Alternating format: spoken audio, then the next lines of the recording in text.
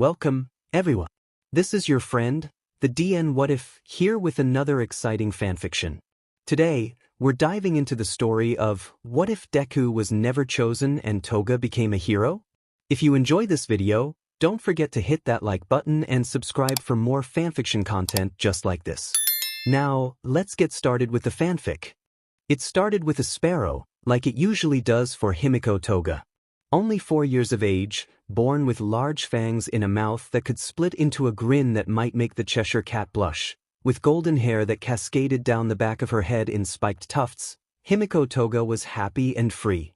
Sitting in the large garden behind her family's house, Himiko hummed happily to herself, legs kicking over the edge of the porch while she ate a pomegranate until her golden eyes narrowed into slits when they spotted something beautiful. A crimson red splattered across the brown feathers of a sparrow. Himiko set down her fruit and carefully moved over to the injured bird where it was still breathing. Guilt and sadness filled Himiko. It burned in her chest. It must have flown into the window and broken its fragile little bones. But something else burned in her. It whispered in the back of her skull as the young girl picked the bird up in her small hands, the crimson staining her porcelain skin. It was just so pretty. That was the word for it. Himiko felt sad for the poor little thing, but its breathing was starting to slow down and she felt so thirsty. Like she had not known what water was until this very moment. The whispering got just a little bit louder. It wasn't going to live much longer. Himiko still felt sad, but she wanted to do what felt natural to her. And her fangs sank into the bird's BRT and Himiko's gray world exploded into a new vivid color. The whispering was gone and in its place was joy. Even better than pomegranates, the 4-year-old decided right then and there. Himiko laughed and she felt so happy until a fantastic idea struck her. I need to show my parents how pretty this is. Maybe they'll want some. Rushing through the halls, she finds her parents, blankly staring back at her before their eyes erupted into rage and disgust. Eiko Toga, with sandy blonde hair and vapid, apathetic eyes, screamed first, "Himiko! Put that filthy thing down now." Himiko tried to explain, but that I just wanted to show you how pretty it was. Suddenly a shadow is cast over and Himiko falls to the floor, the crimson falling onto her pink dress. For a moment, she doesn't know what happened, but then the pain erupts across her cheek as tears begin to swell. Her father had slapped her? Kaito Toga's voice is less scared, more rageful, accusing, stressed. Did you kill that poor thing? You killed a bird and drank its blood? Her mother shrieks out, "Why are you smiling so much?" The 4-year-old smiles as she tries to explain, "No, it fell dash." Himiko's words come out broken and blubbery as she sobs out half a sentence before she tries to beg. "I didn't hurt it, I swear." Her father steps forward and casts his shadow over her. "What is wrong with you? What? Isn't everyone like this?" Her mother is shocked even more somehow as she blubbers out, "We raised a monster." Himiko is 5 now, as she waits in the chair before the court counselor, some fancy lady in a business suit who wears too much perfume, enough that it stings Himiko's nostrils. Her words are honey sweet to her parents, but she knows better. "I don't trust you. You say nice things but feel like a liar." She wants to say it, but she knows better than to say things that could get her hurt. "Let's correct this abnormal behavior and make you a nice, normal girl, okay?" The hair on the back of her neck raises ever so slightly at the tone the counselor uses. Himiko knows she's definitely a liar now. The counselor leaves her desk to speak to her parents just outside the office door. She can hear better than most people, the conversation sounding as if it's happening right in front of her. "Your daughter will be just fine. This kind of perversion is often seen in kids with strong quirks like hers. A common problem in our society. We'll straighten it out of her." Suppression works far more than anyone else would care to admit. Himiko tries to hold her tears in. She doesn't understand. Eiko pleads, "Don't you want to be a good girl for us? A normal girl?" Kaito slurs, "You deviant." Eiko sobs, "Why can't you just be normal?" Kaito screams, "You drank your friend's blood?" Himiko begs, "She was bleeding and I tried to stop it." Kaito erupts, "Normal people don't act this way." Himiko clutches the red school bag as she walks down the street towards a local park, crying frustrated tears. She's running away again. The first time the police officers just walked her back to her parents like she wasn't terrified crying to go back to them. Her parents smiled sweetly as they took their poor missing daughter back into their loving arms and waved the nice police officers away. Her father locked her in the shed for nearly a week. At this point, he'd gotten good at making sure the bruises she received never appeared anywhere other people could see. As she ventures into the park, she's certain she can stay here for a night at least. Maybe this time she can get away. Maybe. Tears swell in her eyes again, hot and angry. She just doesn't understand. Why can't she drink blood? Everyone has it and she just wanted to share. She could feel it inside her. All this love, this affection, this kindness for everything. Everything has blood and she loves blood, so she loves everything. She's not really hurting anything when she takes blood, but the whispering in the back of her head starts to scream if she doesn't get any. The last human blood she'd had was from her friend with the bruised knee, just a few licks to stop the bleeding because it always seemed to make the bleeding slow down. She was helping her friend and that had earned her nearly a week in the basement. She's had to resort to picking up the random squirrel or stray cat just to slake her thirst the last few months. They all get away unharmed, of course.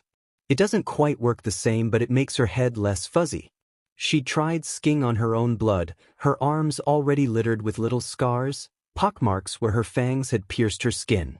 It tasted like nothing and did nothing, but it was all she could do some nights when she couldn't sneak out. Idly she wondered what her mother tasted like. Maybe it was sweet like she used to be. Himiko looked around the park and saw couples holding hands, people petting their dogs, children playing and hugging and laughing, showing love. So why can't she? It's not fair. She should be able to make things fair, right? Through her angry tears, Himiko doesn't realize until she's almost literally fallen into someone else.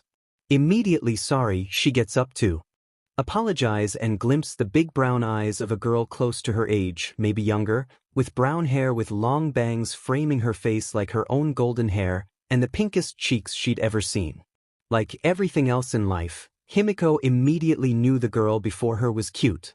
Oh right, she's supposed to apologize, not stare like some kind of freak. But I'm sorry. I didn't know where I was going.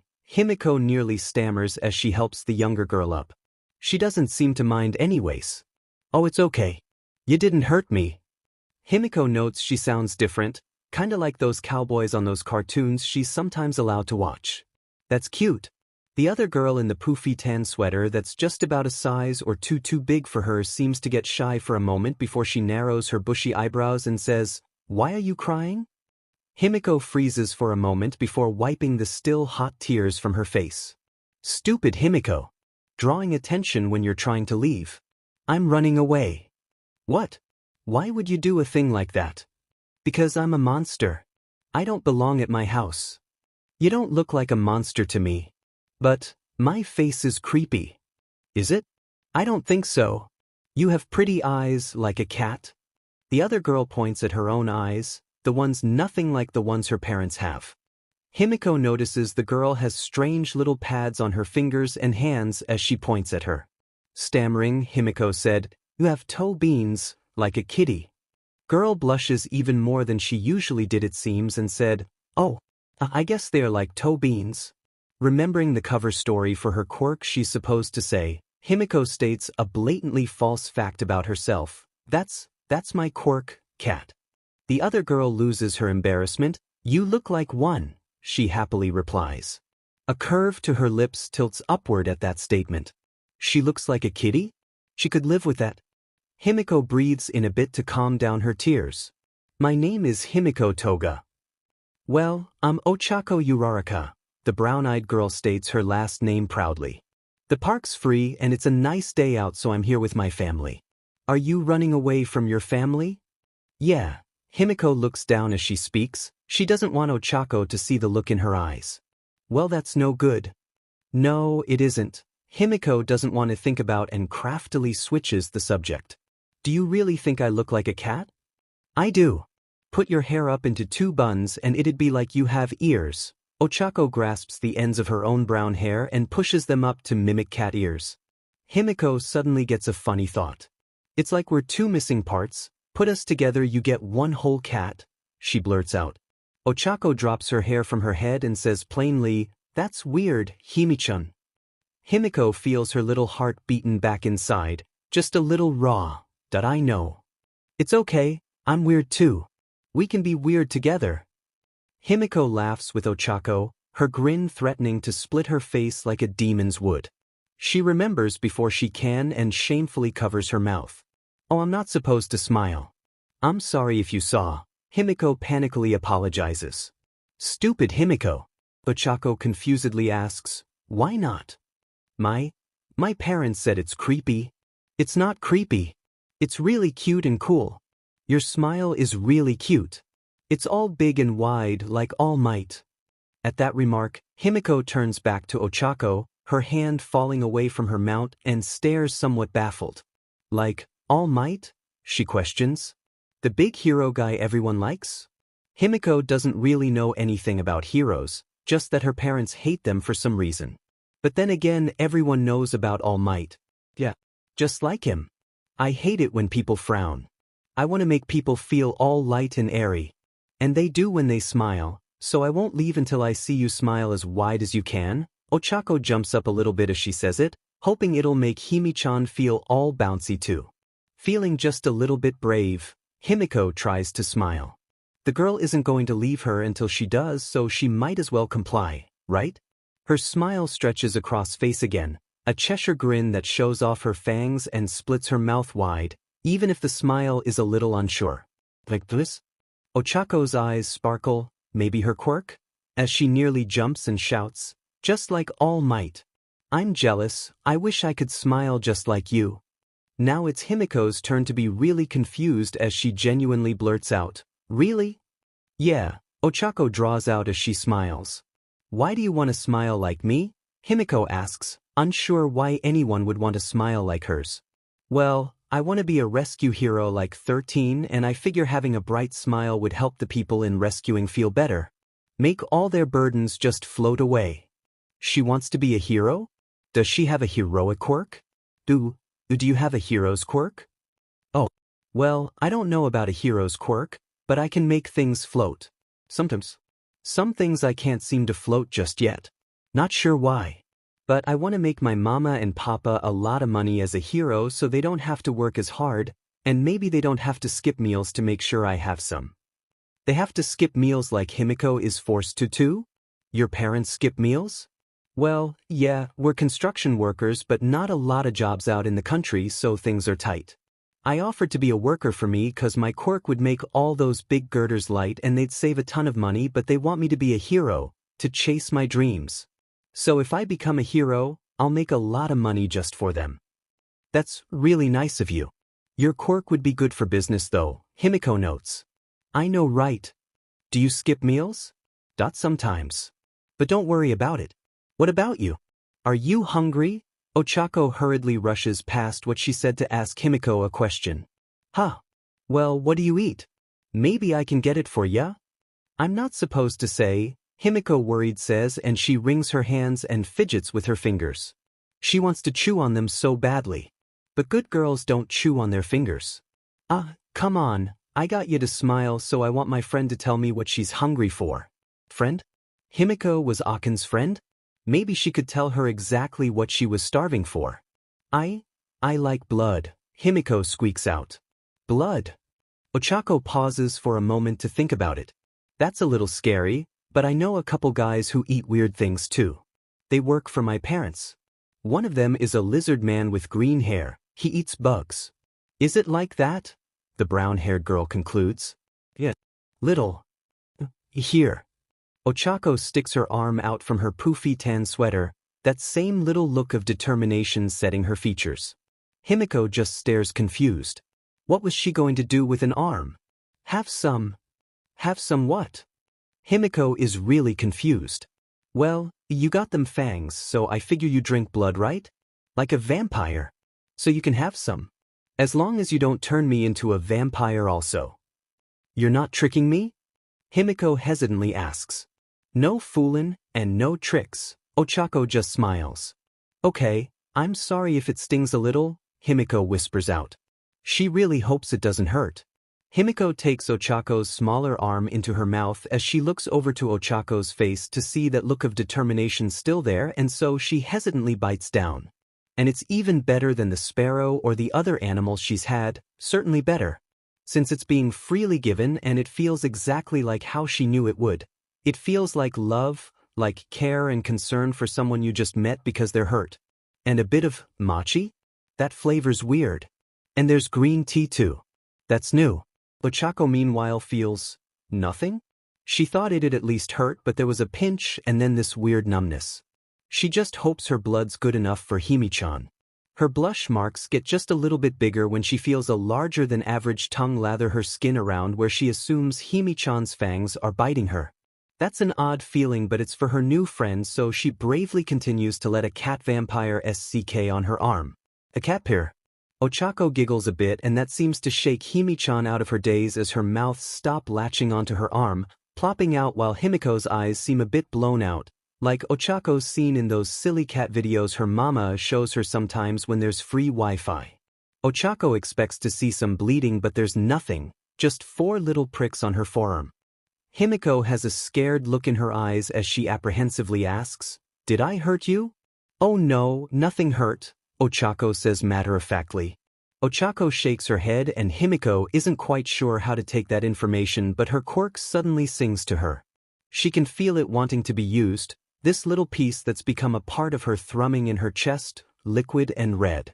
She gets an idea that, hopefully, won't turn out terribly wrong like all the rest of her ideas, but if Ochako just gave her blood from her own arm, maybe this will go over well too. Wanna see something cool? Yeah. And suddenly a strange clay emerges from Himiko, and suddenly Ochako is looking into the mirror, if the mirror was wearing Himiko's clothes instead of hers. The smile that beams onto her other face is brighter than her own. "Hi, Ochako-one. I'm Ochako too.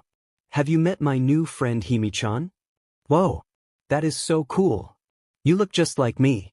Can you use my quirk?" "I don't know. Let's try," Ochako too asks, unsure of herself.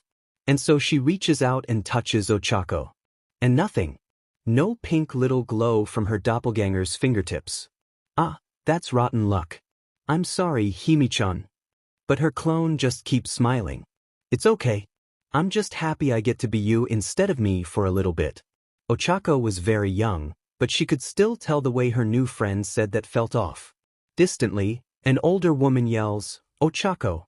Stardust." "Oh sure shoot. That's my mama, and I don't think she knows where I am. Will you come back to this park? Maybe? We come up to Mizudafu for contracts sometimes, and my mama and papa always take me to this park. It's like a vacation. I hope we run into each other again." Ochako ends her sentence in a hopeful tone as she holds onto the arm that her new friend just bit into. "Still gonna run away?" she worriedly asks. Himiko wasn't sure how to answer, so she said, "Maybe." "Well, I don't want you to. I want you to be safe. My mama says it's dangerous out at night." "I am safe now. You made me smile." Those sparkles appear in Ochako's eyes again. Himiko feels happy she could make her friend happy too. Just from smiling. How silly.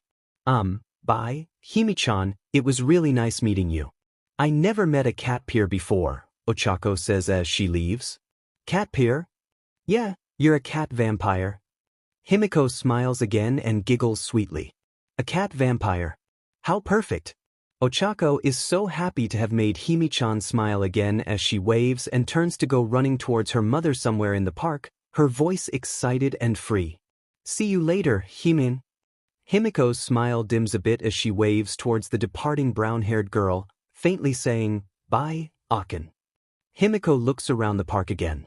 She sees all the people allowed to be happy when she isn't. But she was happy for a little while. Maybe she could be again? Maybe she could be a good girl? For her parents. She just wants to express her love. She just wants her parents to love her. But they do, don't they? That's why they're doing this. There's something wrong with her. They're trying to help.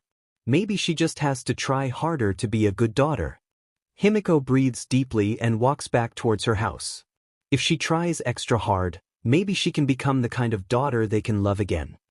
Another court counselor's office, another dreaded day of being poked and prodded and forced to see horrible things like videos of kittens being crushed or human impalement. Something about desensitization? Some big, cheap word like that. But this doctor feels different. If the first counselor's words were honey, his are high fructose corn syrup. Fake, but not in the nice ways the other counselors are, not like her parents either. He grins at her once, staring at her through those weird goggles on his face. He had to be 1,000,000 years old, at least, Himiko thought. She just won't be normal. We just wanted a normal child. We've kept her away from her brother because we're afraid he'll think he's doing something good for her by offering his own blood. We're at our wits' end, her mother Eiko sobs again. Himiko is sorry she's the reason her mom's crying all the time now. It's not her fault, she's just broken. You have other children, don't you? The doctor tiredly says. Eiko hesitantly speaks. Yes, we do. Well then, the problem is solved. They don't have any issues like Himiko's now, do they? No, nothing like Himiko, they're good children. Kaito reassures the doctor. Straight-backed and perfectly poised like he always wants to be. Himiko's heart hurts a little. She's trying. I can assure you, she'll be much happier with one of my families than trying to be something she is never going to be. The doctor nearly coughs on his own spit halfway through speaking as a weird half-grin forms on his face, his wrinkly skin sagging against his skull as it stretches against the malformed smile. Eiko seems stunned as she calmly says, "We always wanted a perfect son and daughter." "Do you have a son and daughter besides little Himiko here?" the doctor soothes out. He receives a nod and he continues with his work. "Then they can be perfect." I'm afraid something like a wrinkled, sagging bony hand points itself at Himiko. That can never be the perfect child you want. While it's easy for the rest of us, it doesn't come naturally to poor little Himiko. She'd be far better off in one of my foster homes, being raised with children like her. She just needs a different environment, that's all. You tried your best and that's all anyone can be asked to do. Honestly, I say you tried tremendously well despite your circumstances. Court counseling is usually effective, but it doesn't always take, I'm afraid. I can assure you two were fine, understanding parents. It wasn't your fault she's like this. It's simply her nature. But I can assure you it's not any kind of violent impulse.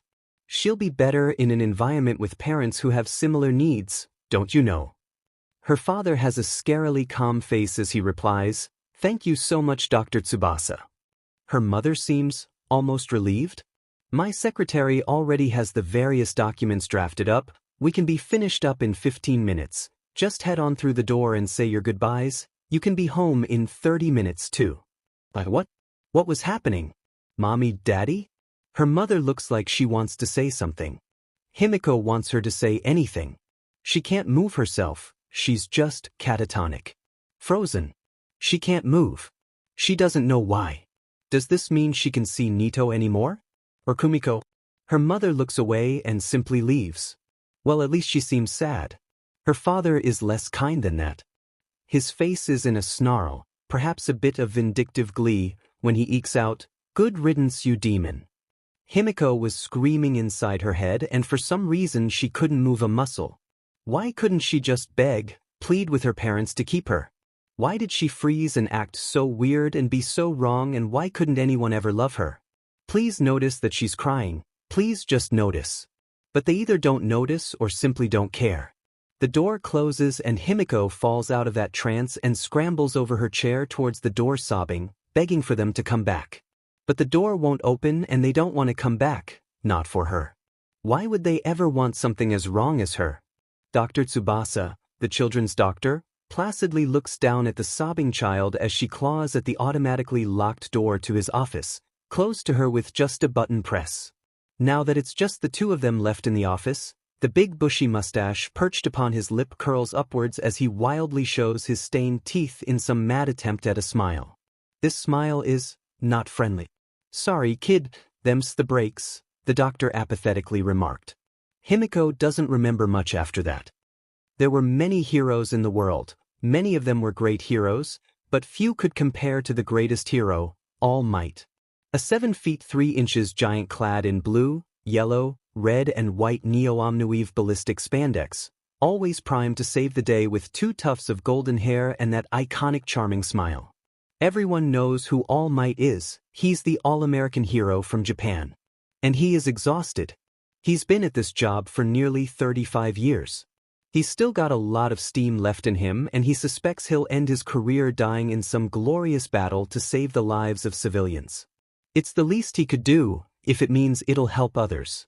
That's pretty much all his life is. Helping others.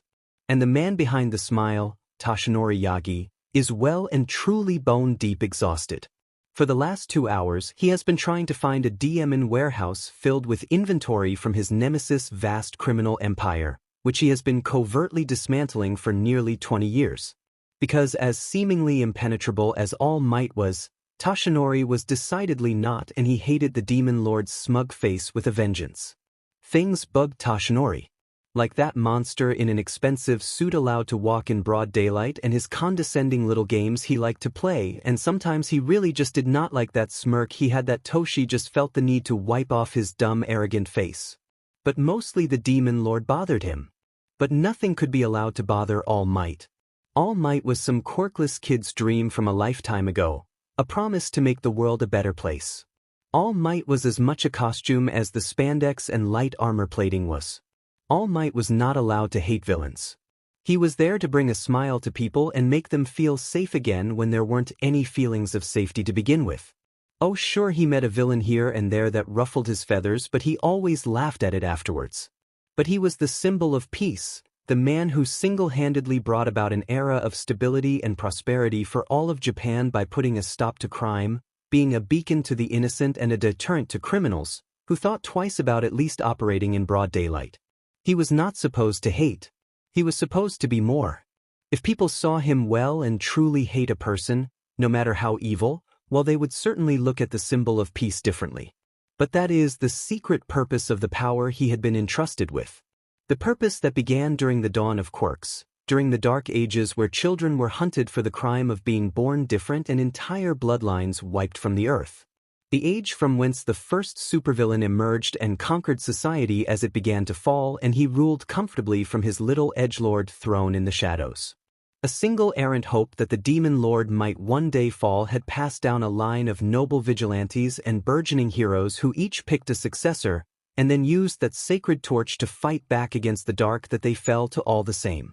But there was one hero who got closer than any of the others had to killing the Demon Lord. All Might's master, his sensei, surrogate mother, Nana Shimura, known to all as the smiling hero, Maverick. Sure, she never reached the top of the early hero rankings, barely cracked the top 100, but that didn't matter to her, and it certainly didn't matter to her successor.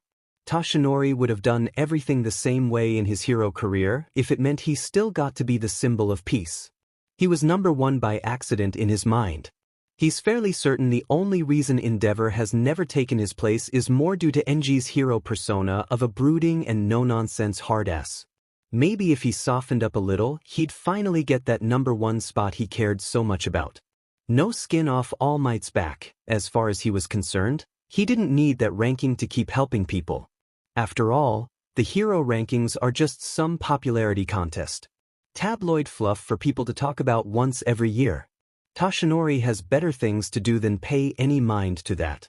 And neither did Maverick. She charted her own course and made her fair share of mistakes, but she simply wished to help people. Very few people remember her, except those in the underground side of heroics and her few surviving die-hard fans. Toshinori included. And he remembers how she would have wanted to be remembered. Because she came closer to beating the Demon Lord than anyone before her. She might have even won, but she was a maverick and she fought him alone. She sacrificed herself to make sure her successor and surrogate son survived. And right now, for no other reason, that was why Toshinori seethed with a quiet hatred towards the Demon Lord. His goals were not noble or pure, some grand quest born from a sacred torch to smite some great evil for the good of everyone.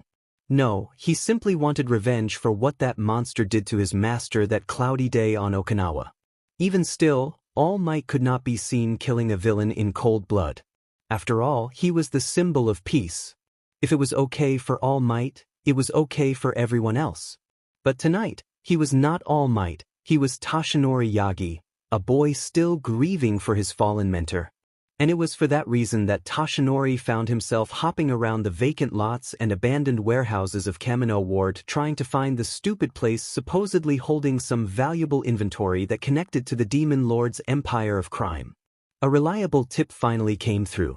If Toshinori wanted to get any closer to his vengeance, he just needed to find the warehouse filled with likely pricey equipment for whatever evil machinations the Demon Lord had in store and quickly dismantle it all. Now if only all these warehouses didn't look the DM insane, he wouldn't be hopping across an entire prefecture in great leaps and bounds that made him feel like an idiot. Oh wait, he already passed the warehouse. Sighing wearily, feeling the bone-dead ache yet again, Toshi stomped his heels into the weed-ridden asphalt of some vacant lot, turned and catapulted back towards the direction he came from. They couldn't have at least painted numbers on the rooftops, could they? Landing beside a warehouse like any other, Toshi ripped the doors open to the supposedly abandoned space. Once housing, he noticed that the doors were suspiciously reinforced. Definitely a good sign he wasn't just breaking and entering. And inside lay a lot of expensive-looking medical equipment. It would simply be a shame if a 7 feet 3 inches hero broke all the equipment that the Demon Lord almost certainly paid a pretty penny for. Eyeing the various machines for anything that might be useful in his hunt, Toshi came across the center of the warehouse's operations as all the tubes fed towards it. And there in the center lay a vat of strange viscous liquid. Bubbles continually aerated the mixture. It was hooked up to a countless amount of the machines here. And Toshinori felt his heart grow still. Inside was a little girl with blonde hair swirling around her like a halo. He had never seen anything quite like this before, and he had also never dialed for backup quite quickly before either. This required medical assistance and expertise he simply did not possess. He would not risk the life of a child for anything, especially his ignorance when it came to whatever this machinery was. And he was going to smash it like an ape. Toshi sighed inside and knew his other mentor's opinions of him being nothing more than a big blonde oaf, were moderately accurate, to a degree. But why was there a child in this vat in the middle of an abandoned warehouse? What sick game was the Demon Lord playing now? Medical workers and police officers lined the warehouse as All Might anxiously waited. A go-ahead was given and the vat was drained. All Might came to help them load her from the vat. The little girl was pulled from it, cradled in All Might's arms and immediately placed on a stretcher and given oxygen, her vitals being taken. She was breathing fine, it seemed. Toshinori approached to see how she was doing. The young girl's eyes fluttered open. Her eyes were golden and slitted, like a cat. How cute. Her eyes suddenly flashed with fear. Less cute. The girl through the oxygen mask croaked out a strained, "Please, don't hurt me." Toshi felt his stomach churn at that. Who had hurt this little girl that they were now afraid of All Might? He needed to know, and he needed to reassure her that everything was fine now. He had to. "Don't worry, little one. You're safe now. Because I am here," Toshi reassured her. The girl fell back unconsciously as she was carried towards an ambulance. Hours later, Toshi was depowered at the moment he entered the hospital, waiting for the young girl to awaken again and waiting for his perpetually tired friend Detective Naomasa Tsukachi. The true man, of course, was always fashionably late because justice never arrives on time. A bad catchphrase spoken by a man who had grown up watching too many noir films with his little sister. Justice also apparently never slept if the eye bags on the detective proved anything. Naomasa entered the hospital and saw the less bulgy and less darkly lined form of his friend waiting, anxiously tapping his foot. "What's the situation? I got the call to get here at Jaku but no details," Tsukachi asked while scratching at his goatee. It had been a long night and coffee was barely a pick-me-up at this point. The two began walking towards whatever room Toshi needed the detective for when he began filling in the details. "Naomasa, I was given a tip last night about a warehouse filled with something sensitive. One of his business associates squealed when they got busted for dealing trigger. He'd been given a piece of information that the person he worked for had suddenly moved a bunch of inventory to a warehouse out in Kamino. He didn't say who had given him the tip. After quickly finding the warehouse, I went inside and discovered a girl." As always, Toshi's words pinged true. They have become friends almost entirely by accident 15 years prior when they had been assigned on a case together, when Naomesa's quirk, lie detector, found that All Might's words were a hodgepodge of contradictions. For Naomesa, the truth wasn't ever far from showing her face, and he had dedicated his life to that pursuit. Still, the detective needed more info than that. A girl? Like a showgirl or just a regular girl? 'Cause at this point I'm hoping for something to wow me, Naomesa snarks. A young girl, no older than 8, maybe 7. She was floating in a vat of, well, we don't know yet. That is concerning. What does he want with a little girl? He typically doesn't take children and keep them, unless he's trying to turn them into a villain.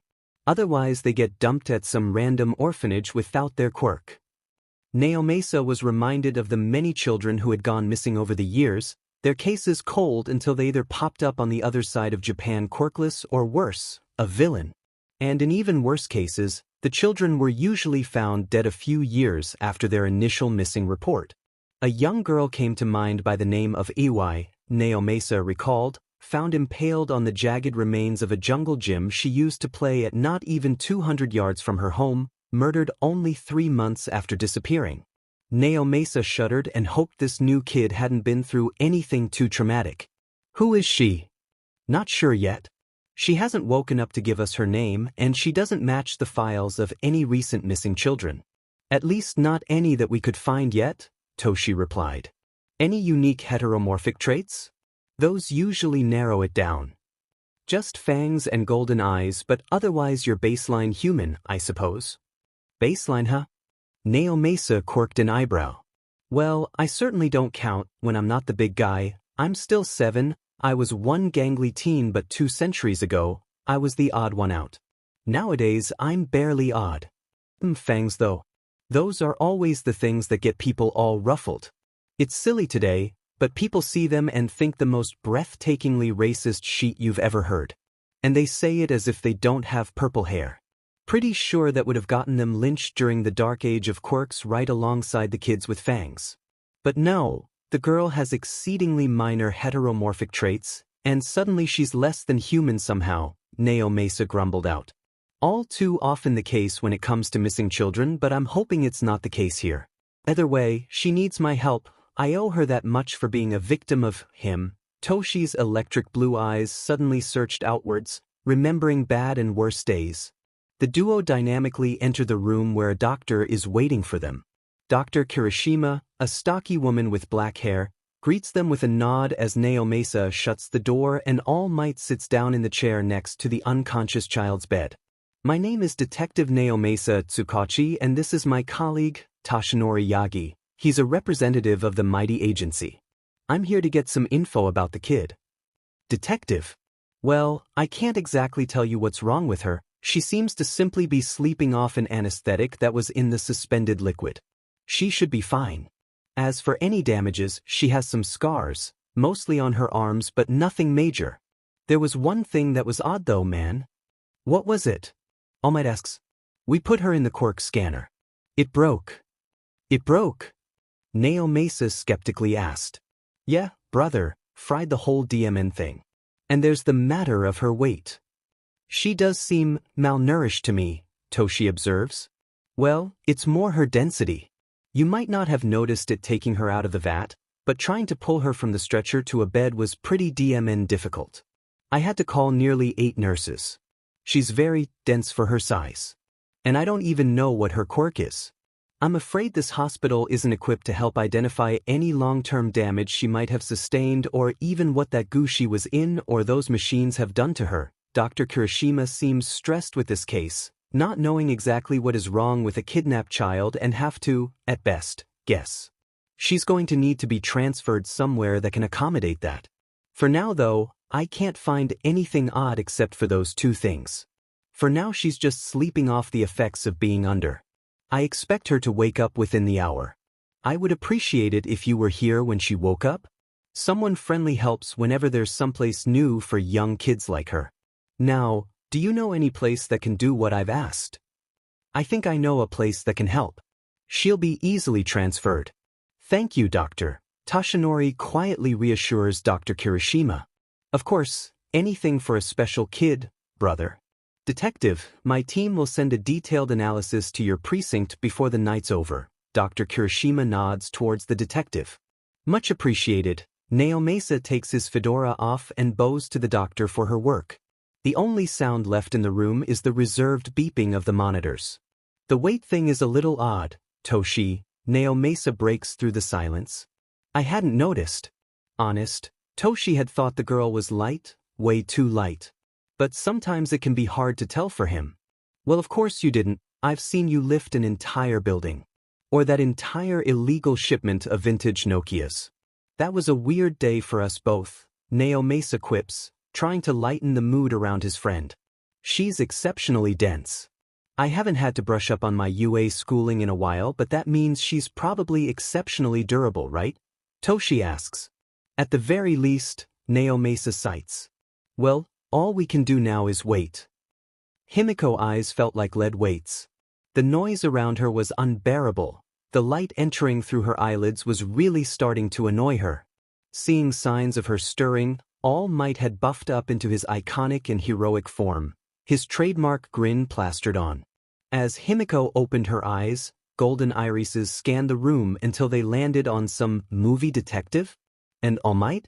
Himiko vaguely remembered seeing someone like him in her memories. Wasn't he a hero? The bunny ears on top of his head was certainly familiar. And that smile too. But for now, he's gonna be called Action Figure Sama until she can figure it out. Himiko croaked out, Where am I, Action Figure Sama? Naomasa did not have the kind decency to not snort at his friend being called an action figure by a little girl. All Might cleared his throat and said, Jaku Medical Hospital.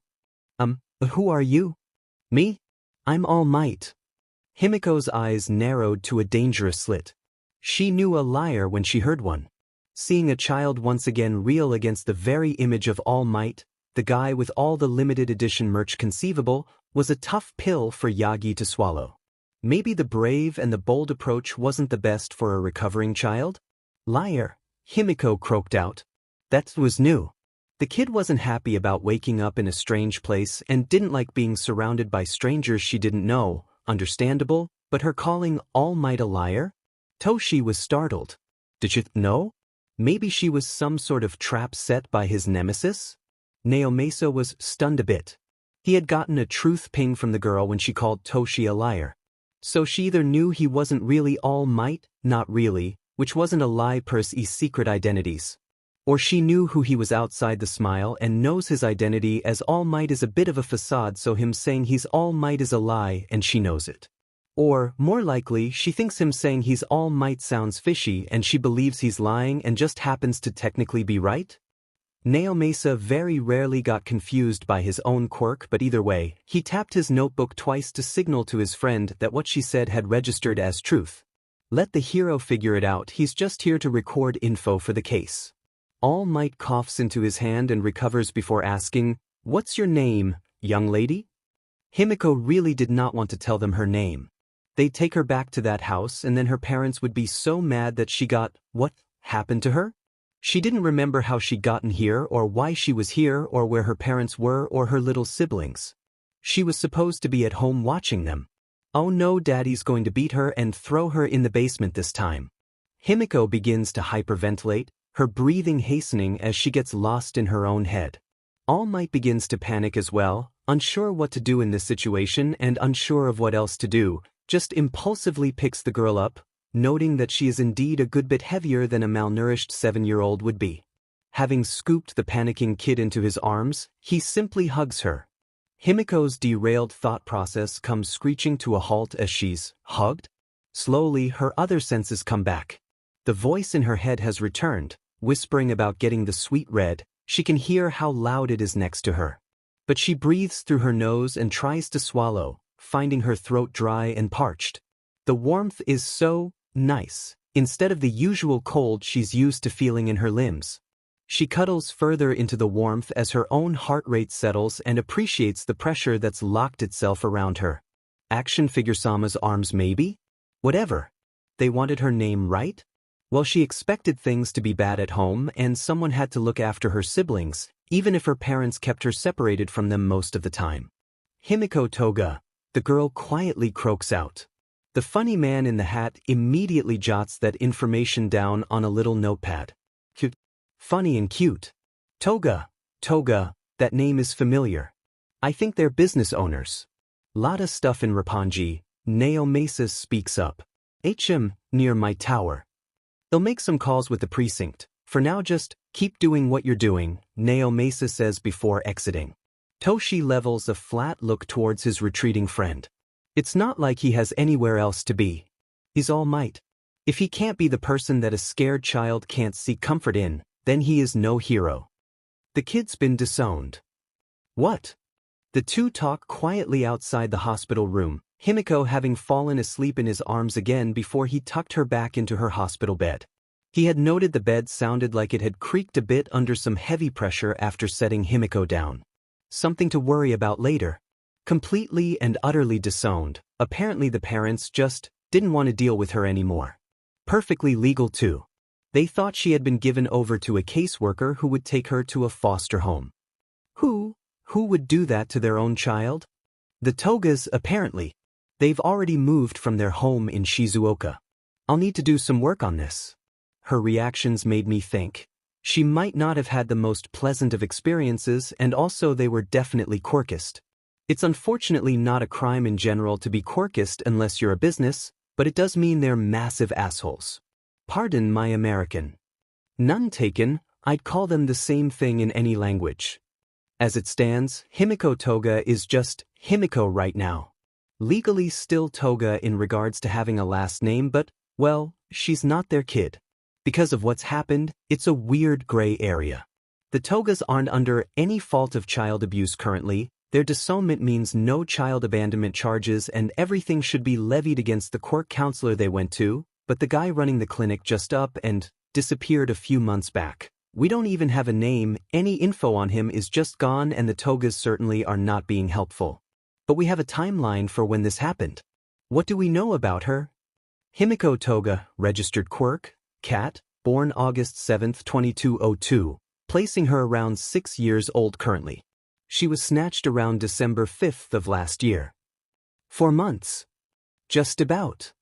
4 months of being tortured. Does she even remember anything? Either way, we have to tell her. She has a right to know. Won't the truth hurt? Tsukachi looks funnily at his friend. Right, look who I'm talking to. All right then. Himiko is already awake and fiddling with the television remote, a placid look plastered on her face, one that detracts from how wide she can smile and hides her fangs. It's an odd look for a child who was kidnapped.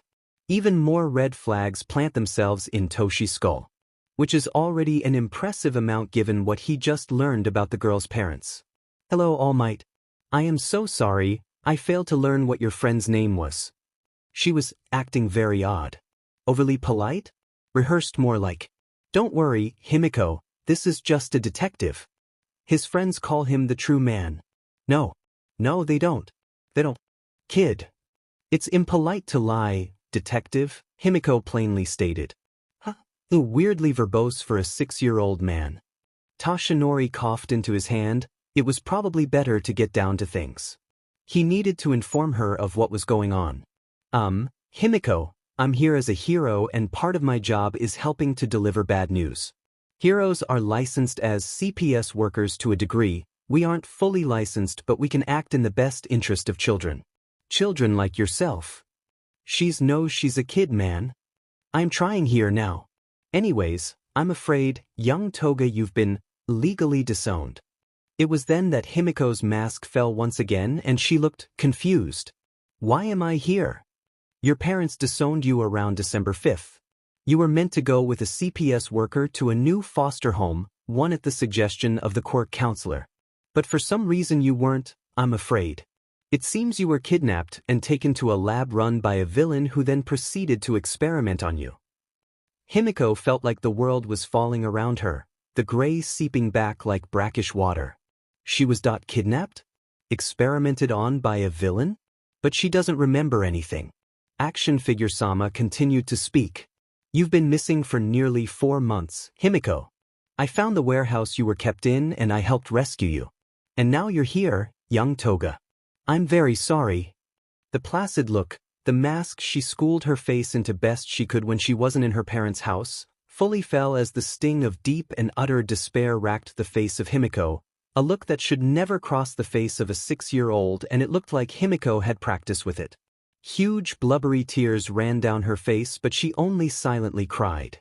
The only noise she made was when she asked in the quietest voice she could muster at the moment, "I thought I was a good girl for them." Disbelief was just one of the many emotions that ran through All Might at that very moment. Who could do this to their own child? All Might has had to deliver bad news before. It was par for the course in the duties of a pro-hero, but telling a child they were no longer wanted? What does he do now? He might have to look after her for the time being, at least until he can get her to UA for her checkup. Seems Himiko takes the initiative from him as she asks Naomasa in a cracked voice, "Mr. True Man, sir?" Caught off guard, Naomasa clears his throat and says, You can call me Tsukachi or Detective, if that's a mouthful. True Man is just a nickname I got given from some hero students way back when. Just stuck."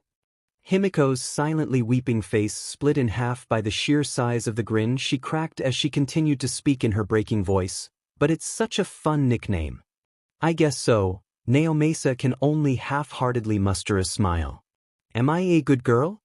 Himiko croaks out once again. Once again, what Himiko said rings out as false? What was going on with his quirk today? Truth. "You're a good kid, Himiko, okay?" Naomasa tells her. He knows it's the truth. "You're a bad liar, True Man."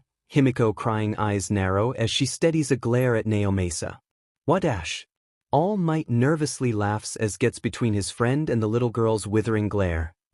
Young Toga, I think we should head on out to UA so we can get you checked up. If you'll let me, we can get you checked out of the hospital. How does that sound?" Himiko, more than many other 6-year-old he's seen, looks utterly defeated.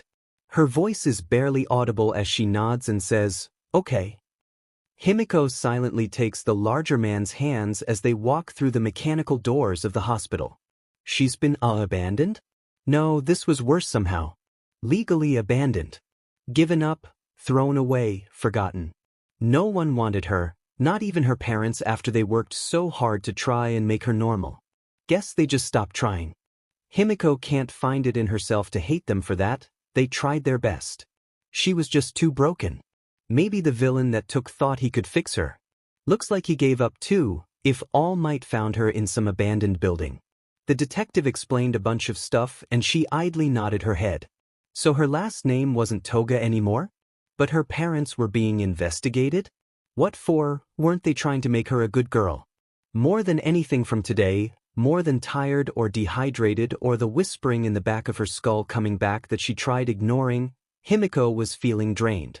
And then she steps outside for the first time today and she feels the bright sun on her skin. Wow, suddenly she felt invigorated, the warmth spreading throughout her small body. The sunlight, she's always liked it, having taken naps in sunbeams before, but it's even more warm and comforting than usual, like bundling up in a fresh blanket from the dryer or whenever Nito would sneak her hugs. She doesn't feel so drained anymore as she breathes in the crisp air of an April morning and feels just a bit of peace. The True Man says goodbye to his friend, Action Figure Sama, as he loads into a cop car with, "Is that a man with a cat head?" Well, at least there were two highlights, how warm the sun felt on her porcelain pale skin, and she saw a cat man. Maybe today wasn't so bad. At least she didn't need to go to that house again. As they walked further up the road because Action Figure Sama had to get lots of squatting room before he launched himself, whatever that meant, Himiko saw something bad was about to happen. A car was speeding down the road. She could hear the frantic hitting of the brake, but nothing was working. It was going slow for her. The car was still moving but still in danger. Her vision was swimming and lingering all at the same time as the world had plunged into a realm of golds and pretty reds. That car was going to hit that tree lining the hospital parking lot if it didn't stop. Himiko saw an accident about to happen. She looked up at All Might and he wasn't turning his head fast enough. He wouldn't see in time. She had to do something. That's what good girls did, wasn't it? And if she did something good, he wouldn't throw her away. She'd already been abandoned by her parents. Maybe Action Figure Sama could keep her? But more than any of that rushing through her little skull, Most of all, she just didn't want anyone to be hurt. And she could do something to help. Himiko runs and suddenly finds herself running a lot faster than she remembers being able to go during recess or when she had to run from that house because Daddy wanted to take her to. Shed again, and suddenly the license plate is in front of her, her blurred edge of her vision returning from whatever those red and gold colors were. She grabs onto the bumper and hopes that stops the car from colliding with the tree. And to her amazement, it does. The car stops. The wheels screech, the asphalt she's dug her feet into gives way and halts any further possible momentum. Whoa. Toshi doesn't quite believe his eyes because it's just a bit faster than he can make out. Toshi hears the tires screeching and turns his head to see. Already in his buff form, he's about to speed off to prevent the car accident. He looks down to make sure young Toga was safely out of the way before moving, and to his horror, she's not beside him anymore. Before he twists his head and sees that the car is already stopped. Zipping over to the car, he sees Himiko, the grippy socks she was given at the hospital ruined as her feet have made grooves into the asphalt and concrete, and her small fists creating bunches in the car metal like she's tightly gripping a blanket. She looks mildly frazzled and her bangs have flown upwards, which revealed the kid's admittedly wide forehead that she keeps hidden with her hair.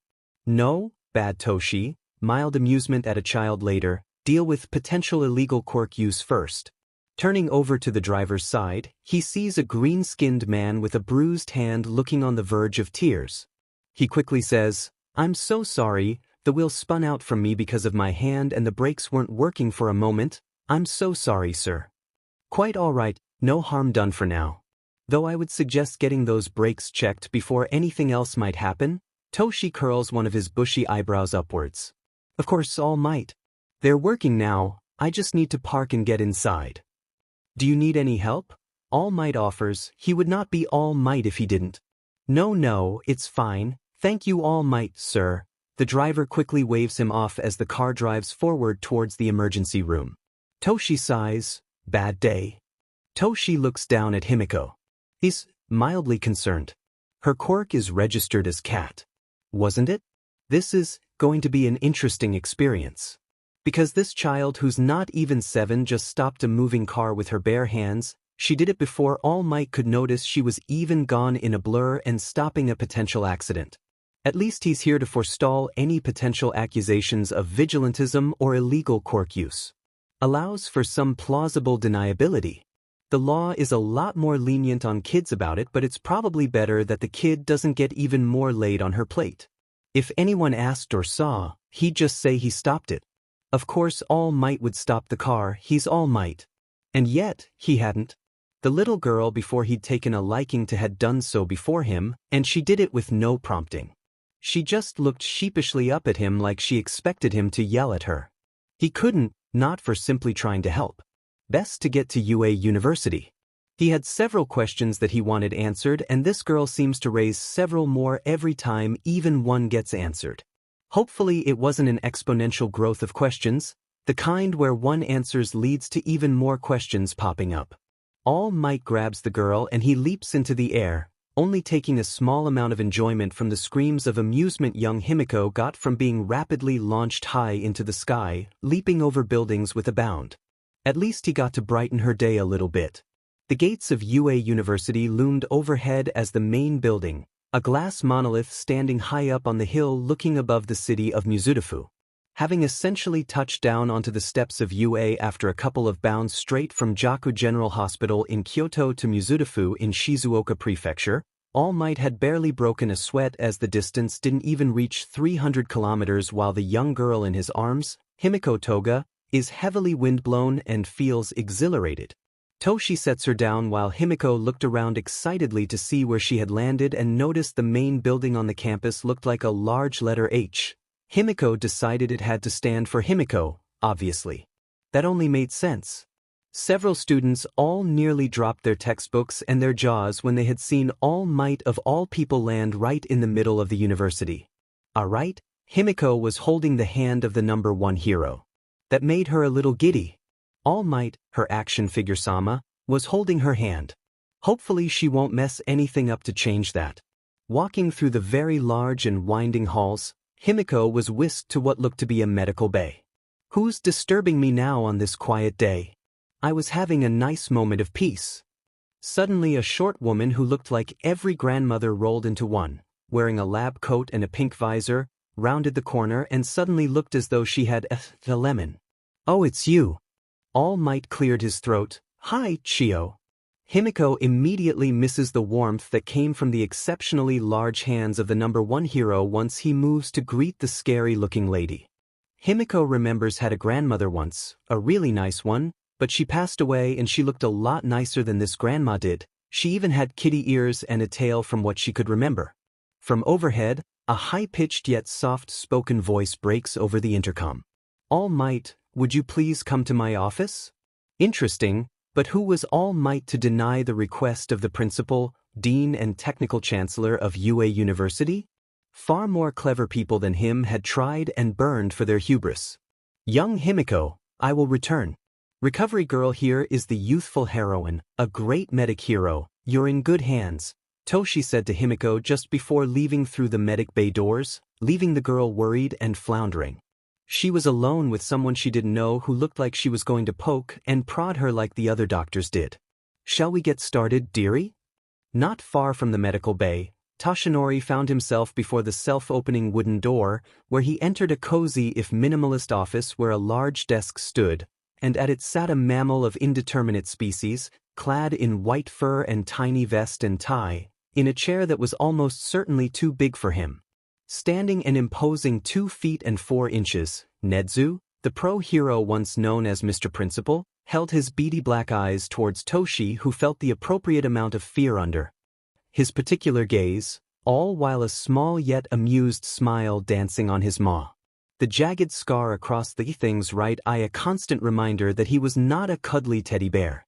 Nedzu was not to be trifled with.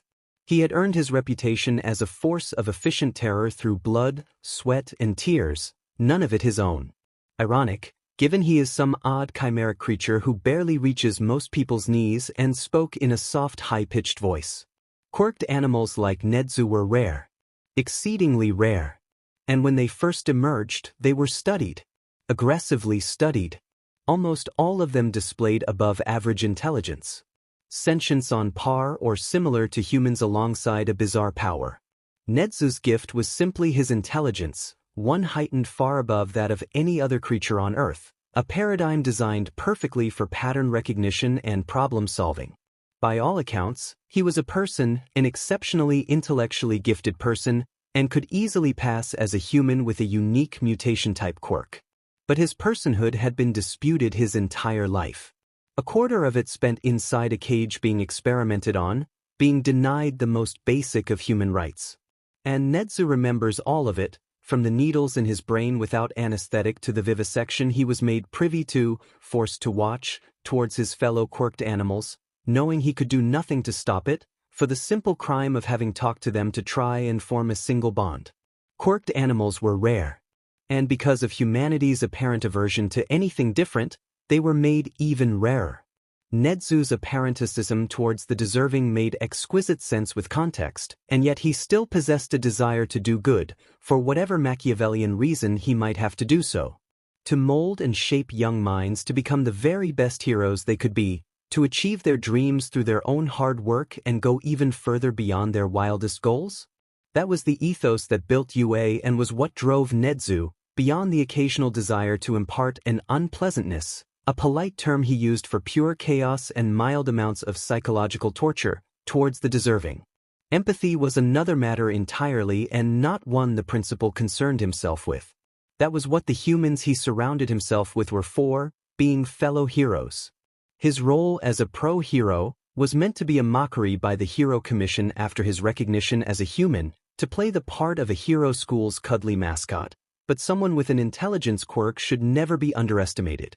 That is the gaze that held Toshinori's when he entered, and in his usual soft-spoken and pleasant manner, Nedzu spoke his little catchphrase, one that let him delight in the mystery of his being and challenged those before him to guess his true nature, as he exclaimed, "Hello.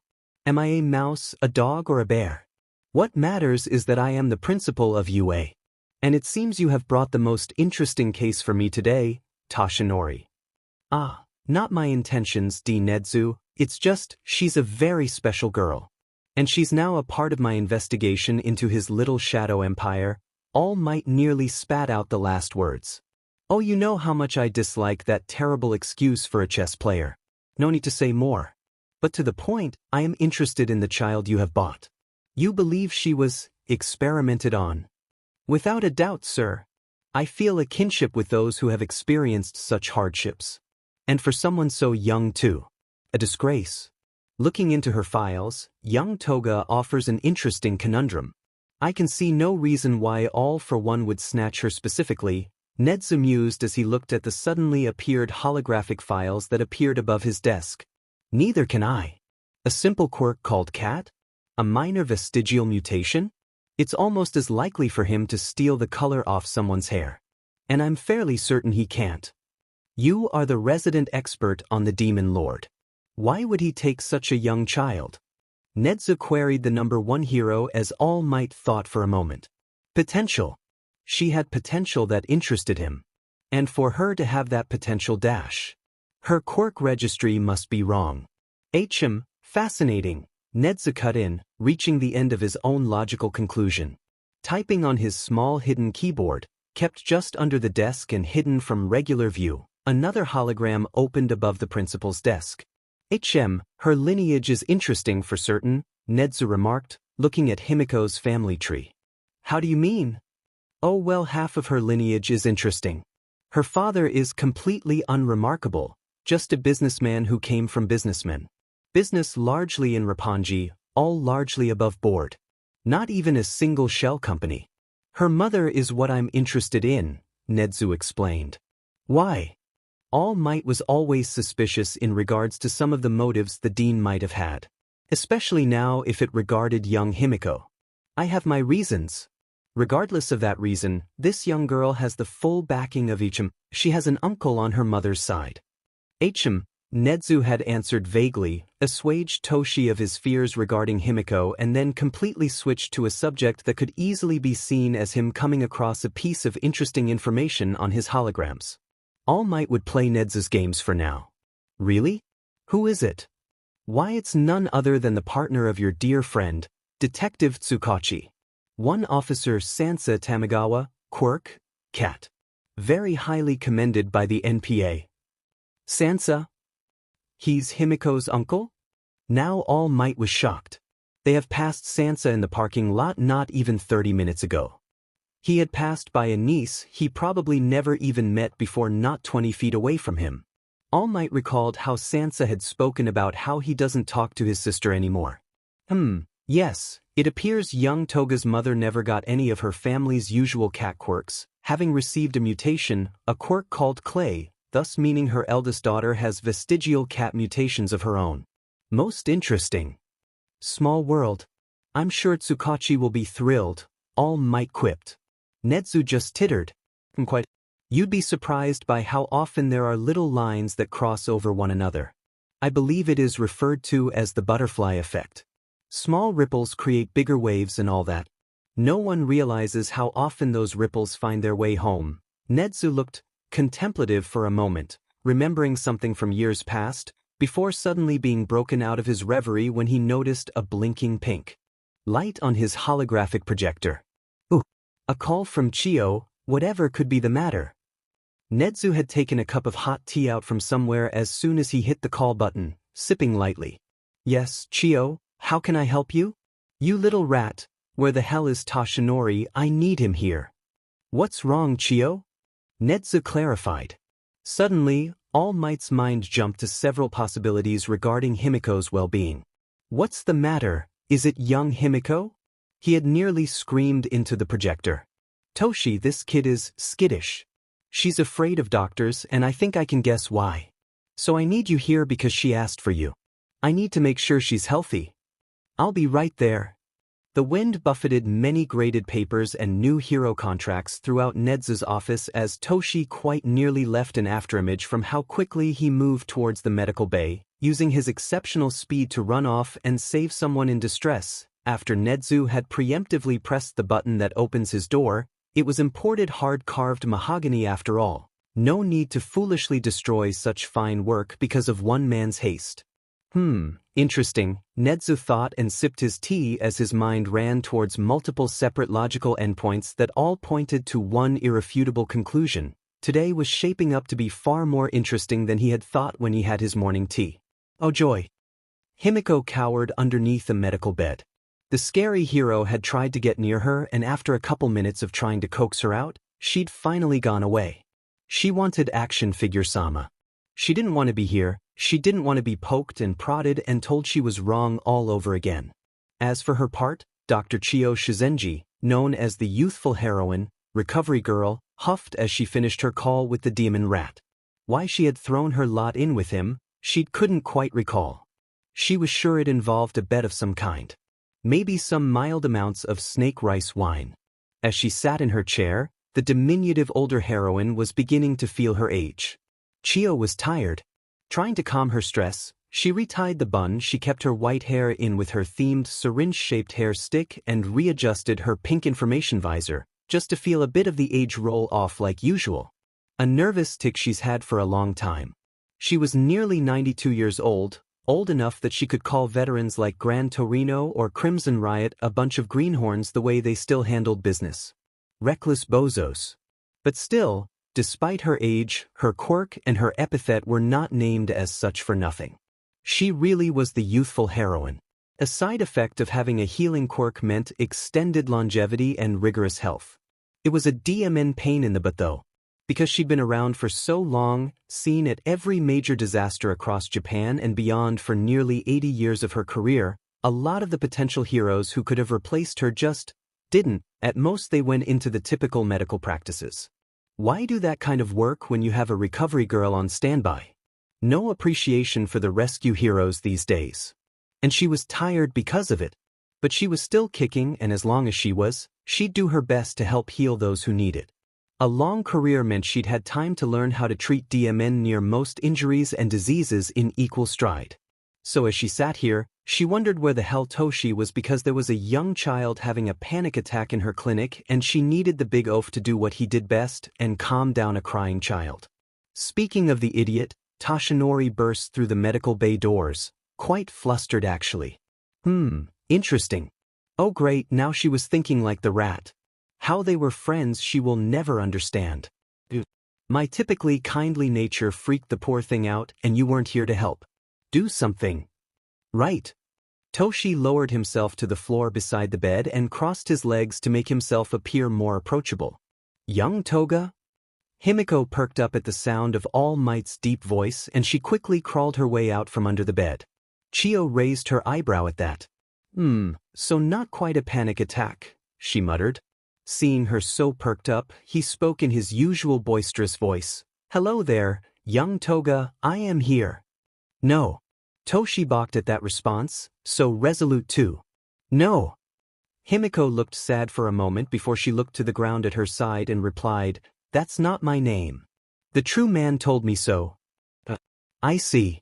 Apologies, young Himiko.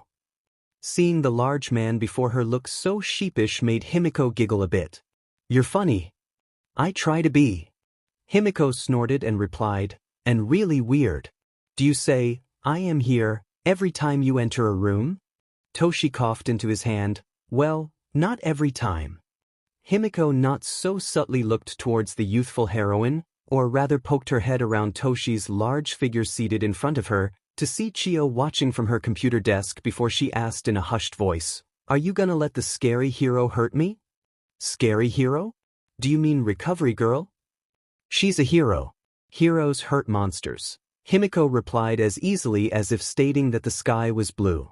Toshi was stunned into silence for a moment before he regained his footing. If she was scared of heroes, why did she like him? Young Himiko, do you think you're a monster? He was afraid of her answer. I am. Toshi nearly deflated at that and he solemnly said, You aren't a monster, Himiko. No, it's okay, almighty sir, I know I'm a monster, it's okay. You don't have to lie to me, I'm a big girl. Himiko's almost proud tone at her declaration caused even more red flags to raise themselves than ever before. And there was already a battalion of them raised. Why do you think you're a monster? Himiko suddenly looked sad. I don't want to tell you. And why is that? 'Cause if you knew why I'm a monster, you'd hurt me and yell at me. All Might grimly swallowed and asked the million-dollar question, have others hurt you, young Himiko? Himiko bit her lip as she seemed to chew in thought and said nothing more. Toshi sighed. It's okay, you don't have to tell me that. And I promise that whatever you tell me that makes you think you're a monster, I won't yell or hurt you because of it. Himiko looked hopeful for a moment. Maybe he might be different? Ochako was different. Maybe All Might is safe? Himiko hopefully thought. After a moment of silence, she opened her mouth and meekly stated, I drink blood. All Might blinked and then blinked. Again, while confusion laced his tone, is that it? Himiko herself blinked for a moment as she fully processed what she had just heard. What? Oh well, it's just that it's not the most unusual thing I've ever heard. I've been a hero for a long time and I've seen my fair share of quirk weirdness. My apprentice could bend reality with a touch. She once made a pig fly. Can't get weirder than that. I assume the blood drinking is part of your quirk. Your pretty fangs would point to that. After Toshi's pun, Himiko looked at him in silence for a moment. He'd called her fangs pretty. That was really funny, Himiko seriously said. Geez, this kid is weird, Toshi thought. Still, he chuckled. Glad you liked it. You know, I happen to know a hero who also needs to drink blood. The serious look immediately left and she looked over the moon in joy. Her bright golden eyes widened exactly like a cat's. Really? Other people drink blood like me? I'm not the only one? The mood swings might need to be looked at as well. I should talk to Rio about this, Toshi thought. All Might cleared his throat. Yes, there are other blood quirk users like you. The hero I know is named Vlad King and he can use his own blood like a weapon. That's so cute. Himiko nearly shouted through the medical bay. She was really excited. At least she's not cowering anymore. I hoped you would like that. Now, Himiko, I do need you to do me a favor and get on the bed up here so Miss Shizenji may take a look at you. I promise she's not going to hurt you, but she does need to draw some blood to run tests on. We want to make sure you're healthy. Oh, she just wants to see my pretty blood. Himiko curiously tilted her head. Yes, she does. Okay. Himiko brightly and eagerly chirped. Both Chio and Toshi were mildly shocked by the change-up. Was she okay with it because All Might had said it was fine, or was she just very okay with her own blood being drawn? What had doctors done to her that wasn't just drawing blood? Chio had assumed she just had an issue with needles like most children. What it can say? Blood quirk users were really fixated on blood. I probably shouldn't be too worried about that. She's most likely starved of it, Toshi calmly thought as his mouth thinned into a line. Something for later. Chio saddled up to the bed where Himiko perched herself on and seemed to be eagerly awaiting her blood being drawn as Shizenji brought a small cart with her needles, vials, cotton ball and the stickers she'd need to denote each vial. Internally, Himiko was worried about the older hero seeing her arms that she normally kept covered with baggy sleeves, but she knew not to make too much of a fuss. Swapping a cotton ball with rubbing alcohol onto Himiko's small arm, Chio softly said, "This might sting a little bit, dearie." The needle was skillfully inserted into her arm, but Chio suddenly went still while Himiko looked confused. Toshi anxiously asked, "What's the matter, Chio?" "Just a moment," as she went for a second syringe. "Chio, what is going on?" Toshi very firmly asked. "Well, this is confusing," as she set the second needle back down onto the cart. "What?" Toshi asked with not a small amount of exasperation. "All of the needles I tried to extract her blood broke on contact with her skin," Recovery Girl said quickly and calmly. The sentence took a moment to process for Toshi. "Excuse me?" Chio continued with her current objective as she grabbed a beaker and handed it to Himiko, who held it gingerly in her small hands and said, "Now, dearie, could you be a doll and take this glass bottle and squeeze it for me?" "Now hold on a moment, what are you doing?" "Performing a test," Chio stated calmly just before Himiko broke the glass beaker easily in her hands and, even more confusingly, there was not a single cut or abrasion on her hand. Himiko looked a little too eager to be given something else to break. Oh, Toshi intelligently replied. Can you do the same to this metal container? Chio asked as she handed her the next item. Okay, glass is one thing but metal dash. Toshi stopped speaking as Himiko effortlessly crushed the metal in her hands with the telltale sheer of crunching metal as if it were made of tin foil. She looked equally confused and excited. Interesting. Well, I guess I'll have to sequence her DNA in a different way, Chio tiredly mused. Sequence her DNA? He was concerned for a moment and then immediately remembered what happened nearly almost immediately upon leaving the hospital. Well, I can't perform the standard blood test if I don't have anything that can penetrate her skin, and all of our other quirk tests failed. I got the report that the quirk scanner at Jakku simply broke trying to scan her. That doesn't just happen. Toshi noisily gulped in such a way that you immediately knew this man was a theatrical ham and very bad at keeping people informed of need-to info. There's one other thing. I noticed, Oh, and what is it? Toshi turned towards Himiko, looked in her eyes and calmly asked, Himiko, I would like to tell Miss Shizenji about what happened outside the hospital. It'll help us figure out what is happening. May I tell her? Okay, you can tell her. Himiko lifted her knees to her chin and became melancholic yet again. Thank you, Himiko. Outside the hospital there was almost a car accident, someone trying to get to the emergency room and their car's brake slipped. I noticed when it was too late. Himiko didn't.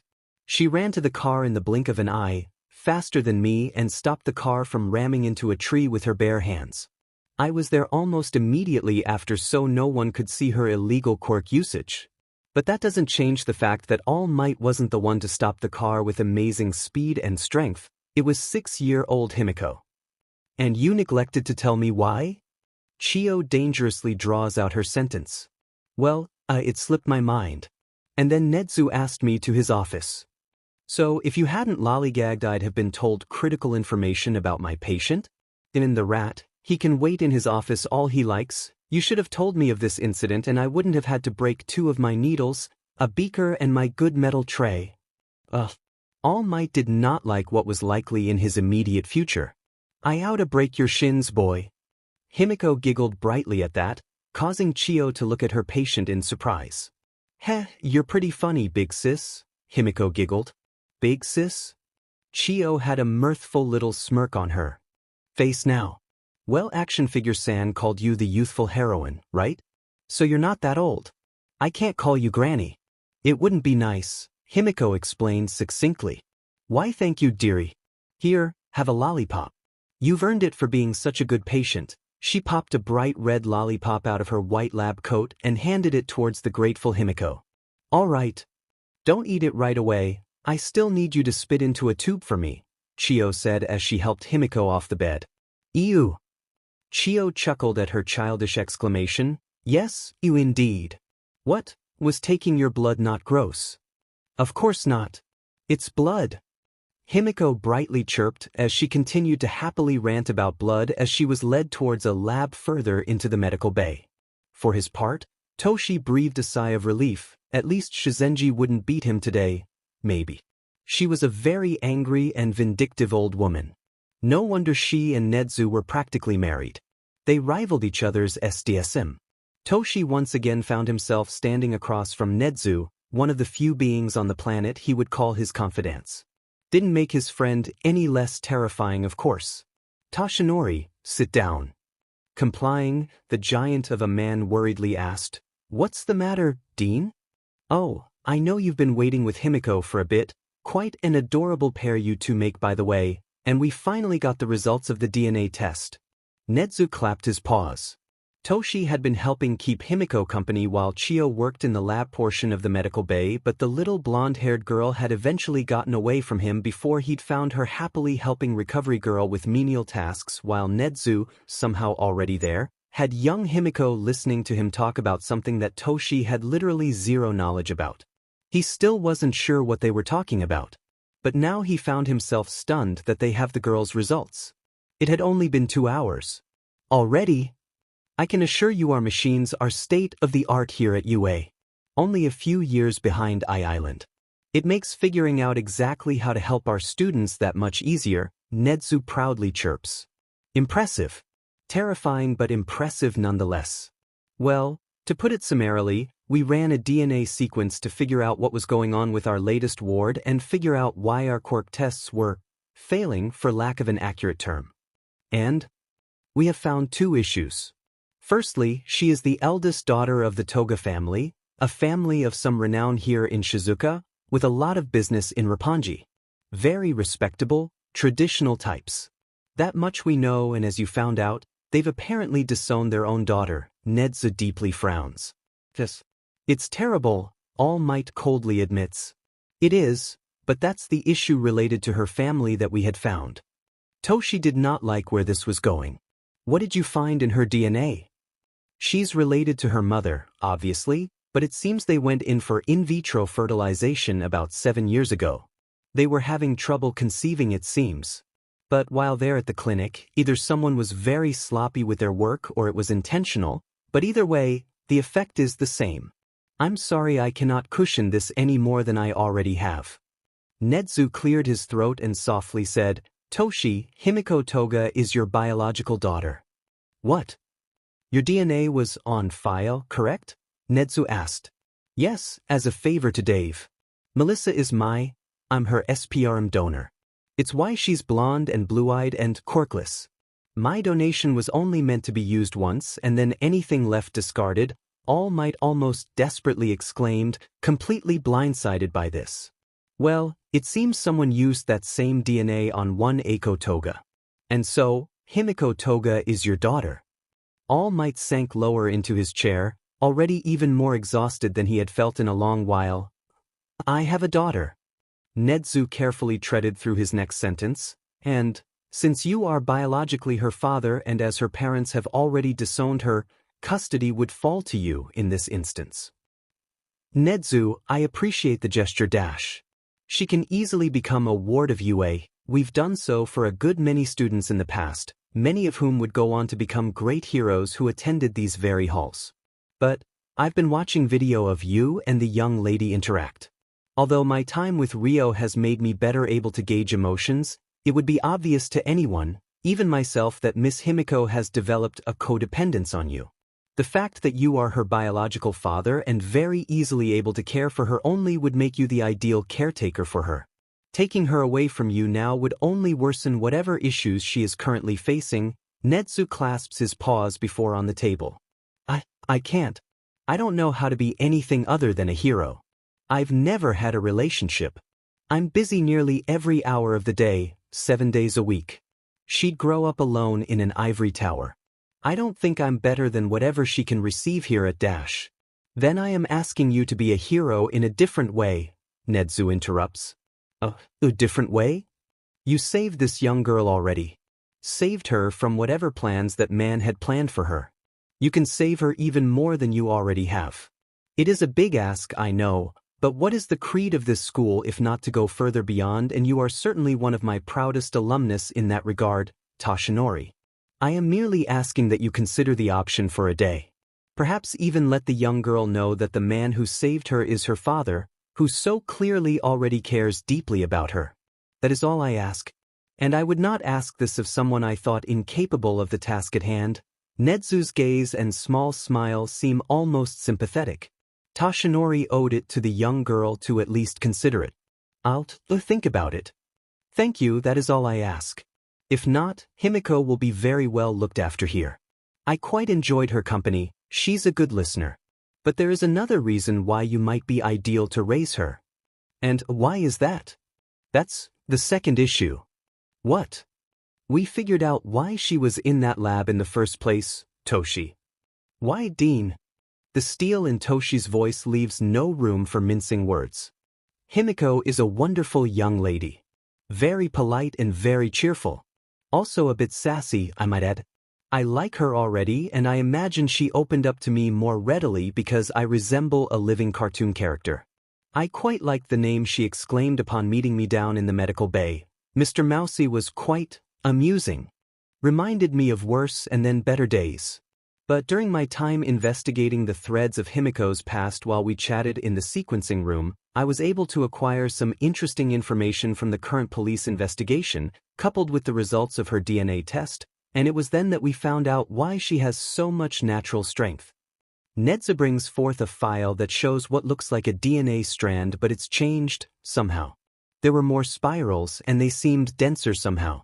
She's stronger than we anticipated. Far, far stronger. In fact, that 6-year-old might be the most powerful person on the planet. And she doesn't even have a quirk. What are you saying? Toshi did not like where this was going. Himiko was stronger than All Might? No quirk? What do you know about the quirk singularity theory, Toshinori? Nedzu asked grimly. Toshinori walked into the medical bay after the most harrowing conversation he'd ever had in literal decades, and it all had to do with that little girl he'd fetched from that tank. But it did give Toshi an inkling towards what the Demon King's long-term plans were. And they were horrifying beyond belief. It was then that Toshi noticed that Himiko was crying and grunting in pain. Rushing towards her bed near the back, he found Chio trying to calmly speak to Himiko, who seemed to be frozen on her bed, her hands over her ears and eyes shut tight, her face squirming in clear discomfort. "She's hurting, Chio," All Might panically said. "I know that, you big oaf, I'm trying to help her, but any time I try to talk to her, she freaks out. She feels safe with you around." That was what Toshi was afraid of. How could he leave alone again? She deserves better. Calmly as he could, he spoke to the girl who deserved better than him and calmly asked, "Himiko, what's wrong?" For Himiko, that was an easy question. The whispers were back. No, they were screams now. And they wouldn't go away. But she couldn't let Action Figure-san know what else was wrong with her. "Nothing," she meekly replied, tears rolling down her pale face. "Doesn't look like nothing. You can talk to me. What do you need?" Himiko peeked an eye open, and the lights of the medical bay filling her lenses gave way to what felt like everything. She whined again but tried to will the answer to her throat and out across her tongue. "The voices in my head are loud. I can feel the hunger and the weird fuzziness in the back of my head. It's like when you bang your arm and your arm goes all fuzzy like TV static, but in my head. And I'm really thirsty. The thirst is burning in my head." All Might recognize some of what she said as quirk withdrawal, possible early warning signs of quirk psychosis, so he asked, "Do you need to drink blood, young Himiko?" She began to softly cry at the question. "I'm sorry, I'm trying really hard to ignore it, like a good girl. Good girls don't drink blood." "Himiko, don't worry, but I'll be right back, okay?" Sniffling, Himiko eked out, "Okay." "Chio, do you have to have any of that fake blood? The ones for transfusions and blood quirk users. Always on hand. You want to give her some?" All Might resolutely nodded. "Very well then. I'll be sure to have more produced here. She's malnourished enough as she is. Based on what I found, she needs to be drinking at minimum 60 milliliters of blood every 48 hours in order to remain physically and mentally healthy. Anything less for extended PRDS and she could go into long-term quirk psychosis, malnourishment and anemia. I would have given her some, but based on what I'm seeing, she wouldn't trust it coming from anyone but you." I didn't know how dire that was for blood quirk users. And I was afraid with the eye bags and how skinny she is. That's not normal for a 6-year-old. "No, it isn't." Grabbing a silver bag from the fridge, she handed it to Toshi. "Make sure she doesn't drink too fast. She's likely not used to have the required amount of blood in her system all at once." "Understood." Kneeling before the girl, All Might spoke softly. "Himiko, I have a pack of blood for you. Ken's told me it's not too great, but it does the same thing as the real stuff. It should help." Himiko slowly and deliberately got up from her position. Can you hold me while I drink?" She was sobbing. How could Toshi refuse? "May I ask why?" He needed to make sure it was for her own sake. "I want to feel safe," she quietly replied. That was enough for him. "Then it would be my pleasure." He scooped the girl into his freakishly large arms and held her tight. "Drink slow." She nodded and bit into the silver bag. Action Figure-san was right, it wasn't great. If real blood was warm, filled with flavors and made her feel happy, then this was just drinking a cold glass of water. Bland and chilled, but it slaked her thirst while the burning in her head lessened along with the screaming. It still didn't sound happy, but it was quiet again, at least. As he cradled Himiko close to him as she slowly SE'd down the contents of the bag, it was then that Toshi heard something odd?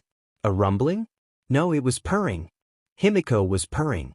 She could purr like a cat. Toshi couldn't help the smile that grew on his face. Maybe he could tease her about it later? Mr. Might. Yes. Am I cursed? No. You aren't cursed.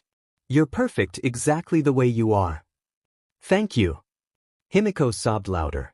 But she felt safe. Yesterday had been emotionally harrowing, to put it lightly. Finding out you have a whole daughter you've never known about suffering under the effects of what was likely parental abuse for most of her short life, and then being subjected to horrific experimentation you don't even know the scope of is, to put it bluntly, a whole lot of shit to deal with. And that's on top of being the symbol of peace. He doesn't really do days off. And he's been gone from his post for nearly 3 days. So the stress is rattling him somewhat.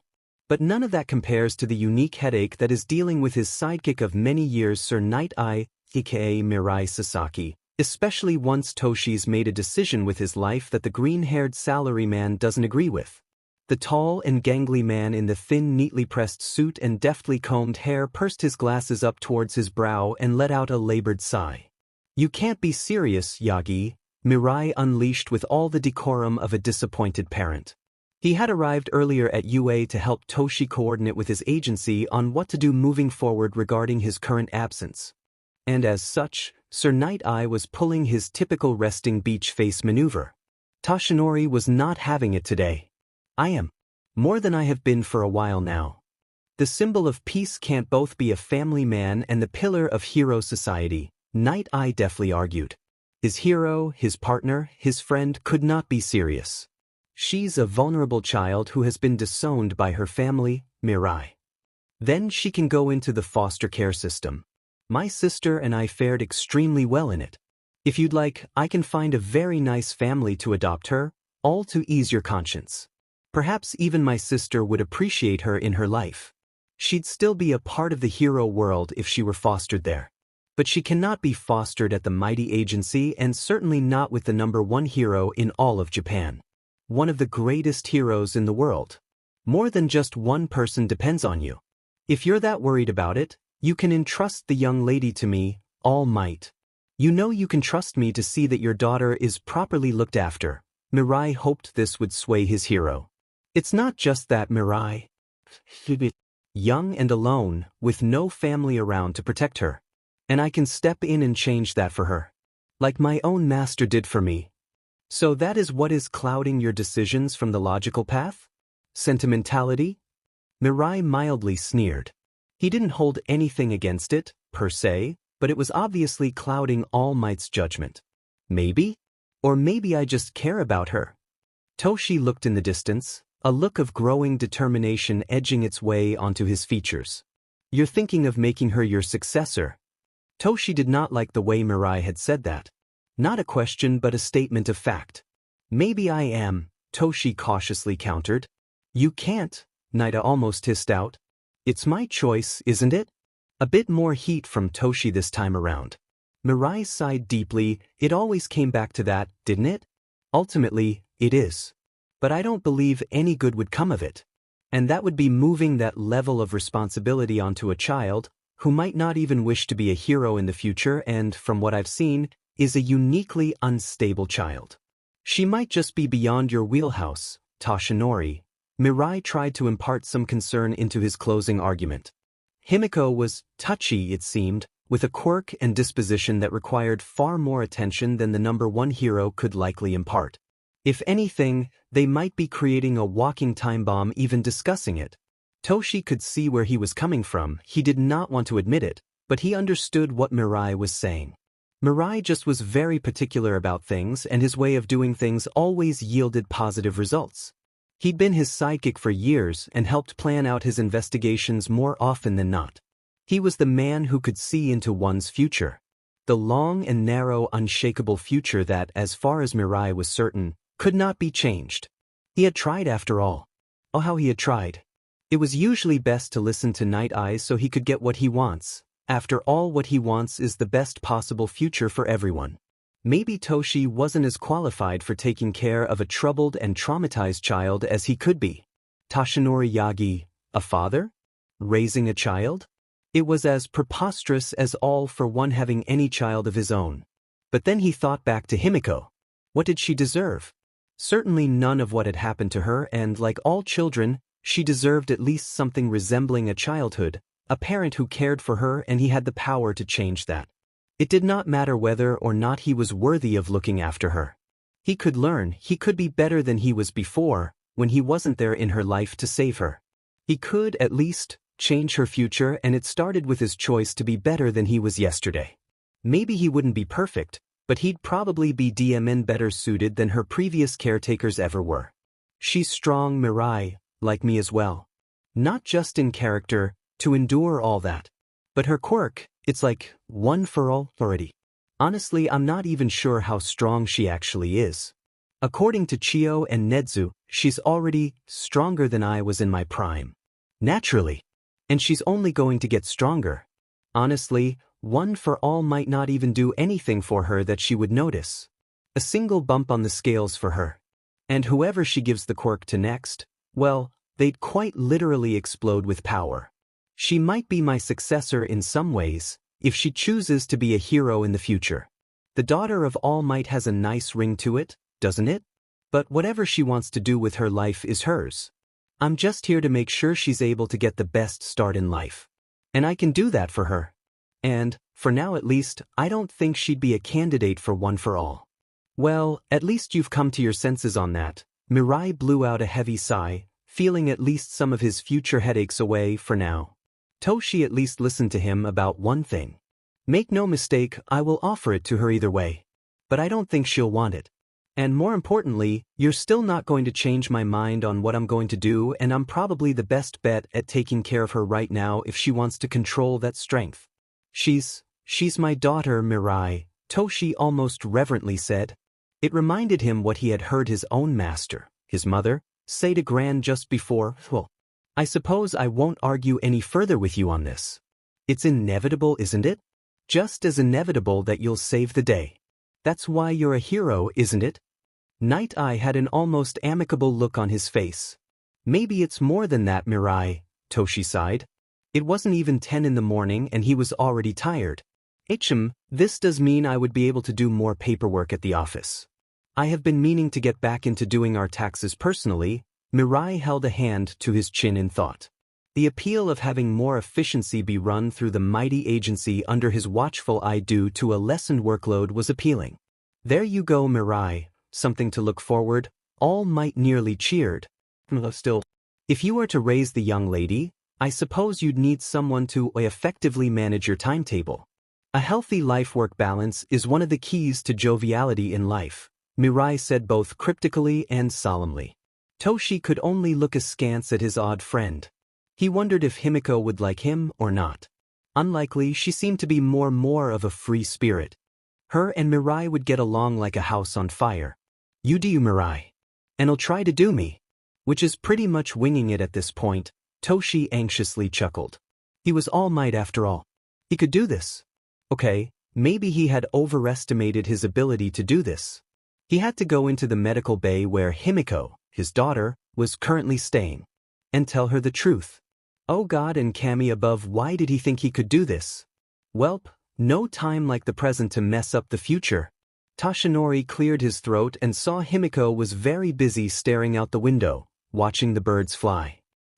It was either because she'd been kept in a gilded cage most of her life and ached to be free as the birds that flew. Or, more likely, she was merely wondering how easy the birds would be to catch as their flight patterns activated whatever cat quirk instincts she had buzzing around in her little head. Better go with the first option. Actually, it could be both. But seeing her sit there so peacefully, he notices she's sitting directly in a sunray and is sunbathing?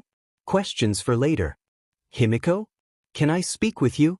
When Himiko turned, the smile that lit up a room was on full display, her fangs glistening in the afternoon light and her eyes sparkled at her favorite person returning.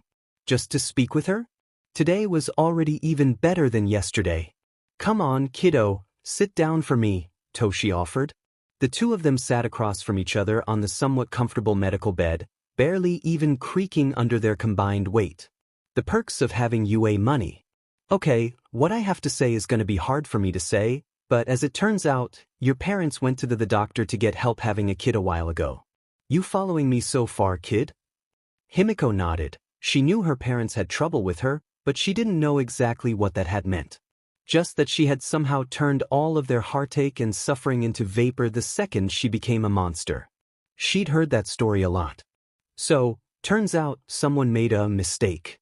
And what was supposed to be your dad's DNA instead ended up being mine. What are you saying, action figure-san? Toshi let out a nervous laugh at his daughter's unique way of naming things. He pressed on. Heh, turns out, you're my daughter, and I'm your dad, Himiko. Toshi held his breath as he watched the 6-year-old process this new information. Hopefully she caught on quick. Will you hit me like my other daddy? Himiko cautiously asked, a hint of fear inflecting her tone. Toshi had been prepared for a lot. But not that. A new kind of fire erupted in his chest. This emotion was new. Felt like a different kind of anger.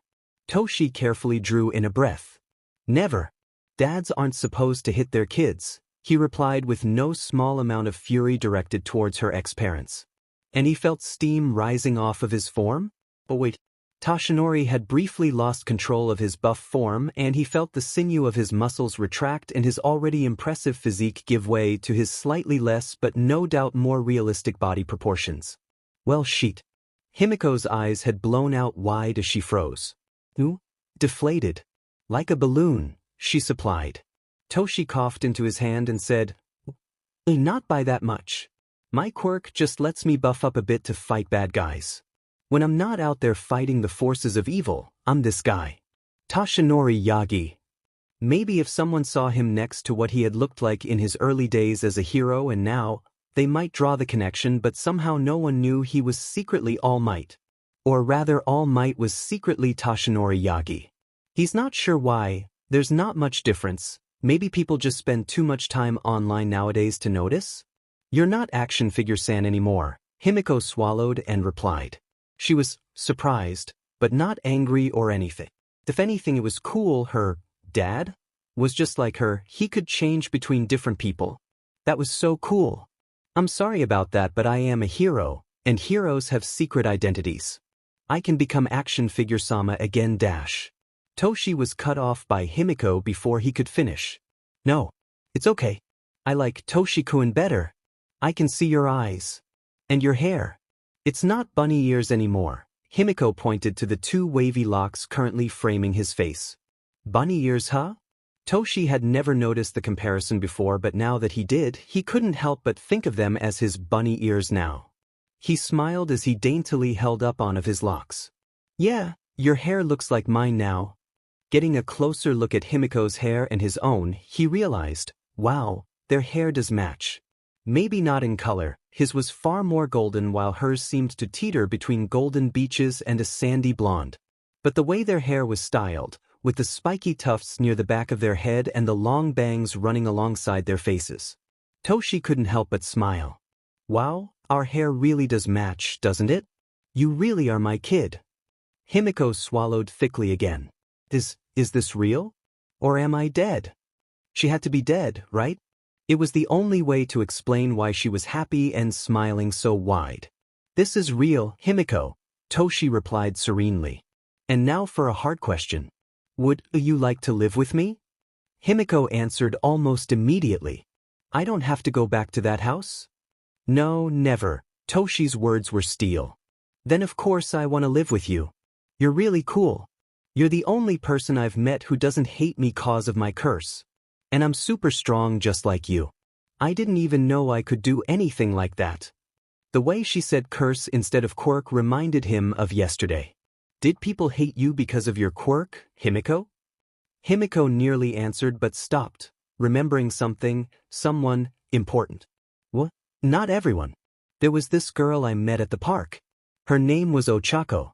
I'd run away from home again and she found me crying and wouldn't leave until I smiled again. She loved my smile. She said it looked like yours. And she gave me some of her blood. Another kid recognized Himiko's smile as his own? Interesting. Really? Yes. Watch. And then All Might was shocked yet again as a clayish liquid erupted from his daughter's body and enveloped her like a suit, seemingly remodeling her body to be ever so smaller. And before him was someone else's kid. Was this her quirk? Her original quirk? Whoa, was all Toshi could say. And then a voice that was very much not his daughter's, spoke in Mieben, a Kansai accent. Hi All Might. I love your smile. My name's Ochako. I got toe beans on my hands. Like a cat. And then the not Ochako nearly shoved said toe beans into his face. Getting a good look at them, wow, they really were like a cat's paws. Cute. Like the other missing half of Himiko. Oh wow, so you do. The not Ochako continued her performance after retracting her paws and said, when I grow up, I want to be a rescue hero, just like 13. And I'll rescue people with a smile on my face. Just like you. She sounds like she was a very clear admiration for heroes, Himiko, but then the performance continued. The not Ochako looked confused right then. Himiko? All Might, you're silly, I'm right here. Himiko's my friend and I love her smile, it's so cute. That was mildly concerning.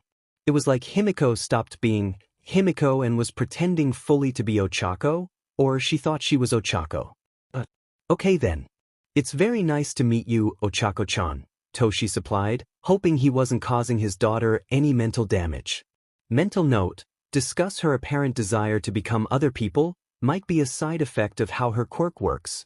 Mirroring other people maybe, Toshinori thought. You too All Might. And then things just proceeded to get weirder, as Ochako fell over her own knees in her excitement and her paws landed straight onto Toshi's leg and then all hell broke loose. Whoa! Looking sheepish, Ochako looked up to see that she had just floated her new, or original, dad to the ceiling. Oops.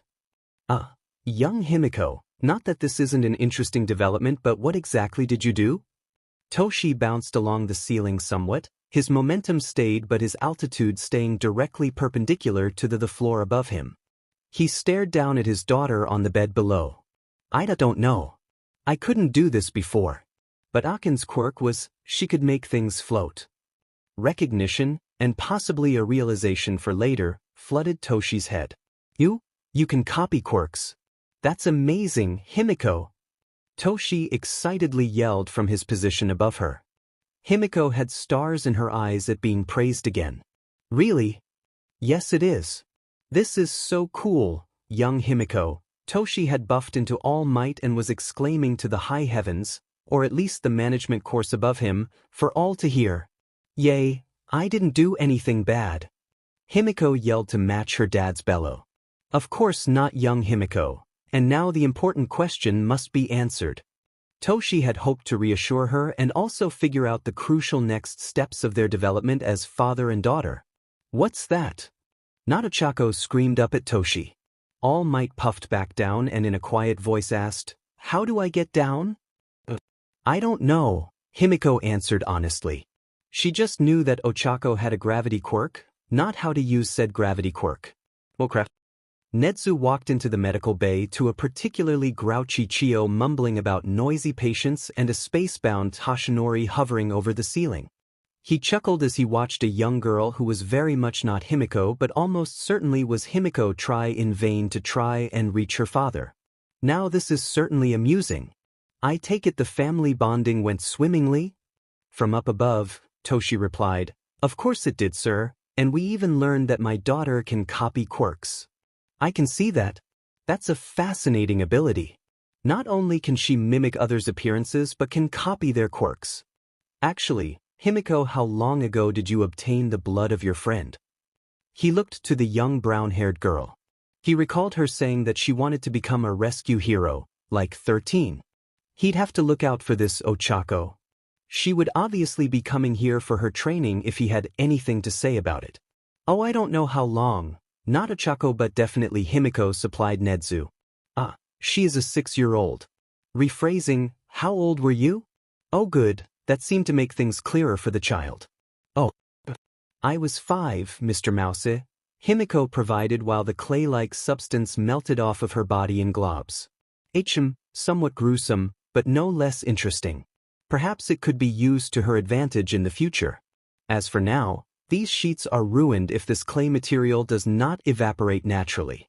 Oh well, opportunities for testing abound. He'll simply make Chio collect a sample after these two leave for Roppongi. He'll take care of any potential paperwork that needs to be filled and then filed. It's the least he could do for a friend who just became a new parent. But a new line of questioning had begun. Testing waits for neither man nor mouse. And he certainly wasn't a mouse. A year and a half give or take. That's exceedingly long. Every single copy quirk we have ever encountered has a time limit, an expiration date on how long their copy lasts. The longest I've seen was 3 days. Although perhaps it's tied to how her quirk handles blood. We will need to test that. Nedzu mused over the possibilities of her quirk. It seemed it merely being a copy quirk was not a correct assumption. They weren't speaking in terms of quirks anymore. No, this was uncharted territory they had yet to explore. And it was all for him. He couldn't wait to figure out the puzzle that was Miss Himiko. Suddenly a voice disrupted his musings. That's all well and good, sir, but I called you in here to help me get down? Yes, Toshi was still trapped. Oh yes, of course, Miss Himiko, if you would be so kind and press your finger pads together and urge him to regain his mass. That way you'll help your father down from the ceiling. Okay. Himiko chirped. Toshi promptly landed on the floor next to the bed with an unceremonious thud. But now there was a new development. Miss Himiko looked distressed. My father. Yes, she might still be processing that things are different and new for her now. Toshi brushed himself off from the floor and kneeled before his daughter on the bed to give her his full attention. Are you really my daddy? Himiko hopefully asked. Toshi, for his part, smiled broadly and happily said, Yes, I am Himiko, I really am. You're not lying? I can usually tell, you know, she said with no small amount of threat. Toshi tried to think of the best way to respond, but he figured she'd better answer her own question herself. Am I lying? Himiko looked at his face and stared him down hard, before saying, You're hiding something, but you're not lying. Oh, she's really sharp for her age. I might need to take her under my wing if that progresses. Toshinori. Nedzu clapped his paws together, hopeful for a new student. Toshinori would rather not help give rise to another Nedzu, especially not his daughter. Please don't, sir, I don't want to imagine what my daughter would be like running around as another you. And don't worry, I'll explain everything to you when we get home. Himiko, I promise. Toshi looked into Himiko's eyes and she saw that he was telling the truth. Okay, can I become Mr. Mousetu? From one train of thought to another with Himiko it seems. Nedzu meanwhile looked almost elated. This simply must be tested at once. The mammal of indeterminate species decreed. Shoyuda Aizawa, known as the Erasure Hero, Eraserhead, had not even been a hero for a couple years before he'd been snatched up by the Rat Lord as one of his teachers. Sure, he still kept his regular schedule of working at night and training ungrateful arrogant hero students by day, with barely enough time for himself, but hey, plus ultra, right? Apparently, he had been a favorite student of Nedzu and admired his practical sense. Honestly, Shoyuda would rather quit than continue another day here in hell, but the rat refused any and every resignation he sent his way. He was almost sure that the rat thought it was some sort of game like tic-tac-toe, a simple game for children. Must be STMLTNG after so many sessions of shogi. So Aizawa was fairly certain he had pegged the rat down when he walked into his office in the afternoon and learned a chilling truth. The universe does not care what absolute truth you may hold dear, because it will chew it up and spit back pure and utter nonsense at you. Hello, Hobo-sensei. Dean Chancellor Principal whatever he liked to be called freakin' it's just called Aizawa a hobo teacher. Something was deeply wrong. He would need to tread carefully. Sir? He cautiously stepped. Maybe it was just a day where Nedzu gave everyone ironic nicknames. Seems like something the rat might do.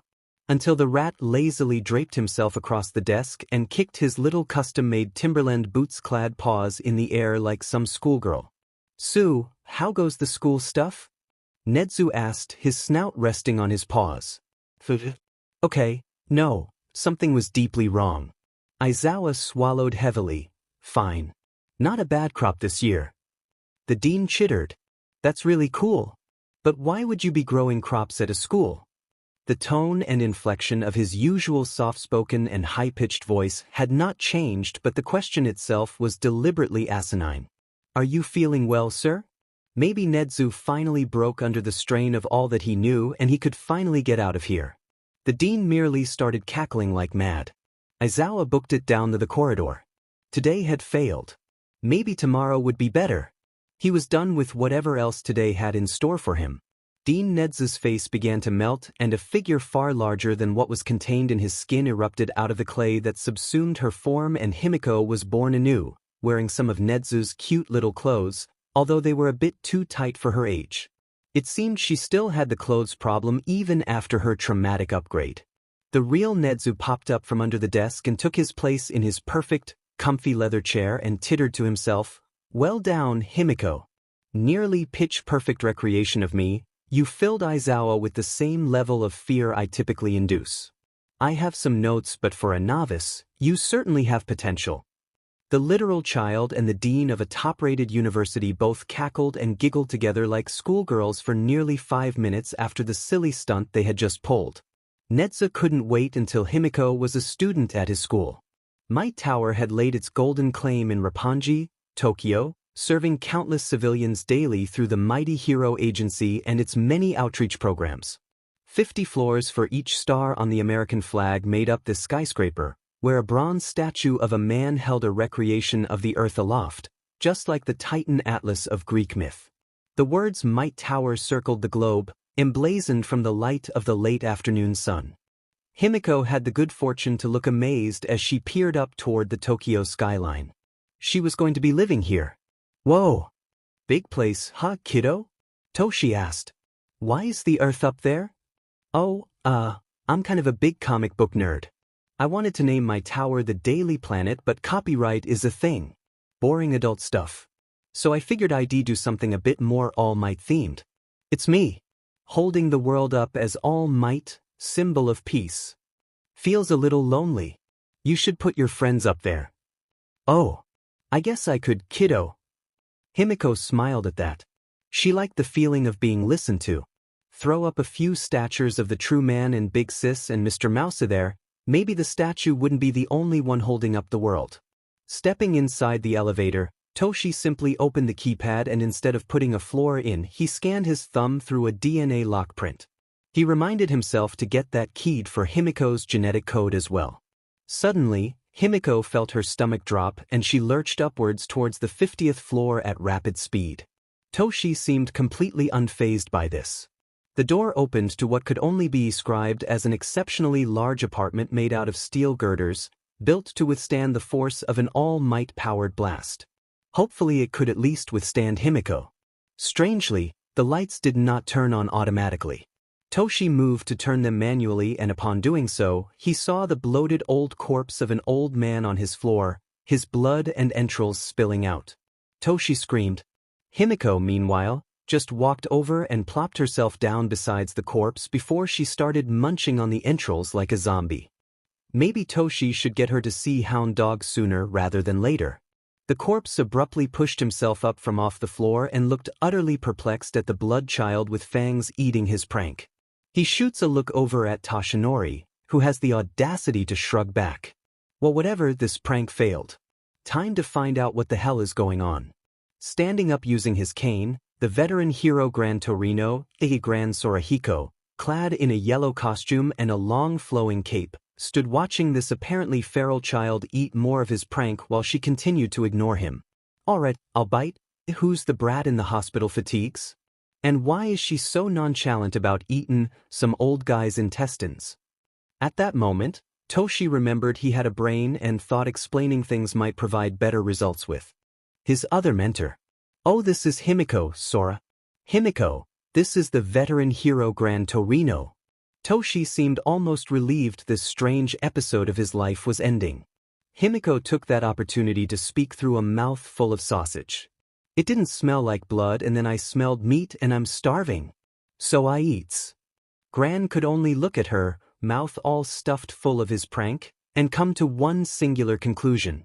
He was going to bully a child. You're weird. Himiko had the audacity to snort at him.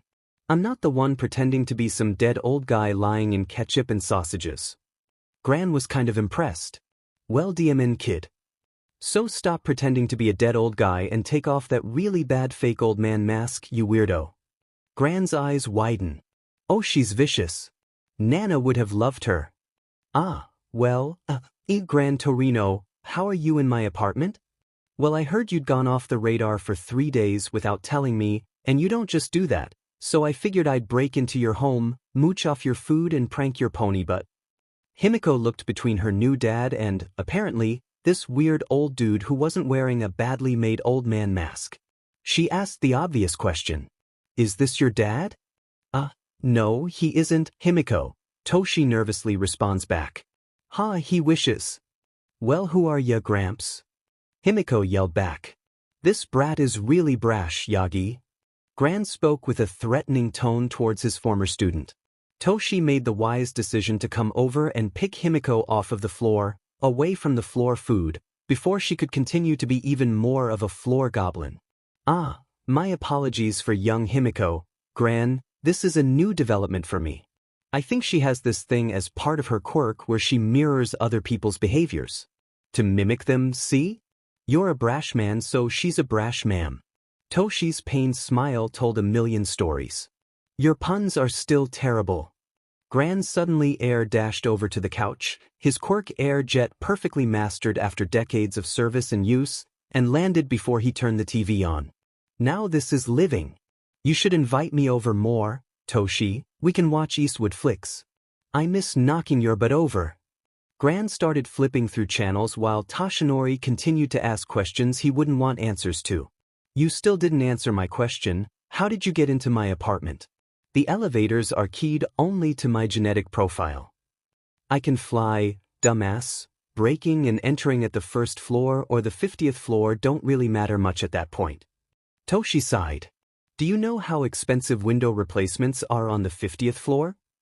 And you're all might, you're telling me you can't afford a measly window? That I guess not. So why is the pipsqueak here? The rat never tells me nothin', and Night Eye is still a... Gran looks towards the pipsqueak with the big smile being held in Toshi's arm. Right, little ears and sheet. Nana was mad as hell at him when he cursed in front of Kotaro. Well, gotta censor himself, he supposed. Stick in the mud. And not his best material, but it works. Calling him a living metal rod stuck up someone's but still felt better to say out loud though. Gran will just have to live with writing those words in ketchup on Night Eye's filing cabinet. Oh, well, it's complicated. What, you adopted? Technically. You don't technically adopt a kid, numbnuts. Oh no, she actually is my daughter. DNA and everything. Well, Himin. Who finally did the deed, Toshi? Gran looked almost proud. No one did, Gran. You remember how David asked for that favor a few years back? Gran was quickly losing ground on what he knew and what he thought he knew. Yeah. Seems someone didn't get the memo to throw the rest of the donation away. So it was either used accidentally or intentionally. For his part, Gran Torino accepted that information gracefully and decided to just move on. He really didn't actually want to know what Toshi did with his SEC life or lack thereof. So how'd you'd find the little weirdo? She was essentially kidnapped and tortured by someone who I suspect knew she was my daughter. At that implication, that he might be involved in this child's young life, Gran's eyes shot open as he looked over at the kid watching cartoons on the largest television he'd ever seen. Wait, when did the brat steal the remote from him? Oh kid. Sorry to hear about that. Himiko just chirped back. It's fine. I don't remember anything from then anyways, and my new daddy is better than my old daddy. He doesn't hit me. Gran froze at the frankness at which a child just excitedly yelled that their parent doesn't hit them. Oh, he was going to murder someone, wasn't he?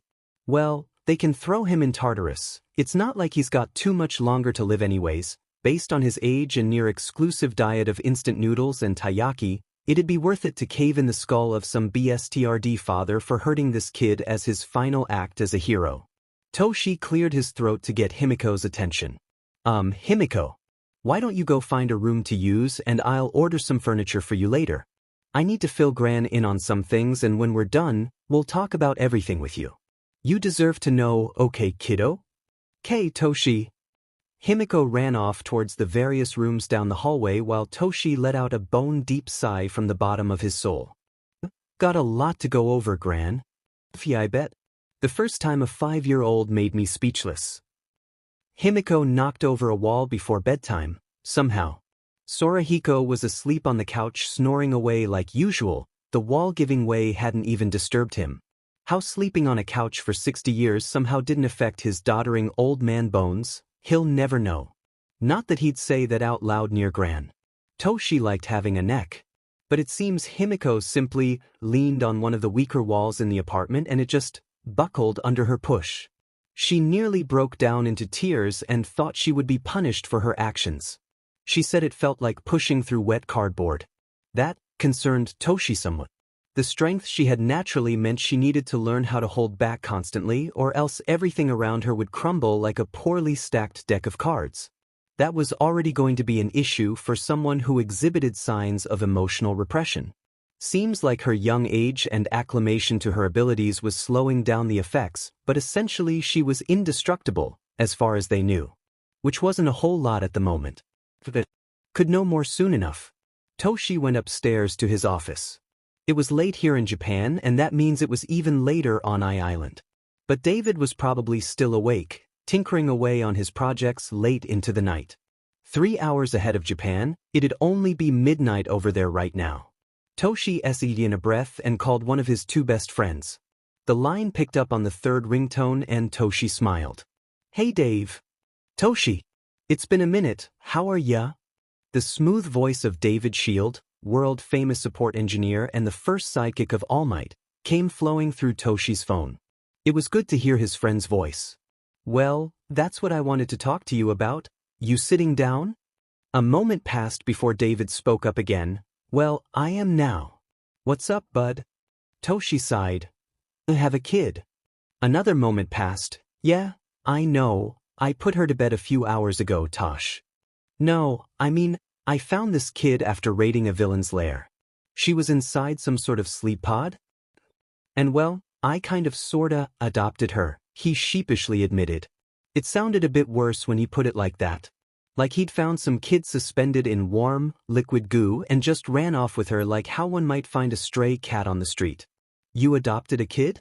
Isn't that? Well, no offense, but you're the #1 hero, Toshi. I'm not sure if you're the best parent to look after a kid just based on how often you're gonna need to be away fighting crime. Again, no offense, I'm just concerned, being a parent myself, David coolly replied. Voice of reason as always. No, I completely understand. I wouldn't have even dreamed of such a thing except, well, they did a DNA test. Turns out young Himiko actually is my kid. Just like Melissa, Toshi hoped that last part should clear up any misconceptions. It was also a lot for his friend to take in. Another beat passed. I see why you wanted me to sit down now, David loudly swallowed from the other end. I know it's a lot.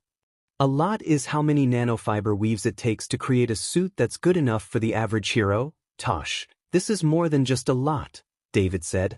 Well, there's more. Oh goody, bud, I wanted more. David already sounded exasperated. Oh, this was a lot to spring on someone at midnight. Why didn't he wait until tomorrow? What the hell is wrong with you, Toshi? He breathed in and continued. But, that's why I felt like I had to take her in. Her own parents are not good people, Dave. And I really mean they aren't good people. Like the most quirkest BSTRDS you'll ever meet, at least according to Tsukachi. He had to talk to them, the poor man. There's an entire investigation being opened up. But for right now, we can't touch them. And they disowned their own daughter. She was given up, most likely abused heavily by her own family beforehand, which is the main cause of the issues I've found in her, and then experimented on by some mad villain. She's all alone in this world. And she's my biological daughter. My second biological daughter. I made a choice. I remembered my own mother. The one who raised me, all alone. I remembered you raising Melissa. But, knowing that Mel and well, little Toshi had something of a good childhood. Had at least one parent who gave a DMN about them. I couldn't just give her up. She deserves more than the shitty card life dealt her. So now I'm a dad and a full-time hero. And I'm absolutely out of my depth, David. Toshinori could hear the deep breath from the other side of the call as he imagined David taking his glasses off and rubbing the bridge of his nose to help collect his thoughts. You're a good man, Toshi, and I suspect a good father. I don't even want to imagine Mel going through anything Himiko's gone through. But you stepping up for her? I think that's the right choice, but you're gonna have to start maintaining an actual work-life balance, you literal workaholic. Toshi cleared his throat at the accusation. Yes, well, I'm trying at least. It's hard when this duty is all I've ever really known. Oh yes, parenthood is harder than you can imagine. Especially single parenthood. You said her birth parents are quirkest assholes. Yes, I did. With a lot left unsaid, Toshi supplied. Let me guess, she's quirkless, like Mel is. A bit of anger seeped through the phone line. David was very protective of his quirkless daughter, but quirkless were treated better on Island than most other places in the world. Based on what I know about the Togas, they would have preferred she be quirkless. Actually, that's another thing I wanted to discuss with you, Dave. Now for the whammy. Oh yeah. David's curiosity piqued. So, she does have a quirk. She was born with a rather unique one. She's a shapeshifter. David's voice lit up with even more interest. Really? Those quirks are rare, but I'm not sure how she'd get that from your quirk. Toshi, is it maybe a mutation? Sort of right, Dave, good on ya. It was impossible to pass one for all on genetically, but for now, saying he had a stockpile quirk was technically correct. Actually yes. She also has a minor cat mutation as a part of it as well, gets that from her mother's side I've been told. A family tree filled with cat quirks. But the activation requirement for it is the mutation. She needs to drink blood to turn into the person. I see. Blood quirk users are even rarer. And I'm afraid, heavily stigmatized. It's better in America, by far, the benefit of so much vampire media, I guess. But in Japan? It's on par with heteromorph discrimination in the countryside. David heavily sighed. The state of the world and how he wished he could help fix it. Toshi grumbled a bit. Yes, I was unfortunately told this when I was given the rundown on her quirk. I didn't know. I should be better about that. But yes, she drinks blood and she has a fixation on it, to put it mildly. Dave, her parents messed her up so badly. They called a 4-year-old a monster, and I'm afraid she might have internalized that. A new parent of not even a day, and Toshi is already deeply worried about how the world is gonna treat his child. Poor kid, she might need therapy for that, along with quirk counseling. Fun fact, seems she's afraid of quirk counselors now. Oh, sheet, David connected some dots. A powerful quirk with heavily taboo requirements having to go through the quirk counseling system was less than ideal most of the time. Somehow, it was actually even worse than what he thought. Yeah, turns out, quirk suppression therapy is still a thing in this country as well. Toshi's eye twitched at that particular bit of information as he related. Hope that doesn't become a full-on tic. He already had enough stress in his life. David's voice roared over the phone. What? I thought it was illegal? David was in complete disbelief and Toshi could only darkly chuckle at it all. Oh no. I had a wonderful conversation where it was explained to me how the practice was never officially outlawed because it simply fell out of practice, and the Diet decided it wasn't worth it to pass a law formally recognizing it as such. So it's alive. Rare, but not gone. Himiko went through it, I'm afraid. And that was before she was taken by those villains. And that leads me to the unique situation surrounding her quirk now. I'm afraid to know at this point, but I don't think I can get any more shocked. David chuckled in disbelief still. This really was a lot. And for it to happen to his niece of all people. Whoever hurt his niece better pray he doesn't ever get out of the sanctions put on his orbital cannon. It was meant to help prevent hurricanes ravaging populated coastlines, but he could easily modify it to wipe some unfortunates off the face of the earth if the need should ever arise. Actually, maybe that was why the Island Council and the UN had put sanctions on it in the first place. Toshi took a deep breath and calmed asked a very loaded question. Do you know of the quark singularity theory? Stunned, apprehensive silence followed. Other than it's a crackpot theory that's been derided for nearly 60 years, why do you ask, Toshi? Turns out it's real, Toshi calmly stated. David quietly said, "Oh my God." "Yeah," David stammered. How is that real?" "Because young Himiko is the singularity," Toshi replied. Now getting into the real meat of the call, the conversion that had left Toshinori so rattled after speaking Nedzu. The larger reason for all of Toshinori and, by extension, All Might's current greatest fears. David incredulously asked, "But she just has a shape-shifting quirk? From what I know of it, blood quirk users wouldn't even be anywhere near powerful enough for a singularity to emerge. Maybe from their increased from baseline strength? No, that can't be it. That's because she doesn't have her quirk transform anymore." It was stolen? David hoped to God those rumors about the quirk thief weren't true, fairy tales they may be. He hoped Mel never found out about them either. Toshi sighed. It wasn't, thank goodness, but whatever those doctors did to her. Well, she no longer has her quirk factor. It's simply gone, as if she never had it to begin with, or if she was simply quirkless. And yet she can use her quirk still. In fact, from what I was told, she can use it even better now. Her blood drinking is still a requirement. It's a dietary need. But it seems like she can consume someone's blood and gain their quirk permanently. Or there's a limit, but we haven't found it yet. More dots began to be connected for David as he gasped, "That? She has a stockpiling quirk. Like yours. A mutation." "There's more." Toshi sadly kept talking and worse news just kept getting rolled out. David tiredly whimpered, "Oh God. Yeah. I have reason to believe that whoever took young Himiko took her because they found out not only the potential of her quirk, but because she's my biological daughter. Tortured her in such brutal ways that she possibly can't even remember, and their experimentations yielded results, it seems. She does have a stockpiling quirk, but her original quirk is a part of her instead of just being an aspect of her quirk factor.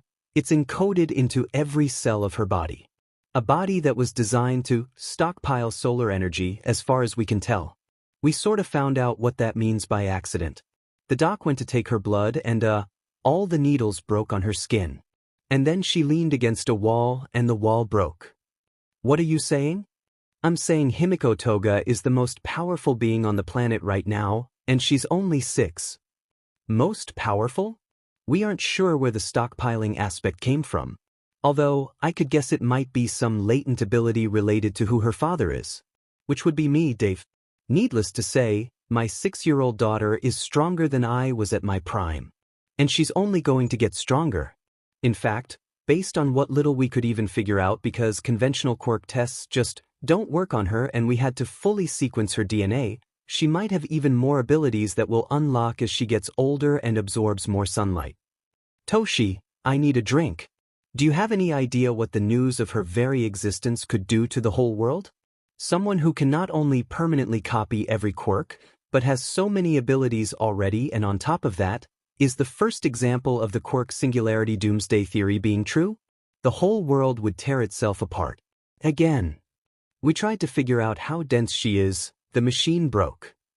Every sentence that comes out of your mouth takes more years off of my life, old friend. I hope you know that. She's literally invincible. She's amazing, Dave. I could throw her at MT Fuji and she'd win. David, they think one day she might be able to fly. Like Nana. Super strength, invincibility, and flight? Throw in heat vision and she'd be the real-life Superman." The silence from Toshi's end of the call causes David's mind to go wild. "Oh God, please no, don't speak. No more." Based on eye scans, they're pretty sure she might be able to do something with her eyes, some kind of emitter, not sure what, just that she has the right gear for it. If I didn't know any better, I'd say someone really was trying to create a real-life Superman using quirk science. I would wager that's possibly likely. He was one of my biggest inspirations when my mother would read me comics as a kid. So someone was trying to make a version of you? But used for potentially nefarious means. Most likely, I'm afraid. We have leads on who it might be, but it doesn't fit his just that it has connections to him. So, the daughter of All Might, because of science gone wrong, not only has a powerful stockpiling quirk like her father, but a deeply multifaceted one. A stronger version of your own quirk. That's about right. Do you think this process could be replicated? Based on what the reports I read said, no, at least not easily. Apparently the exact process for it is unknown. It's likely the result of one man's work, so unless someone else is really into crimes against humanity, it's highly unlikely any other person could ever replicate it. Not only that, but it requires a lot of time and resources. A lot of resources, David. Essentially, whoever did this was doing it as a test run. A proof of concept to prove that singularity could be reached, because they knew they'd only be able to do it again once. How long before whoever did this has the means to try again? Ballpark estimate they gave me was 15 years, at least. And that's if they can get the necessary equipment to try that again, let alone the funding and resources. What I busted was a lot of very particular and very expensive medical equipment. Some of it recreations of what they have on island. Okay, so it's not like they can create an army of supermen to take over the world. But there's the issue of your daughter's quirk being too strong. That's the new issue. Oh God, what now? Toshi had the gall to chuckle. Well, it seems we found out what happens when quirks eventually reach singularity in, 25 to 50 years? So, if quirks get stronger, then mankind's bodies won't be able to withstand it before evolution can make us able to survive said powerful quirks, right? Yes, that's why it's a doomsday scenario. Well, no need to worry about the doomsday part, we found out what happens. I'm going to need a stiff drink later. She has a singularity body, Dave. She's the first and only one of her kind on the face of the planet. Essentially, her body is so dense and durable that no matter what her quirk can dish out, her body can take it with no problem, even as she gets stronger and stronger as she ages. Her quirk is a part of her, right down to every single cell of her body. Technically speaking, she's actually quirkless by modern definitions. No quirk factor whatsoever. My colleague Eraserhead wouldn't be able to erase her quirk, because she doesn't have one. She just has powers. David's reply had a sad tone to it. She's the only one, huh? Yeah. By our estimates, now that singularity, or at least a variation of it, has been proven true, most likely we're going to start seeing something similar to quirk singularity come about in the next century or so, but quirks will reach a plateau by then, a power cap, and then bodies will accommodate them. But even in a world where people are on par with her, she'll still be stronger than any of them by that point. She's an artificially induced singularity, but she is one nonetheless. The very first. She'll go down in the history books like the glowing baby just by virtue of existing. My own kid. Already making waves before she's even 7. Sounds like you're already proud of her. I am. She's so, David. She's so sweet and caring. Her smile brightens up a room. Sure, she's weird, but she takes after her old man. I'm really weird. Always have been. I don't regret taking her on as my own. But David, you know what happens if anyone finds out about her. It's the dawn of quirks all over again. No more era of peace. I'm going to be lying to the Hero Commission a lot. What? Why would you lie to them? That's illegal, Toshi. Because she matters, David. She matters to me. If the Commission found out, they'd do something terrible to her. My daughter is going to be kidnapped and taken to a black site and kept in a small dark prison cell for the rest of her life. Or whatever it is the government does. I'm not an idiot. I know the Commission isn't exactly by the books. I hope I'm wrong. But I'd rather be prepared and wrong than unprepared and right. Who knows what the Commission would do just to maintain our fragile peace? She is the daughter of All Might. The Commission isn't stupid enough to go after her for that reason alone, even if her level of strength was found out. But if they ever found out she's the singularity, David, the president would say the suffering of a single child is worth it for the good of Japan. Or alternatively, they would use her as a weapon. And I want you to understand this. If you or anyone blabs about her, I am telling you that no one will be able to stop a rampaging All Might from doing what needs to be done and getting the hell out of Dodge with my kid. Well, you're definitely a parent already. Willing to circumvent the powers that be so that your kid can grow up happy and healthy. Don't worry, Toshi, I'll make sure no one knows about your daughter. But I would like her to come to Island so we can run more thorough diagnostics on her. That sounds very reasonable, actually. Kind of what the point of the call was. And one more thing, how do you parent? David snorts. After the heavy atmosphere, this is more in his wheelhouse. Well, quirk science is also his wheelhouse. He did win a Nobel Prize for it, but he wants to get off the ride now, please. I suggest checking out a bunch of books on parenting from your local library, but right now, just listen to everything she has to say. She's not a little adult. She's a kid who needs guidance. The world is big and she's had a rough go of it already. She's got emotions that need to be sorted out and you're there to help her figure them all out. Just be patient. Understanding. Listen to her, ask her why, stuff like that. You'd be surprised how far you get with that alone. And Toshi, she's the only one of her kind. Maybe in 20 years someone will be born like her, but right now, she's the only one like her. She's going to grow up alone. She can't tell anyone about her quirk, or rather how different she actually is from everyone. That's gonna be really lonely growing up like that. She'll pretty much only have you until she knows how to find the right people who will protect her. Sounds like she's got a lot of power and doesn't know what to do with it yet. So helping her practice restraint will be a good thing to start now. She'll get scared, you'll get frustrated, but just remember to just be there to help her. I'm terrified, David. More terrified than I have been in a long time. My master gave her own kids up to be a hero. And I'm the hero. Everyone depends on me, including this little blonde. Well, honestly, she acts more like a cat than anything. But I'm just afraid of not being enough for her. You are more than enough, Toshi. Just make sure she feels loved. She's different. But that's not a bad thing. She should never feel ashamed of who she is, even if she has to hide it for now, for her own safety. More than anything, make her feel loved, Toshi. Lot of people don't get that luxury.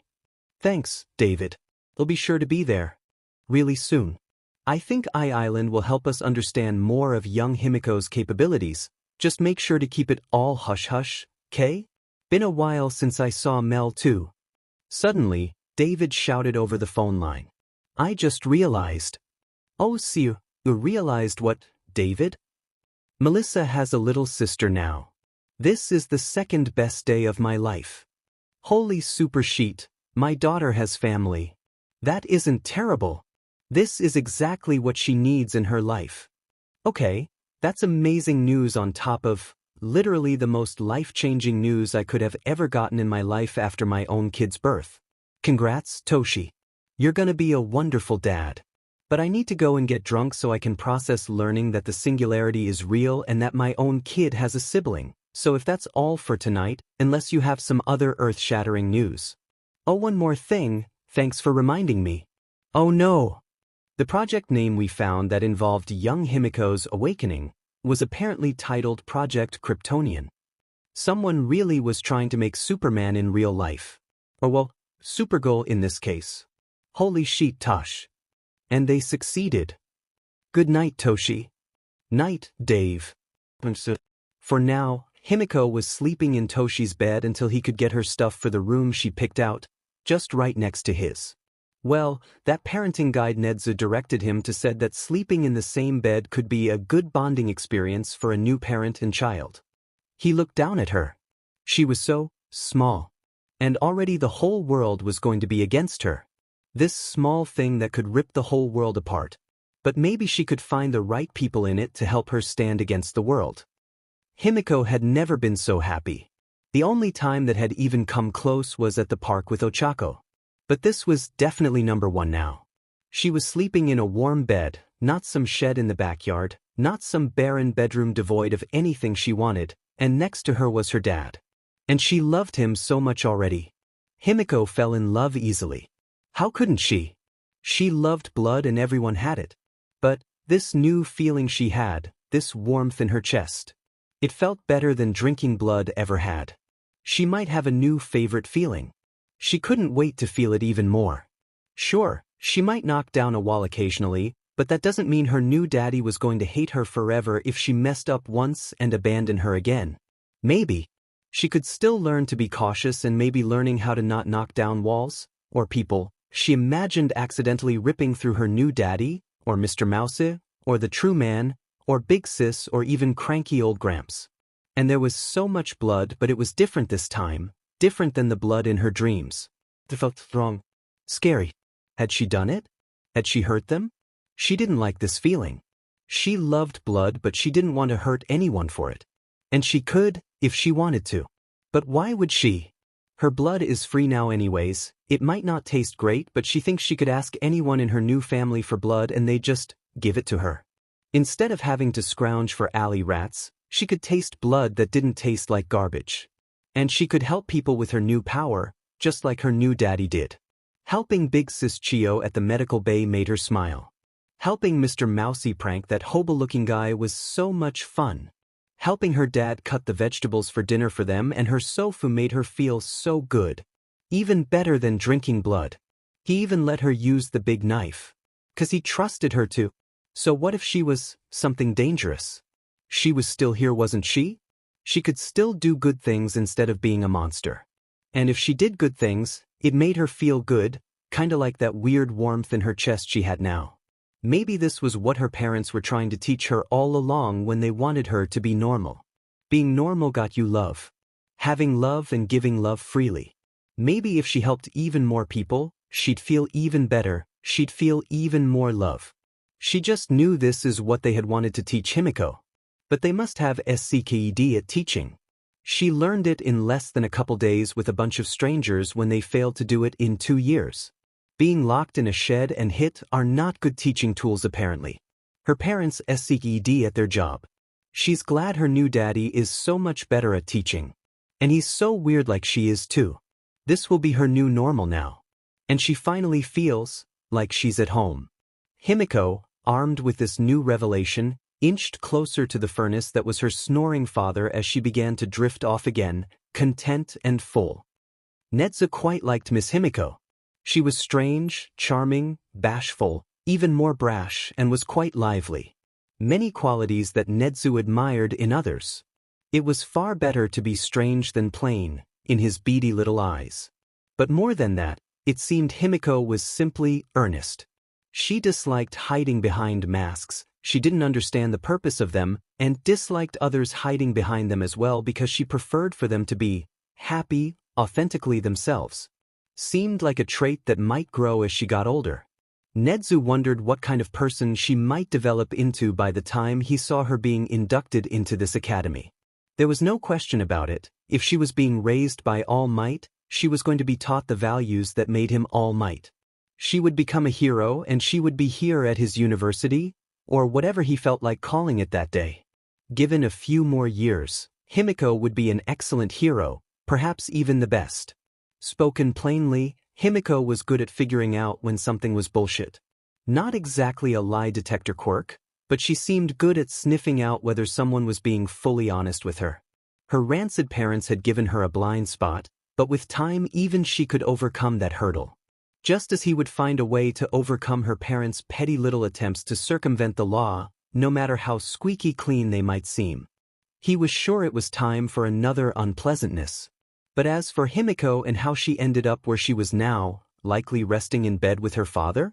Well, like her, Nedzu was quite good at sniffing out bullshit. The simple likelihood of her being not only All Might's daughter and also being found by him in a single unprotected warehouse after being given such a random tip from an organization that prides itself on fanatic loyalty until death or a fear of a fate worse than death if one were to be found a snitch? The likelihood was exceptionally low and, frankly, it rang some alarm bells for the dean. He was good at pattern recognition after all, and everything is a pattern.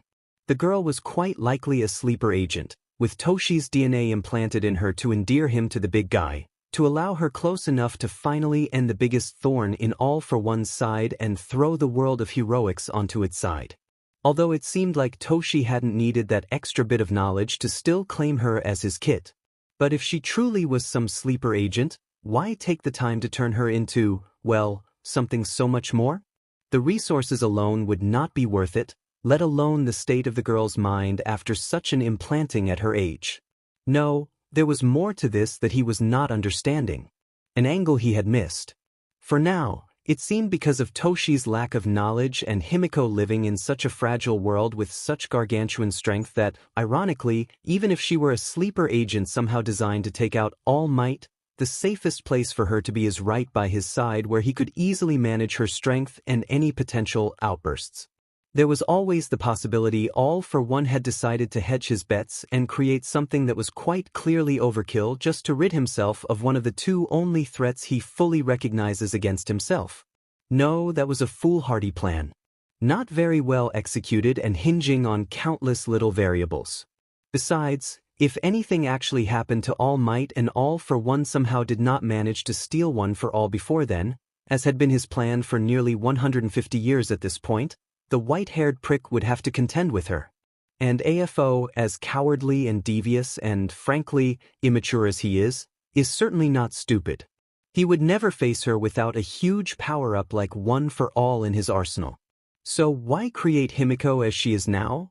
The literal daughter of All Might, with powers far beyond the scope of any currently living being on Earth with room for potentially exponential growth. And he would so easily give that power up? No, the Demon King hated losing power and control more than anything. There is something that is being missed here.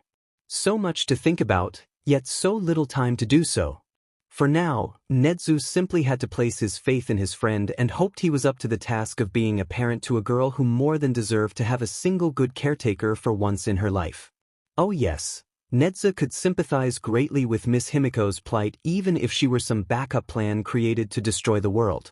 But if she's anything like her father, and based on casual observance alone, she is more than fully capable of surprising and upsetting any possible plans All for One might have in store for her. After all, she was a Yagi. All Might was a sensible oaf, an inspiring mask created to help bring about a stabilized world. A true living, breathing symbol of peace. But Toshinori Yagi? Unfortunately for All for One, but Yagis are, frankly, insane. The only ones who came close to being as bats-hit insane as a Yagi is when push comes to shove were the Shimuras. And now there's more than one Yagi to contend with, and it seems Toshi's daughter had taken after him. Completely bats-hit insane, with room for improvement. Toshi hides it well. But Toshi had gone to UA. A bit before Netsu's own time as dean, back before he had changed the high school into a university and the law had changed from 15 to 18 to become a hero hopeful. But he had seen Yagi's teen self's old training footage. The sheer iron will to win, to overcome, to do anything that might save the day. Villains everywhere would be terrified if they knew what All Might was actually capable of. He does not envy All for One's position. He may have incidentally created his own downfall through Himiko slipping through his fingers, or he had so perfectly played everyone else that he's already secured his own ascension to godhood. If that even is his plan at all. Netsu can only assume so much based on so little data. No time like the present to prepare for every eventuality. Especially the end of the world. But for now, it seems they'll just have to wait and see. Funny, how many things come down to random luck and blind faith. But if there's someone Netsu could believe in, maybe it's that strange girl and her father. The first week of being a parent had been a harrowing experience for one Toshinori Yagi. Trying to teach a 6-year-old restraint was not the easiest task, especially since Himiko's ability to not crush objects in her small hands seemed almost random. The TV remote? Crush. The kitchen knives when she wanted to help Toshinori cut something for dinner? Handled completely with care. That seemed to be the trick.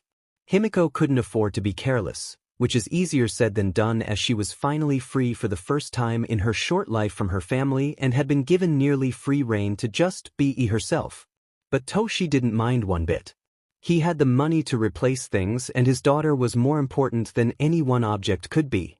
She'd learn, he was sure of it.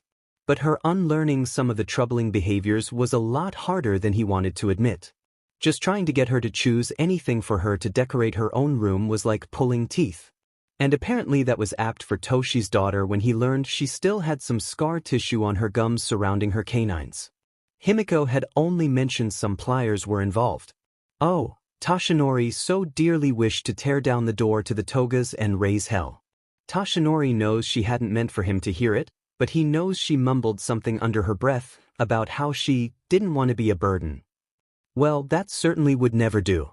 Eventually, Toshi was able to get Himiko to look through any online stores for literally anything she could want, her eyes sparkling while she came to grips with knowing what safety around a parental figure actually felt like, that she would not experience retribution for simply asking for something she wanted and not just be given something and expected to live with it. Suffice it to say, her new room was filled to the brim with more pinks and reds she'd ever seen in her life up to that point, a reinforced bed frame and a small battalion of what Toshi was certain was of every creature in the animal kingdom. What even was a tardigrade? It ultimately didn't matter, his daughter liked it so he got it for her. Of All Might's more hesitant purchases was a few horror movie posters she'd quickly adorned onto her walls. While that seemed concerning to Toshi, who was he to deny his daughter's tastes? He really wanted to because he's not sure how she talked him into watching nothing but those horror movies every night, with a weird mix of anime thrown at him, but she seemed to like it all and it wasn't like it was scarring her for life or anything. She mostly just laughed at all the gore on screen and called it fake. Himiko likes horror movies, noted. Similarly, finding out that Himiko's appetite was voracious, just like her old man, was apparently a side effect of her stockpiling quirk. That should they even call it a quirk still? It's not technically one, but if they want to avoid suspicion even a little, they might need to just call it what it is, a quirk of his daughter. At least she had stopped calling her original gift a curse. Progress. She had apparently taken after him and liked American food quite a bit, which was how they found themselves in their current situation, her wolfing down a large plate of bacon, eggs, pancakes and hash browns and washing it down with a large cup of chilled blood while Tsukachi sat across from her with his little notebook on the table. Toshi sat by the side and observed. The true man had shown up again, to brief Toshi on the Toga investigation and ask Himiko some crucial follow-up questions. The case was not going well. Apparently the Togas had some deep pockets, which Tsukachi had no idea where it was coming from, but outwardly seemed perfectly legal every time they checked, and Tsukachi was having trouble with any police departments when it came to any discussion surrounding the, quote, quirkist bestiardis. The Togas had money and influence. As for the matter of Himiko, while it was always going to be something they did, Tsukachi had felt it best to put off questioning a young girl about how she was abused after their investigation had started, hoping to give her the space she needed to acclimate to her situation, but it seemed like their best bet right now if they wanted to put the Togas before a judge in this century. Tashinori sometimes forgot about that, the pain his kid had gone through. On paper that sentence sounds horrible, but in their current life, Himiko always seemed so cheerful and upbeat despite everything that had happened to her. It's just how she was normally, when she wasn't masking. But maybe that wasn't the correct response to that situation. Toshi thought that seeing Hound Dog would do her some good, or at least it would help him figure some of what was going on in his kid's head when she still kept quite a few things close to her chest while also wearing her emotions on her sleeves. Himiko was a walking mass of contradictions, and maybe a few sessions with the Hound Dog would help her untangle them.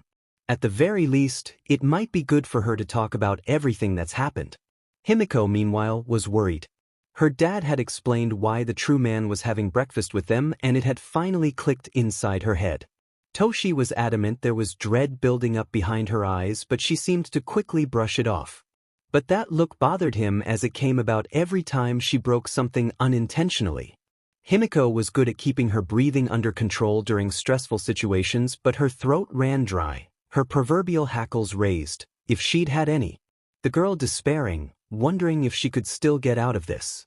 Himiko, I'm very sorry about this, but if we want to make sure you parents are shown justice for what they've done, I'm going to ask you some questions about what they did to you, and I want you to explain to me in detail, okay? Tsukachi coolly explained to the young girl sat across from him, sympathy adorning his face. And that was when they came over a new bump in this broken road. Himiko said no. Tashinori, to the side, had been thrown for a loop and asked, "No? Himiko, what do you mean no?"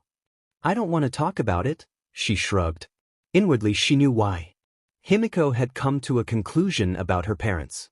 She knew that her being punished and hurt and thrown to the side again and again was wrong. She knew that.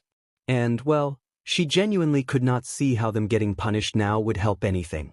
She remembered, not very long ago, her parents had been loving to her.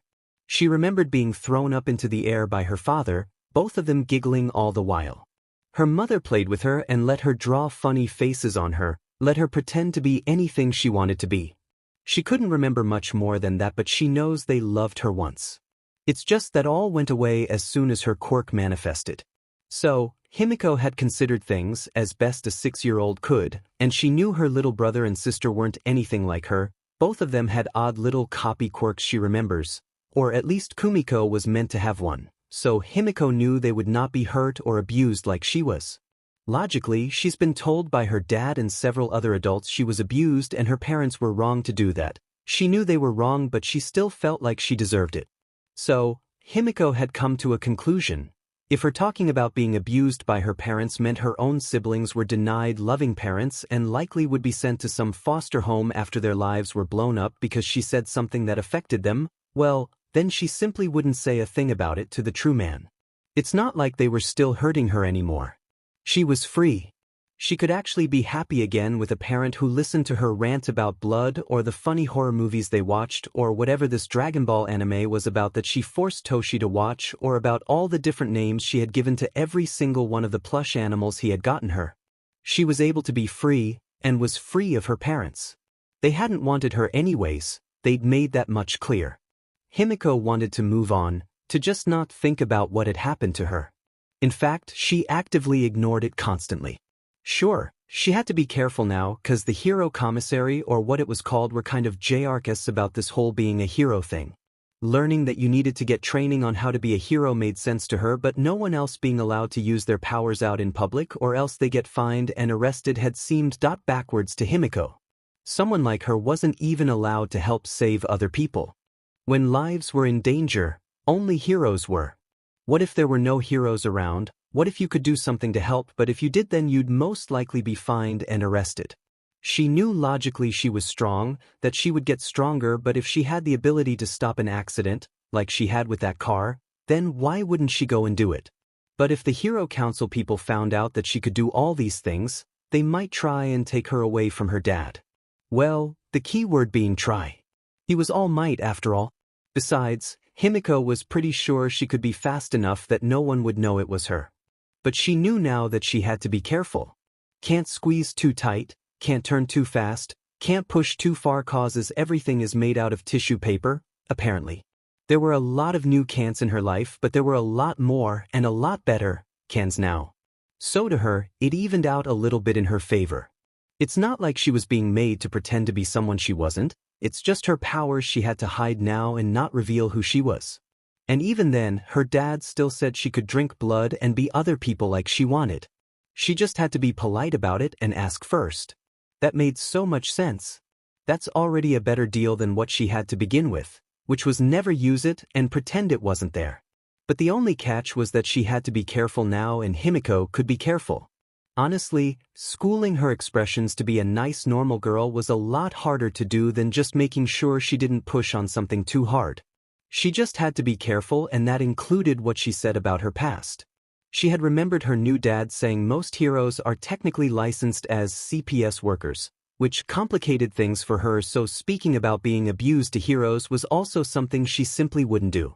Saying it to Gramps Tortellini's face didn't count cause he was not qualified in any way to take care of kids. She would still be herself, she was determined to be that, even if she couldn't technically go and fly off in the sky. But one day she would be able to. And even under all of that, she just didn't want to ruin her siblings' lives. It was so hard being a Toga. Being Himiko Toga was nearly impossible for her to be that she'd wished she was anyone else. But her siblings would breeze through an easier life than she had because she knew for a fact they weren't her. She knew they would be okay, they would be loved, and they'd grow up happy and unbroken, unlike her. And maybe Himiko could get to be happy now too. When they were all older, maybe Nito and Kumiko would want to come find her. Himiko knows she'll be waiting for them with open arms.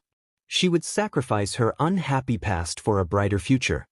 Himiko just breathed in through her nose, calmed down, looked the true man in the eyes, and simply said no before she continued to eat her pancakes.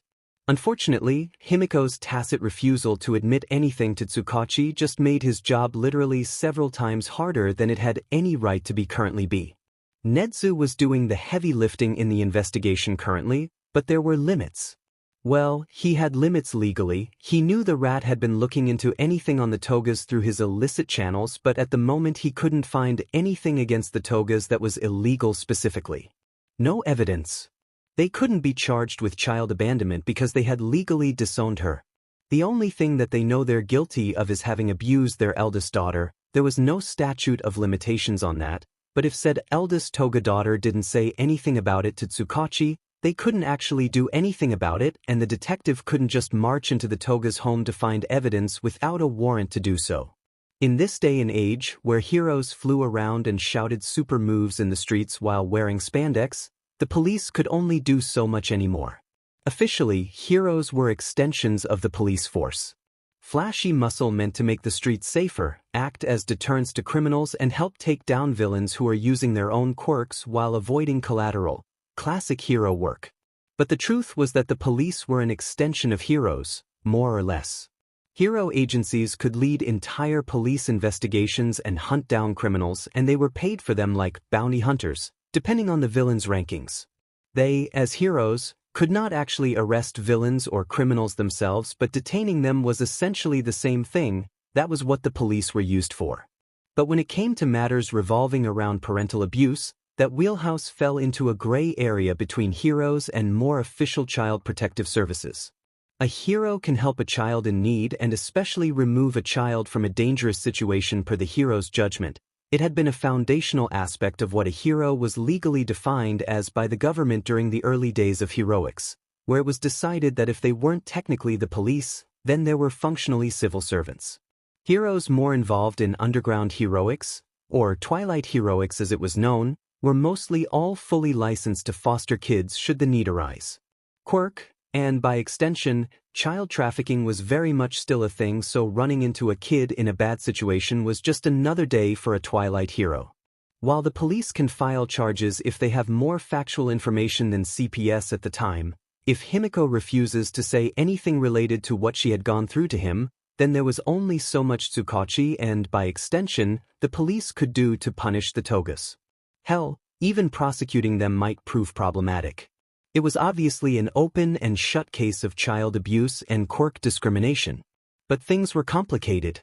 Himiko was legally disowned before there was any evidence of what she had gone through was known. Quirk suppression therapy was still legal, and if they got an unsympathetic judge to prosecute, well, it was no secret that cases involving quirk discrimination were dismissed far more frequently when it involved heteromorphic discrimination, and Himiko was visibly, if minorly, a heteromorph.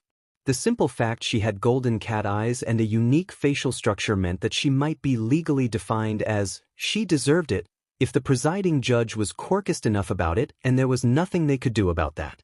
The Togas would get off scot-free and then sue for damages if their deep pockets were anything to go by. Tsukachi really didn't want to talk to the Togas again. Their quirkist blathering in their first conversation was enough to make him GG, but the fact that they thought they were good parents when they obviously only cared about their image just made him feel gross. Being outwardly quirkist isn't illegal, even if it makes you a bigot. Discriminating while running a business is, and there's no evidence for that from them. The Togas aren't stupid. They wouldn't just confess to a detective about abusing their kid. And even if he were to obtain a warrant, he would have to disclose what his quirk was by law. It helped in interrogations, and his quirk was admissible as evidence in court, but if the Togas were smart, they'd just clam up, just like Himiko was doing. Simply, Tsukachi was stuck. Toshi sighed. He was hoping Himiko would give a statement to the detective, but it seemed they've reached an impasse for now. Maybe she'd be willing to talk about it again if she goes to see Ryo? Tsukachi stood back up from where he had been sitting in front of the young girl and pleaded, "Himiko, if you don't tell me what they did, then the Togas will never receive punishment for their actions. What they did to you was wrong, Himiko." "I know," Himiko meekly answered. She titled her downwards, her eyes downcast. Nao Mesa mentally sighed. Maybe they get the Togas on fraud, then? A different angle. Falsifying a quirk registry is illegal and dangerously stupid. not specifying that a child could do something, like generate electricity, when the child isn't given the proper ability to either control their quirk was how accidents could happen, like shorting out an electric vehicle resulting in a car collision. Talking to the various quirk counselors could net them something, but if quirk suppression was still legal, they most likely only went to quirk counselors who were more likely to suggest such a thing in the first place. And that meant they wouldn't say anything about it to a detective. But if her quirk was registered as cat, there was always the unlikely possibility that the Togas genuinely thought her quirk was cat and that her blood drinking was just a defect or some deviant behavior, whatever the hell that meant to people like them, and not the literal function of how her quirk works. If she wasn't allowed to use her quirk at all after it manifested, then maybe they didn't even know she could shapeshift? It would be a stupid excuse, and still very much the abuse of their own child, but they could literally not have known about that. They likely would not have cared anyways, being as quirkist as they are, and still starved her of a dietary requirement. And for the final snag. If things finally came to a head in court, on paper, she had only had cat on her registry. Who is to say they wouldn't just say that her current abilities were a result of her experimentation, including what they know was her original quirk but legally doesn't exist? Of course, they could never let things get to that level, as they couldn't risk discussing Himiko's quirks, or technical lack thereof, in a court of law, because that would literally become the case of the century and endanger Himiko even further. The only thing they can decidedly get the Togas on is child abuse, and the current victim is refusing to speak and he has no idea why. Naomasa had a headache. Maybe we can get some other info then. Not about your parents. Like, do you know the name of who might have taken you? A description? Tsukachi probed. They had tried very hard to figure out who had taken Himiko. They had found the court counselor's office the Togas had gone to, but any info of who they had seen or who had worked at that office was suspiciously absent. Scrub clean. The culprit had most likely worked there. Himiko thought back to before she woke up in the hospital, back to the day she didn't like remembering. She remembers feeling uncomfortable, but that was normal. She felt terrified, scared. She remembers begging to not be left alone, and she remembers the children's doctor who was 1,000,000 years old and had weird glasses. Oh, and he was bald. What was his name? Dr. Tsubasa. He was bald, 1,000,000 years old, and had a bushy mustache. My parents said he was also a kid doctor, Himiko relays. Lie detector pinged as true. Tsukachi blinked in surprise before jotting the info in his notebook. A pediatrician? Actually, that's really helpful. Thank you so much, Himiko. I'll get out of your hair for today. Thanks for letting me see her, Toshi, but I really need to follow this thread. Tsukachi tipped his hat while Toshi waved to his friend as he jolted for the elevator. Toshi himself sighed. This could have gone better, but they might have just gotten a lead. Better than nothing. He looked down at his daughter. She'd stopped eating and looked extremely guilty. Best to reassure her. Thank you, Himiko, for talking to Tsukachi. I know that was hard for you. The girl perked up, her sharp, angular eyes widening in surprise and excitement at the small amount of praise. Her wonderful smile peeked through again. With that done, Toshi continued, I need to speak with my sidekick, but later we can do anything you want after I'm done. Why don't you play in your room until then? I'll clean your plate for you too. Toshi picked up her finished dish while Himiko nodded and practically skipped back to her room. Now time for a new headache. Night Eye was being difficult yet again. Attempting to micromanage literally every aspect of Toshi's life now. He knows he had agreed to this, but not to this asinine degree. Having to somehow turn off from doing investigation work after a long day of being the hero everyone could depend on was a lot harder to do than he would care to admit, but he literally had to now while Night Eye sorted everything out. Soon, he would need to get back to hero work after Himiko had settled in. He'd never been away from his work this long before. Night Eye was right about many things, and more than just one girl depended on him. But he was not right about this. 1 hour a day to spend with my daughter. Are you out of your mind, Mirai? He growled out into the phone as if it had personally offended him. Certainly not, but this was the most effective schedule I could come up with if you wish to remain a pillar of hero society. The dedication that the symbol of peace requires is nothing to be trifled with, Night Eye reasoned back. She's a kid, she cannot be alone for that long. And I want to... actually be able to spend time with her, Toshi ground out. She would be going to a private school during the day. Anyways, All Might, I personally made sure it was one of the best. That was another issue. He really needed to get his kid back into school if he was going to be doing this hero thing. It would at least afford him the time he needed before he could focus on Himiko again at the end of the day. At the very least, she could not be left alone for hours on end inside an empty apartment. She was 6, she deserved better than that. Mirai, it's very unreasonable. I know I was used to long work hours before now, but I can't keep that up anymore. Look at it this way, Himiko needs someone to help her learn restraint, and who better to do it than me? I can't do that if I only see her for an hour a day. Mirai sighed. You asked me for my help and I told you. Being a symbol of peace requires time and dedication. Specify a bit more next time, please.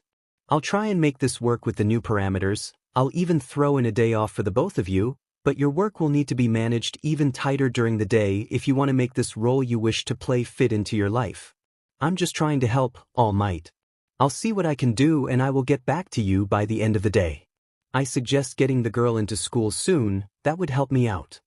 Fine, thank you again, Mirai. Toshi hung up, placed the phone down and inhaled deeply. Alright, he could make this work. Was his daughter a giant nerd in the making? She'd been extremely invested in watching anime with him, especially Dragon Ball. Honestly, this Goku fella reminded Toshi a little too much of himself at times. Toshi had always been more into American comic books than manga growing up, although he had been partial to Ultraman a bit. The side effect of having a Japanese mother and an American father, he supposed. His mother Tashi always used to read him comics that his dad had brought with him from his trips to America before he went to bed. Well, before his father had died in an encounter with a villain. Maybe Tashinori could break out his old Superman collection and read them for his own kid? She seemed like she might evolve into a huge dork. Might as well get started now. Well, like father, like daughter, he supposed. That night he'd read to her an old Superman comic, Toshi doing voices, just like his mother had done. Meanwhile, Himiko listened to her dad with rapt attention as she learned about someone who was different from everyone else but so strong he could place the world on his shoulders, all because he wanted to help. She wondered if she could even fly one day too. Toshi then noticed something. Himiko looked really bashful for some reason. She'd gotten quiet. What's up, kiddo? I want to ask for something. What is it? Can I drink your blood? Toshi was wondering when she would ask. Himiko seemed to panic. It's okay, you don't have to, I'm sorry dash. Oh, of course you can. Himiko was stunned speechless. She'd asked for blood and wasn't hit, or yelled at, or called a freak. Toshi gently smiled and asked, how do you want to take it? Your arm. Sure thing. Himiko seemed excited as Toshi held his arm out to her. Besides that euphoric flavor of blood hitting her tongue like before, it also tasted like steak and liking a battery and love, rich and meaty and thrilling and brimming with strength. Once again, that feeling of euphoria returned and she felt so safe and happy. She felt the red pool into her chest and felt her dad's strength inside her. She was asleep within minutes. Toshi had been helping his daughter pack all morning. So where are we gonna go? Himiko had asked while deciding on which of her plush friends to bring on this trip with her. We're going to Island, Himiko. It's a floating island where scientists from all over pool their resources and research to help propel humanity forward. To try and bring about a better tomorrow. Toshi had buffed out into all might to deliver his answer and hammed up what could only be one of the slogans for the research center of the world. Himiko giggled sweetly like usual. That sounds really cool, but why are we going? Himiko tried to clarify. Well, we have a surprise there for you and it's so we can run some more tests. The more we know about your new abilities, the more we can help you master them. Himiko perked up and chirped, a surprise? Yes, a surprise. We're going to see David Shield and his young daughter Melissa. He was my first sidekick when I was still just a burgeoning young hero getting his start over in America, and he made all my suits. Nowadays he's the top support engineer and my best friend. Besides Tsukachi, he quietly added the last part. He has a kid too? Hey, yes, maybe you'll be friends? Himiko's eyes sparkled at that. A friend? A real friend? They're people I trust too, so we can talk to them about, well, your special abilities. Himiko suddenly shouted, I need to look my best if I want to make a forever friend. Before she grabbed her father's large hand and quite literally dragged him to the bathroom. Toshi was certain if he tried to resist in any way his arm might have been torn clean off from its socket. The end results of All Might attempting to style his kid's hair was interesting, to say the least. It didn't look bad, but it definitely looked good enough even if it was very messy. Toshi had to use so many bobby pins just to get it to stay in place. 2 large buns holding most of her hair up laid on her head, but lots of the strands were flying off in multiple directions. Himiko had said she wanted cat ears. Well, Toshi tried his best. And it seems like it worked out because Himiko could not stop gushing about her new style. Another win for Super Dad Toshinori, he quipped to himself. Although, the buns look like spider lilies. A bit morbid, but so is Himiko. She laughs at decapitations in her little horror movies, and she had mentioned something earlier about wanting to bathe in my blood. But she means it in a cute way, so I'm sure that's fine. Toshi quietly thought. He knows she's deeply compassionate, she just has a unique way of showing it. Being a hero 24/7, dedicating his entire life to making sure other people than himself, people he had no idea who they were or would likely ever see again, never expecting any thanks in return, was also a pretty odd way of showing your love for others when you think about it. The average person could never be expected to give so much of themselves away for nothing in return. Maybe they're a little more similar than he thought. Alongside Himiko's new furniture and belongings, she'd gotten a new wardrobe and was currently wearing a little red dress with black edges that she immediately covered up with an oversized hoodie that had his Silver Age costumes design emblazoned on it. One of his limited edition merch prints, too. She'd said it was the cutest thing ever, and seeing her, well, not exactly drown in fabric but be in danger of it, was kinda cute. He was also sure she wore it as a form of comfort. She seemed to prefer slightly baggy clothes for some reason. Actually, she displayed a lot of odd traits that, separately, didn't mean anything, but together painted a picture in Toshi's mind. She displayed an abject hatred of certain textures like wool, refused to eat certain foods cause they felt bad to her, preferring smooth foods and nothing crunchy, and was deeply interested in a bunch of different subjects like her anime and horror movies and blood in general, all of which told Toshinori just about everything he needed to know.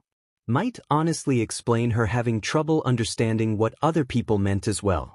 Her parents likely never took the time to actually explain anything to their kid, so she never understood why she was being punished by them. They just expected her to understand why she'd done something wrong, and she had no idea why her parents suddenly hated her. She'd admitted as much to him early on. Poor kid. At least Toshi took his time to explain stuff to her when she didn't get it, and she'd accepted it all easily. You don't take people's blood without their permission, it's theirs. She chirped back about how that made so much sense and that she'd be sure to ask for permission from now on. You try and do your best to help other people because it's the right thing to do. She's been a helpful girl ever since. Some people might find her talking so much about the things that interest her a bit too much, but that's okay. She just had to make sure they got to talk about what interested them too. She'd immediately gotten excited about being able to learn about other people's little hobbies and quirks. She was a bright little thing, but he was fairly certain she had something else going on with her. Himiko was unique, after all, in more ways than one, but maybe this could be something he could help her understand and navigate, something to think about later, he supposed.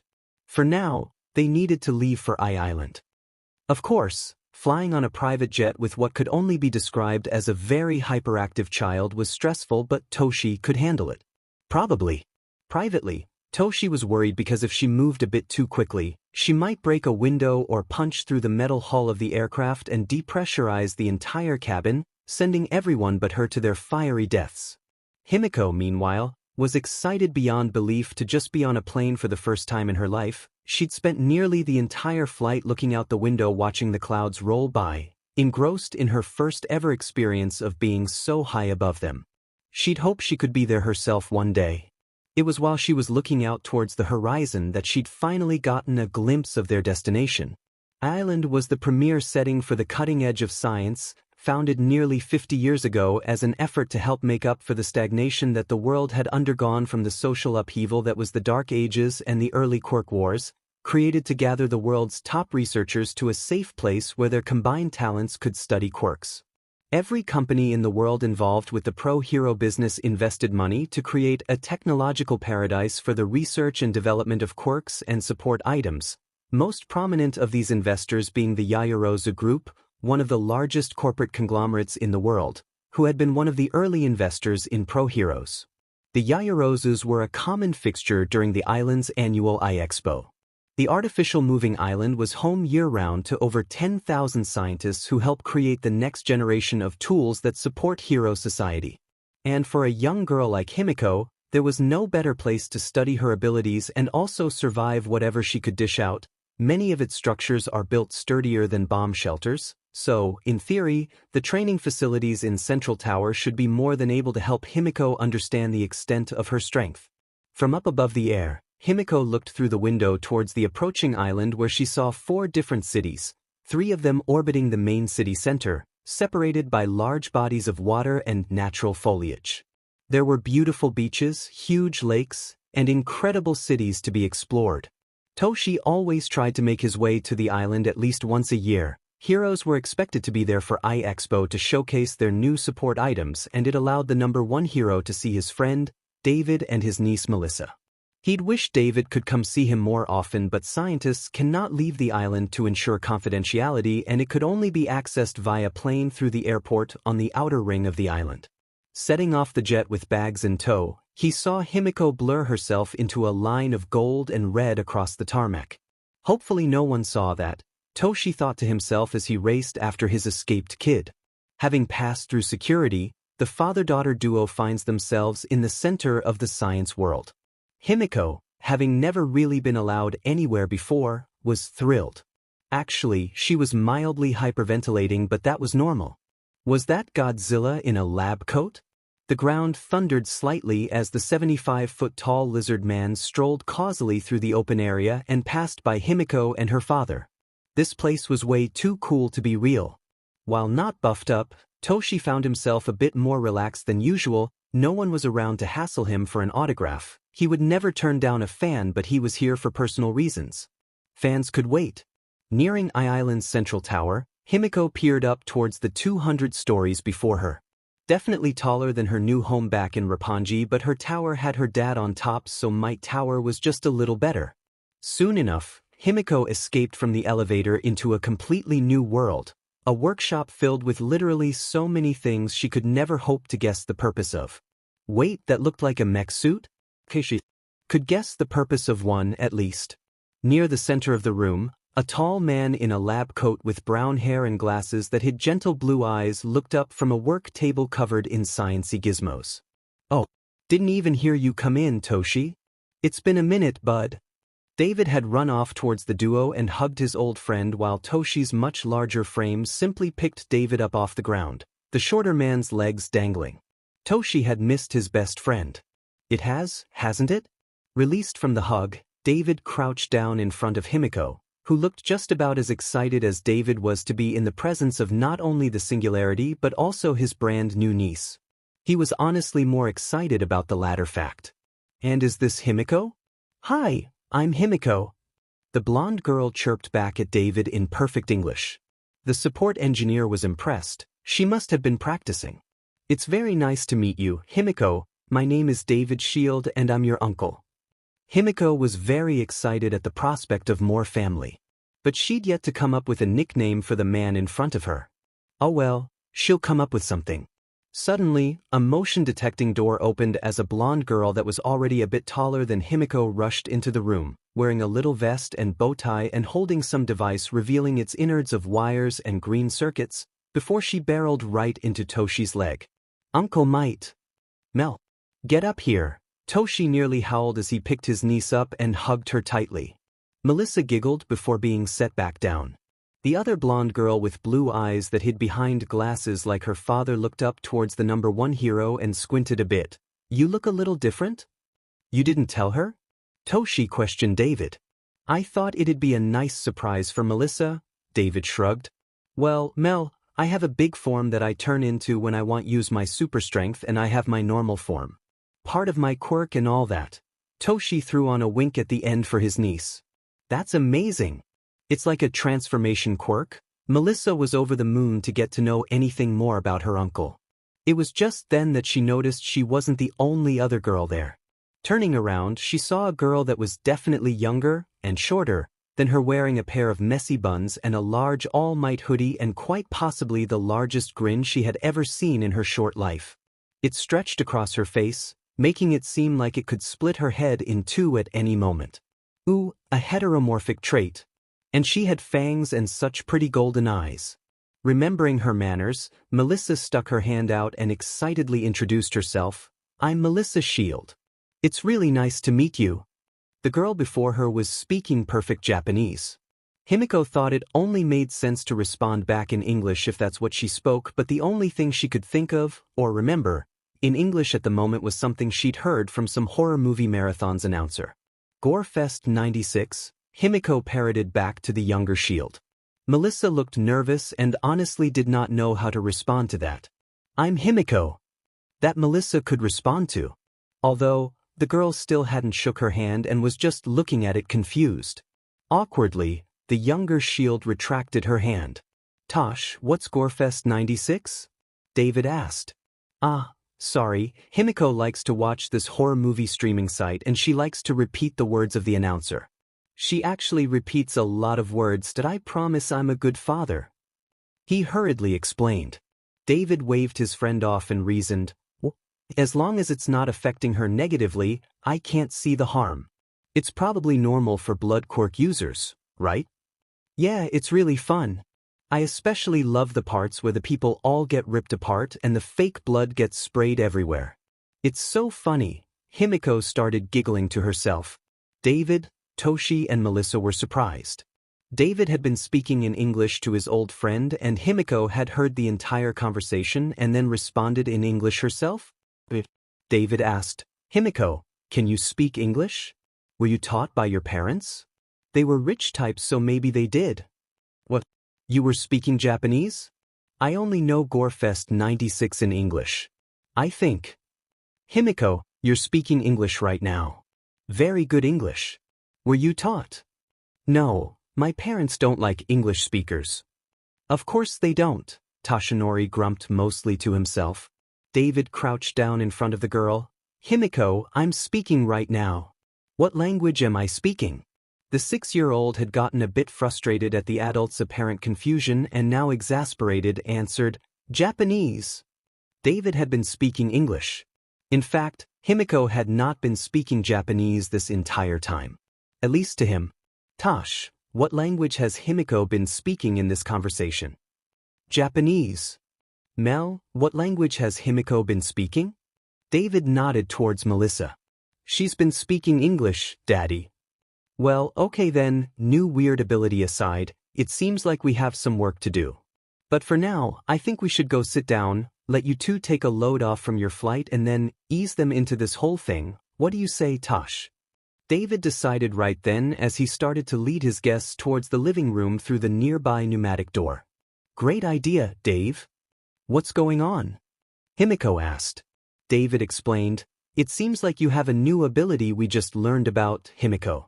Seems like everyone can understand you, no matter the language barrier. Or maybe it's only English and Japanese. Could be either. That confused the young girl. A lot. Oh, well, learn something new about yourself every day. The adults walked towards the living room while Melissa walked beside Himiko. She was curious about who this girl even was that uncle might had brought with him. Why was she even here? Is that your quirk? Melissa quietly spoke sideways towards Himiko. No? Maybe. If you can speak English, why did you only say Gorefest 96 before? I panicked, it was all I could remember in English. Sorry.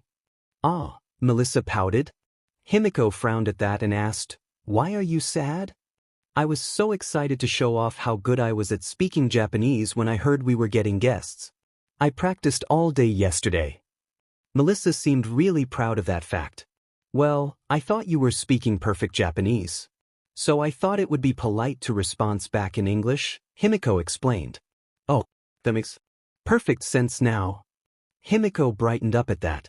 She made sense to someone else. They understood what she had meant.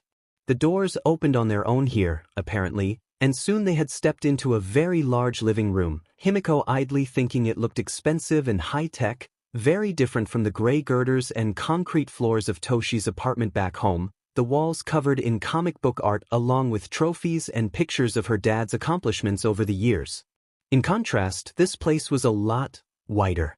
Cleaner too, maybe? She followed the blonde older girl before the two of them sank into the green couch, set in a depression in the floor lined with steps. This was also an odd way to have a couch, but it seemed fun enough. David spoke up. Mel, you remember how I said I had a very special surprise for you today? Of course, Daddy. Well, the surprise is sitting next to you. Tosh, would you care to explain? I'd be delighted to. Mel, you know how I'm your donor father? Well, yeah, of course. Melissa Shield knew that, technically, she was the daughter of All Might, but she had been raised her whole life by her father. As far as she was concerned, Uncle Might had just helped her arrive into the world a little bit easier. Well, turns out, through an accident or something else, you weren't the only kid I had. Himiko was confused. Her dad had another kid? Wait, were her siblings All Might's kids too? Melissa kinda reminded her of her dad a lot, the hair color and the eyes. Well, Himiko, this is your half-sister, Melissa Shield. Himiko suddenly froze, all of her brain activity culminating into one question, did I have another sister? Melissa turned towards the catatonic girl, who peered back towards her, just as shocked that the girl next to her was her sister. Until tears formed in Himiko's eyes. The younger Shield started panicking almost immediately. Oh no! Did I do something wrong? Can I hug you? Himiko vaguely nodded before her new sister glommed onto her.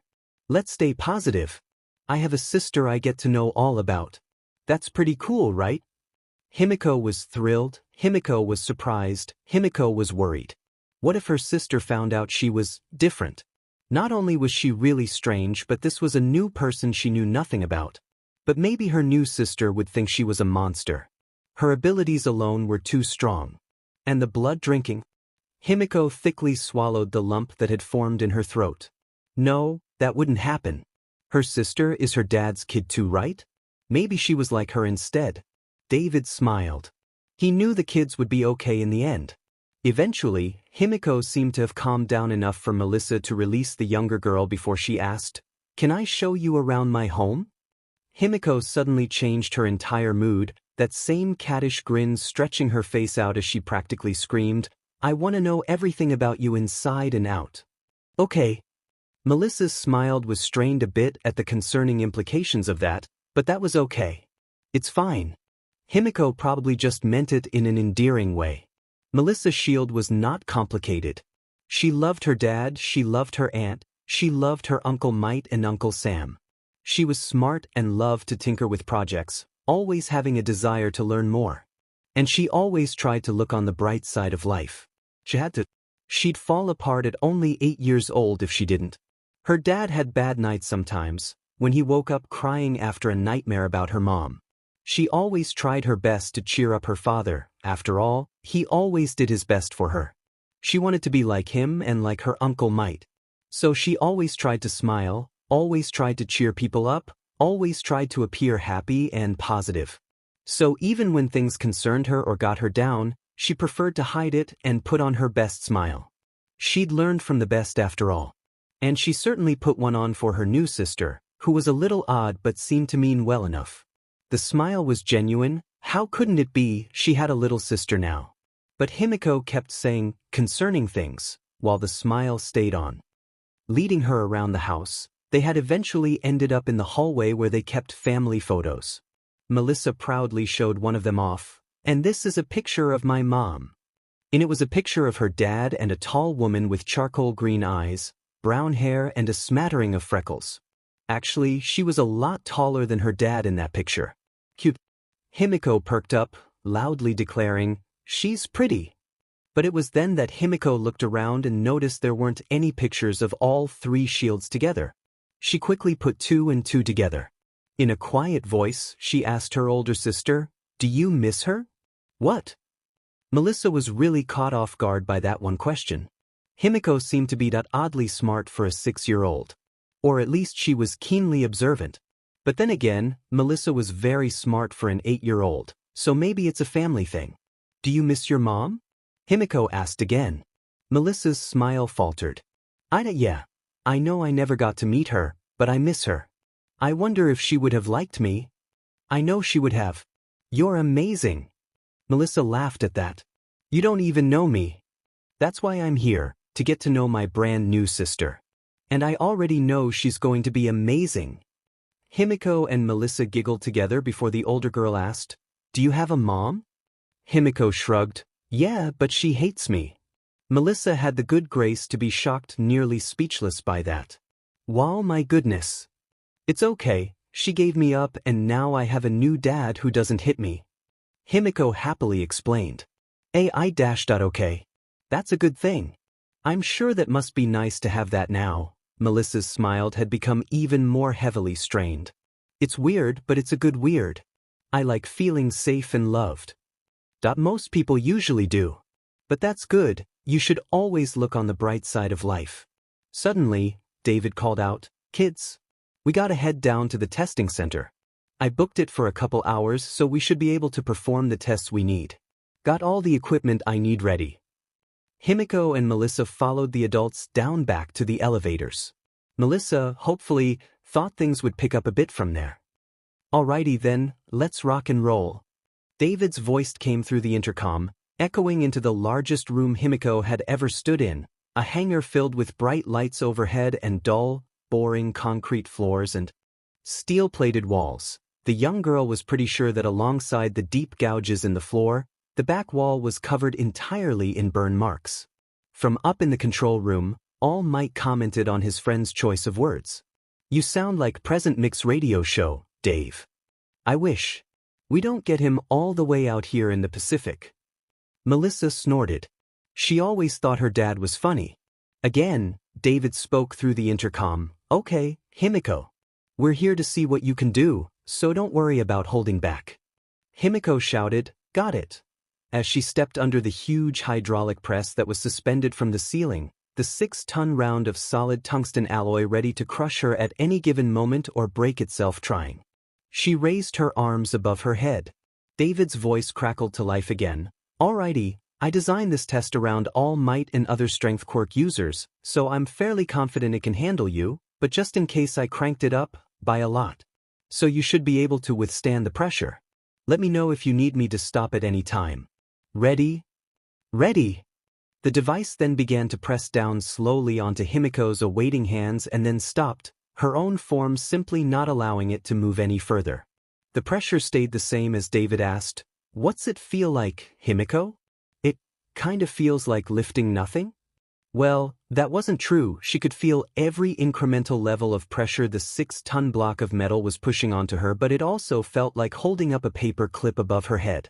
David started the test back up and increased the pressure. "Oh, I can feel it now.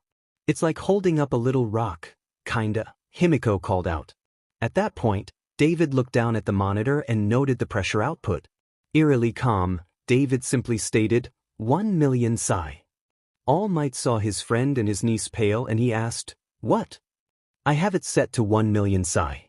That's 500 ton force per square inch." David huffed a bit, an airless chuckle making its way out. This was surprising. That's over 4 million newtons of force. That's the equivalent of a booster for a rocket shuttle exerting enough power to help it escape the pull of Earth's gravity. He started the test again and increased the pressure. "Okay, now it's kinda heavy," Himiko called out. David looked down at the display, somewhat afraid to see what the answer was after turning the dial way up. 14 million psi. And it was only kind of heavy to the girl. "I think we'll have her stop this test for now." The intercom declared, "So, this is more about you just letting loose and seeing what you can do, which is why your dad's down there with you this time." Himiko looked up at her dad in his buff form, who waved at her before giving her a thumbs up. "You got this, Himiko. Just do what comes naturally," Toshi encouraged. At that, the girl just shrugged, turned, and loudly clapped away from the direction of the control room. The air pressure in the room dramatically increased. It sounded like a bomb had gone off in front of her, even from up inside the control room. Thunderclap, huh? Toshi was intrigued. That could be a good move for her to use in the future. That one's new. Himiko was getting excited. What else could she do? She remembered watching videos of her dad in action. Actually, simply punching the air with all her might, she yelled, "Detroit smash!" The pressure was once again immense. The back of the wall of the hangar had its reinforced concrete and steel alloy plating dented into itself, pieces crumbling onto the floor. Toshi felt so proud. David nervously said, "We can fix that." This test felt a lot different than before, as what looked like a gun was now pointed directly at Himiko's head. It even had some robot eyes that stared at her, watching her every move. "Previously thought," David began. "Okay, reaction time. I want you to catch any of the rounds we throw at you. They're rubber bullets from the security system, if you were wondering, so don't worry, they won't hurt you." All Might cleared his throat from back in the control room as he stood next to David. Rubber bullets? Really? Oddly, David had turned stock still. "David? I may have fibbed." "Okay, so these are going to be real bullets," David coolly tried to explain before Toshi erupted at him. "Real bullets? David, are you out of your mind?" Trying to reassure his friend, David said, "Don't worry. I am more than certain she can withstand it. I could drop a building on her and she'd be fine." "Actually, no, that is not going to be a test. And don't do things like this without my permission again," Toshi darkly declared. David quickly nodded. "Got it? And don't worry, she won't be hurt, and it would be better for her to test it here, safely, than find out for herself in the future. Honestly, I feel bad for the bullets." Himiko waited, and then the small turret blinked from green to red, and turned towards her. "Just catch the rubber bullets," her uncle said from up above. The sound came to her first, some grievously loud noise. The world bathed itself in that vision of red and gold yet again, and the bullets suddenly came out as if they were trying to pass through molasses. She grinned as she caught her first bullet. She could feel the force imparted from it as it rapidly spun out and lost its energy in her fingers, but it had only just felt as soft as being lightly tapped. Okay, cool, she could catch rubber bullets. Although these were a really weird texture for rubber. Must be some science weirdness they have here at the island. The test was over after 5 seconds, and Himiko finished with an armful of rubber, definitely not real bullets, the rounds clinking metallically against each other as she looked back towards the control room, smiling, hoping she'd done a good job. "You did great, Himiko," she heard Uncle David call out from the intercom. She beamed at the praise. "David," Toshi calmly started. Clearing his throat, David turned in his swivel chair to give his friend his full attention. "Yes, Toshi? I'm going to give you a noogie later for this," All Might decreed. There was no changing David's fate. "Yes, Toshi." Himiko was excited for this one. The intercom issued its next challenge. "I want you to run from point A to point B as fast as you can possibly go. The sensor will record your speed, and I can calculate your top speed using those results after we run this a few times." Good data needed lots of data points, after all. After being given the green light, Himiko moved as fast as she possibly could. From up in the control room, it was less than a blink of an eye, and there was a massive crashing noise, lots of dust suddenly becoming airborne near the edge of the testing room. Toshi nervously asked, "David, what happened?" Looking down at the senior array, David saw just what exactly had occurred. "Ah yes, I see. She just ran through the wall straight to the other side." Toshi panicked and yelled out, "Himiko!" Melissa laughed at that just a little bit. She saw in the cameras on the display monitor that showed Himiko on the other side of the wall, just grinning like a loon while covered in dust.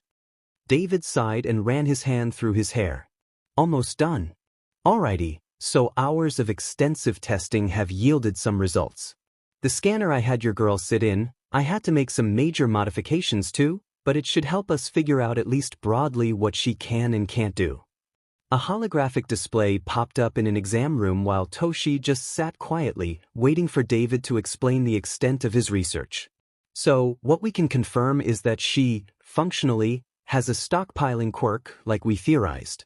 Her body stockpiles DNA and solar energy, both used in conjunction for different purposes. In theory, she could probably stockpile people's DNA through other means like sweat, skin flakes, hair, etc., but blood seems to be best since that's what her original quirk used and it remains a dietary supplement.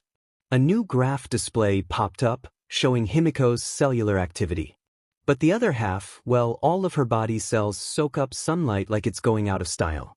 She's a living solar panel. In fact, I think if you put her in a room with low lighting, the room might get darker cause she's ambiently absorbing the light around her, a little like a black hole. Toshi wheezed a little at that. But broadly speaking, her powers superficially resemble your favorite comic book hero. She seems to have some sort of emitter in her eyes, like Recovery Girl had surmised from her original eye scans. Looks like she can most likely shoot out intense beams of solar energy. So, in effect, she has laser vision. It'd be more like being hit with intense heat and force rather than just a regular high-focus laser, though. I would call it an energy beam rather than laser vision. Her lung capacity is really weird, too. Seems like she can supply herself with a staggering amount in her lungs relative to her body size. Might be a quirk, might just be a result of her new biology. David shrugged at that. Her hearing and sight are going to be growing a lot more later, too. She has more than just an emitter built into her eyes. So a form of X-rays, almost, though not like she's suddenly dosing everyone with low levels of radiation. And her inner eardrum seems custom-built to filter and siphon just about any sound around her for possibly miles without overwhelming her. Newer graphs showed up, each extending the apparent powerful ability of Toshi's kid. And I'm fairly certain she has some kind of aerokinetic ability, something that would allow her to move her body through space, in effect giving her flight. It looks similar enough to a really powerful telekinesis quirk than the normal types of flying quirks I've seen over the years. Less Captain Celebrity, more Maverick. But just ramped up a million times. She should just be able to will herself to move and then she moves. At the mention of Maverick in Nana Shimura, Toshi held a small smile in remembrance of his master. Himiko would be able to fly just like her. He wondered if that had been intentional by whoever had experimented on Himiko. More likely than not. Now, for the newer thing we found out today, she seems to be able to speak any language possible or rather understand them and then everyone else can understand her, regardless of language barrier. Might be an implanted quirk but not sure, exactly. And there's one more bit of weirdness. She might be able to produce electricity? Or absorb it? It's hard to say exactly right now. But it's something she'll probably unlock as she gets older. We'll just have to wait and see. Electricity? That had interesting capabilities, but it wasn't exactly a Superman power he remembered his childhood hero having. And I think I might have found a possible weakness she has written into her biology. Toshi's eyes widened at that. Something that could actually harm his daughter? Her body was built to absorb regular sunlight, the yellow light that filters through our atmosphere. But there's more than one kind of sun out there. Like with her blood intake, sure, she could absorb other kinds of DNA and, in this case, different forms of light, but it's not the right kind of thing she needs. It's like the wrong kind of nutrient you require in your diet. Red sunlight would effectively render her new powers null. She'd still be super dense and still be able to use the transformation effect of her quirk, but the red spectrum of UV energy overloads her cells and renders the powers ineffective. She'd be just like the average person, if a bit more durable. The display changed again, showing the differences in power levels between the yellow light and the red. So no super strength, a lot less invincibility, definitely no flying. It's not harmful, thankfully, and has no long-term effects on her health. She just needs to step outside on a nice day and soak up some rays.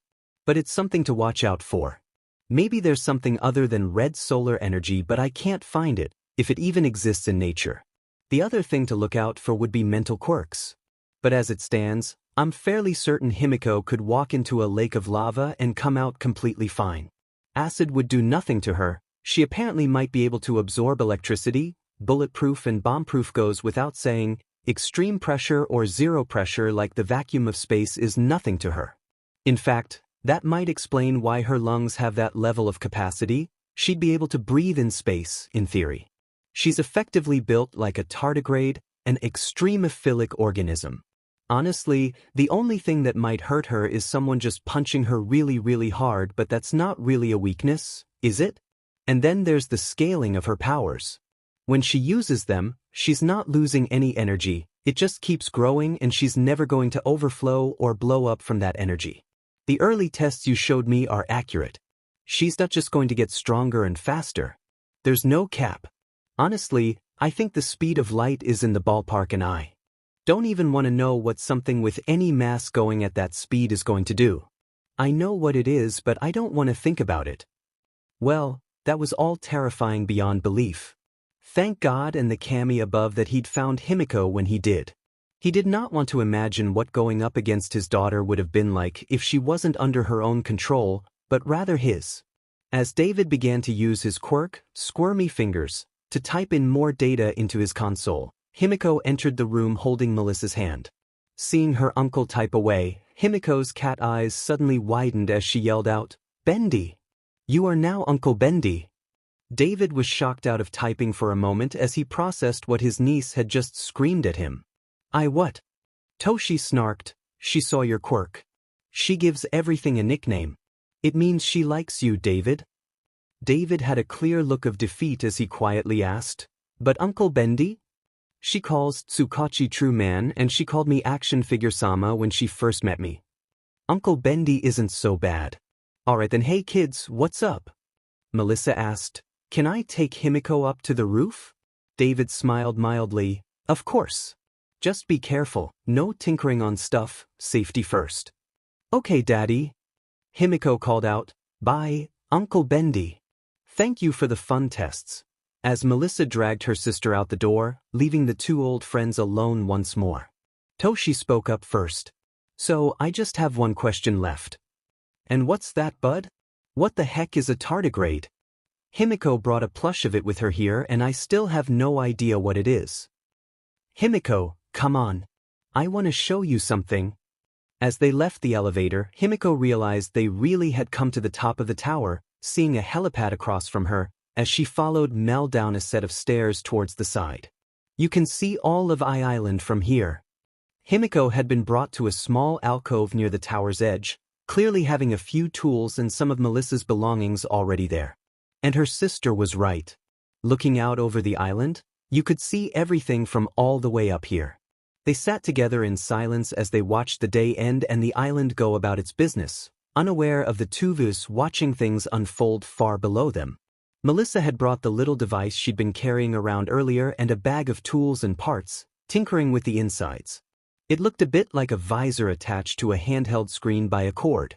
Melissa, while still tinkering away, offhandedly asked a question that she had been itching to ask since she'd seen her sister do all those amazing things. "So, what is your quirk?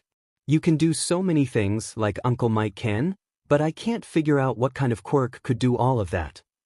Himiko panicked a bit but remembered she could tell Mel about what she could do. She was safe. But as Melissa continued to focus on her device, Himiko recognized a bit of sadness behind her new sister's eyes. "What's the matter?" she worriedly asked. At that, Melissa got confused but shrugged her sister off anyways. "Oh, it's nothing." "Don't lie." Himiko glared a bit at the older girl. Shocked into foregoing her tinkering for the moment to focus on her sister, Melissa surprisedly asked, "What?" Himiko's face had formed into a grimace. "I hate liars. I can always tell. You're hiding behind a mask. Some of your smiles are fake. I know what that's like. I don't want people to lie, I want them to be happy and be themselves. So why are you sad?" The younger sister was determined to find out what was wrong and try to fix the issue, but the elder sister just couldn't say it. I can't tell you." "Why not?" "You might not like me as much afterwards. Or I might end up liking you more." Himiko had a way of making Mel feel a bit lighter with the odd way she said things. "Oh well, she might as well know," Melissa thought and swallowed the lump in her throat. It's my quirk." Himiko's eyes widened at that. Was she like her? Was Melissa different too? "What's your quirk?" "That's just it. I don't have one. I'm quirkless, actually." A moment passed between sisters like the wind that passed over the tower. What's that? It was now Melissa's turn to be surprised as she whipped her head towards her younger sister and saw the genuine confusion written on Himiko's face as she tilted her head slightly. Melissa thought she looked a bit like a curious cat just then. It means I don't have a quirk, Melissa answered incredulously. She was slightly amazed she had to explain what being quirkless actually meant. She'd never met anyone who didn't know what that was. That's a thing? Himiko asked, incredulous herself. Why hadn't she known that was a thing you could be? That would have made her life so much easier without her curse, her quirk, she meant. You didn't know? Well, I knew people didn't have quirks and then they did. But I thought it was one day we didn't and then the next everyone suddenly had superpowers. Didn't your parents ever teach you anything about quirks? Melissa probably didn't want to know the answer to that. No, they never talked about them. And when they did, they were never happy about them. I know they talked about villainous and weak quirks sometimes. But they preferred to pretend quirks just didn't exist. Oh. Silence fell over the girls. I wish I was like you, Himiko confessed after another moment has passed. What do you mean? Melissa was surprised even further now. I wish I was born quirkless. My parents hated me after my real quirk came in. All because my quirk made me act different and need things. They didn't like that I needed to drink something to live. Or that even if I hadn't needed to, it still made me weird. If I was quirkless, I would have had an easier life before now. Himiko's face was so downcast while she talked. Melissa didn't like that look on her sister's face. Himiko continued, they wanted me to be normal. That's why I wish I was like you. You're normal. Maybe then they wouldn't have thrown me away. Melissa's frown only deepened at that. Did Himiko's ex-parents hurt her? She already knew they must have been mean, but this seemed like too much. Melissa was frowning a lot more than she was used to. And a little well of bitterness she liked to keep tamped down suddenly sprung up. She knew Himiko did not really want to be quirkless.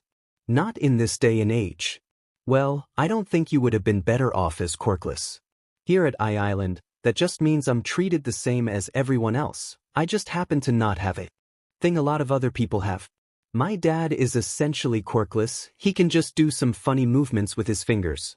He mainly just uses it to help with his engineering or to type really fast. But in a lot of other places in the world, the quirkless aren't treated very well. No one talks about them or cares about them. Only one company makes shoes for them anymore. Even all my shoes are custom made from them. That's how much of an afterthought we are to everyone now. It was different 100 years ago. But now there's not too many of us anymore. Daddy said we're treated like we're fragile, easy to break, or an evolutionary caveman who needs to hurry up and go extinct already. Or that we're all dim-witted and can't accomplish anything on our own. I met a scientist who was visiting here once who made me feel so stupid. He treated me like I was an idiot. Even if I was, he still shouldn't have done that. You shouldn't treat people different from you like they're a burden or anything like that. But suddenly, because I can't do some random little thing, because I was missing something in my genetic code, I was less in that man's eyes. Daddy was so mad. No one hires us for jobs. As much as I wish I wasn't born quirkless, I know I was still born pretty lucky. I was born in the best place in the world for someone like me to exist. I have it easy, but am afraid to leave the island. I've never left once in my life. I don't think that will change ever. I know I don't have any room to complain. I don't have a bad life. I live in a tower in a shining little oasis while everyone else has it worse. But I still wish I was you. You got Uncle Might's strength.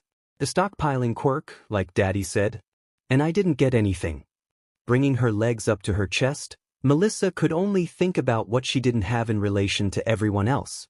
She wasn't sure why her sister had gotten everything from her uncle and why she'd gotten nothing. They both had the same genes, right? Well, you got something, Himiko chirped. What's that? Melissa quietly asked. You got me now. If you ever want to leave the island, I'll punch anyone who treats you differently. They're just jealous they can't be as cool or as smart or as pretty as my big sister. The smile Himiko gave was brilliant, as if she hadn't just offered to beat up people who were mean to her sister. Melissa laughed and smiled once again. Her sister was odd, but she really liked her. What about you? What makes you different? I can see it's a stockpiling quirk, but I'm not sure what you meant by original quirk. Time to explain stuff. Dad said that after I was taken and experimented on, I was made different. I had a quirk, but it wasn't the super strength like Dad has. But now I don't have any quirks, technically. Experimented on? Who does that? That's a crime against humanity? And on a child? On her own sister. And she doesn't have any quirk, when she obviously does? What did that mean? Melissa confusedly began, but Himiko cut in, rapidly speaking. I remember Dad saying something about how I don't have a quirk factor and I have a singularity body. I'm not sure what that means though, just that I'm completely different from everyone else on the planet now. Melissa paled at that. She'd only just recently learned about that theory in school. It wasn't supposed to be real. Melissa preferred if they tried to steer the conversation elsewhere. What was your original quirk? Himiko breathed in. She never liked this part, there was always uncertainty. But Melissa was different, like her. Maybe she wouldn't care that she was a monster. I drink blood so I can transform into them and I can copy their quirks too. Permanently. That part's new, I couldn't do that before. Melissa, with stars in her eyes, blurted out, "That's amazing. That's a kind of stockpiler quirk, like Uncle Mite's. If you could do that now, that must mean that was an original function of your quirk, most likely something you would have developed as you got older." The stress magically left Himiko's shoulders just then, the lead in her muscles slagging off. She would have gotten the ability to copy quirks through people originally? That's neat. The sisters had fallen into a companionable silence after that, happy to be next to each other. Himiko people watched from 200 stories up high while Mel continued to tinker. Eventually, Himiko became curious, like usual. "What's you working on?" Melissa brightened at the question, happy to explain what she was doing. "It's a new gadget. It's a bit temperamental right now, but I think it'll work. It's a people finder, official name and trademark pending. It can locate people based on heat signature, heartbeat and a bunch of other stuff, even through walls. It'll show you exactly where they are at all times. A rescue hero could use it to find people in the rubble, or a Twilight hero could use it to scope out the bad guys at a drag deal. If I figure some stuff out, I think I could get it to even read out what a person's quirk is from a distance." "That's amazing. You could be a hero with that." Melissa scoffed a bit at that but blushed all the same from the praise. She couldn't be a hero with just this. "Well, it's only a prototype for now, but thank you. It's pretty cool you're able to do all this stuff. I'm not very smart, I don't think." Melissa makes a lot of funny faces at my words, Himiko had thought. You're only 6 years old and you're already displaying high levels of emotional intelligence. People can be smart in different ways. So I'd say you're smart. Must run in the family. Melissa had another question on her mind though. Do you want to be a hero? If you learn how to use your powers, you could help so many people. Himiko couldn't help her own frown that formed on her face and she looked back out towards the skyline. I'm not sure yet. I like helping people. It makes me feel good. But that's kind of it. From what Dad's told me, heroes are like a big deal. They got this special calling. I don't know if I have it in me. Suddenly, Himiko had a different idea entirely. Why don't you be a hero? She excitedly asked. Melissa was taken aback by that, from both her sisters' sudden mood swing and a feeling of doubt creeping into her.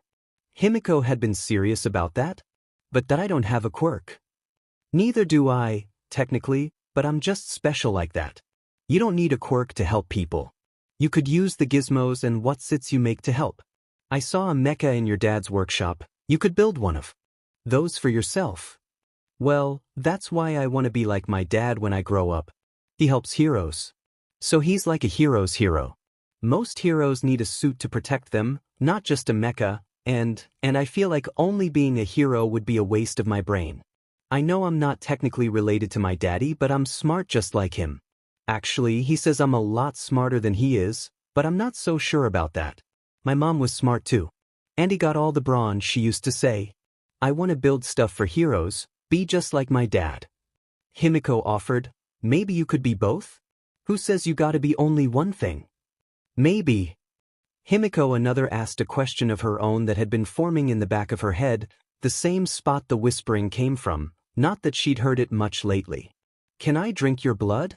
Melissa at least didn't look disgusted, so that was a good start, but she did look confused at the sudden off-topic question.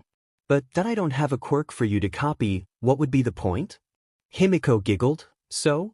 I don't care about that. It's cool and all, but I turn into the people I love because I love them.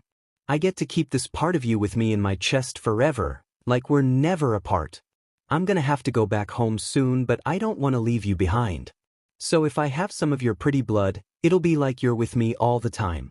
I could take you away from here and you wouldn't have to be afraid of everything out there. I want to be like the people I drink the blood of. You're so smart and pretty, Melissa. I would love to be just like you. Melissa couldn't help the blush that had formed. Her sister loved her already? She didn't mind the blood drinking, that was just a normal quirk happenstance in this day and age, and she guessed her sister just showed her love a bit different because of it. And she even wanted to help Mel get out of this place, in her own little way, even if she was afraid to leave. How could she say no? Okay, just don't take too much. I have school tomorrow. Melissa found the whole ordeal endearing as she stuck her arm out to her sister.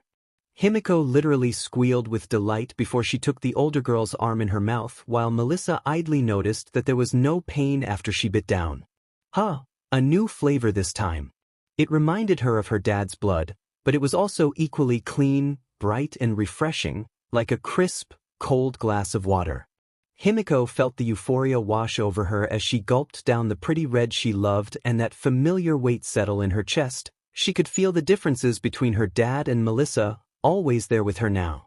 Popping her mouth off of her sister's arm, she called upon the blood and felt the clay reform her body until a version of Melissa was sitting in front of the real one, only now wearing a slightly better-fitting All Might hoodie. Melissa adjusted her glasses as she looked as her duplicate in awe. You look just like me. Himiko squinted to look at her sister. Really? I can't tell, my vision is all blurry, do I have something in my eye?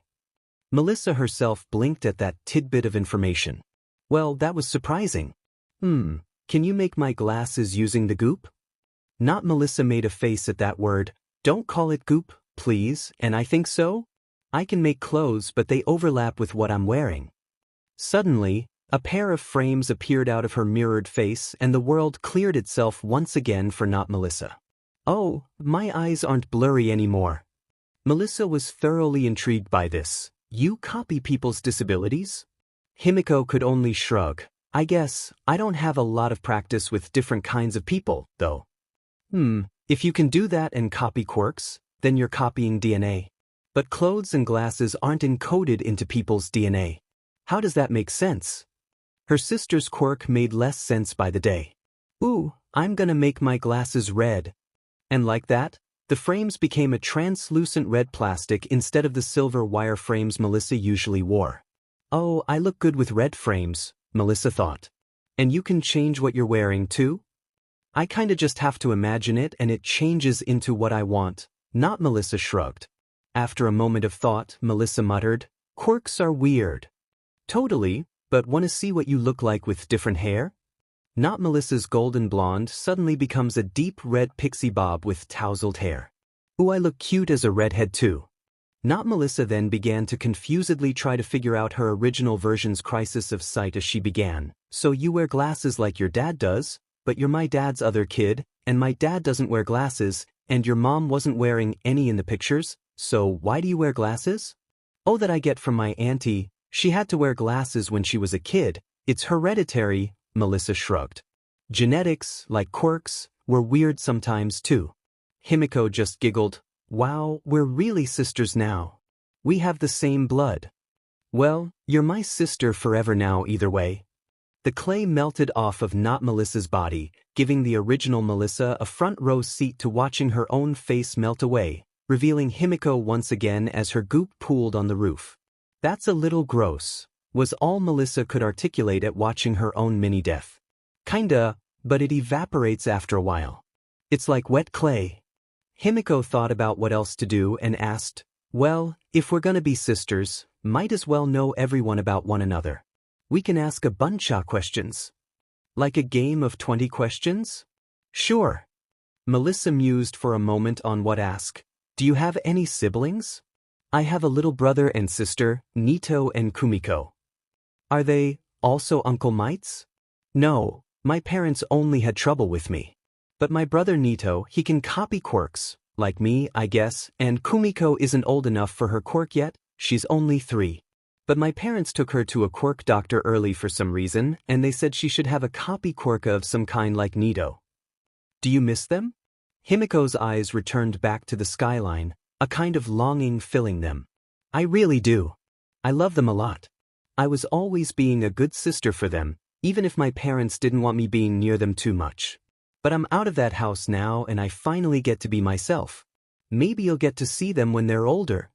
I hope you get that too. The half-finished device in Melissa's hands unexpectedly sparked and smoked, shocking the girl and caused her to flinch away. Flailing wildly, Melissa fell backwards over the edge of Central Tower's roof. Melissa! The red and gold flooded her vision again as Himiko desperately raced for her sister's hand as she fell over the edge. And suddenly Himiko went over after Melissa. In the air, she'd actually caught her, but now they were both falling. Maybe if Himiko maneuvered so she was the one that hit the ground, then Melissa wouldn't get hurt. She should be fine and then Melissa would be okay. But why wasn't there any wind rushing past her ears anymore? You're flying. Himiko opened one of her eyes she'd had scrunched up.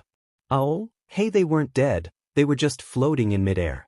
Melissa, meanwhile, was suitably freaked out and clinging tightly to her sister. Himiko immediately cackled. We're flying. We didn't go and splatter the ground as 2 gore stains. I don't want to imagine myself as a gore stain, please, Melissa whimpered. She didn't want them to find her corpse spread all over the botanical gardens down below then, splattering the genetically modified azaleas. But we'd be so pretty like that.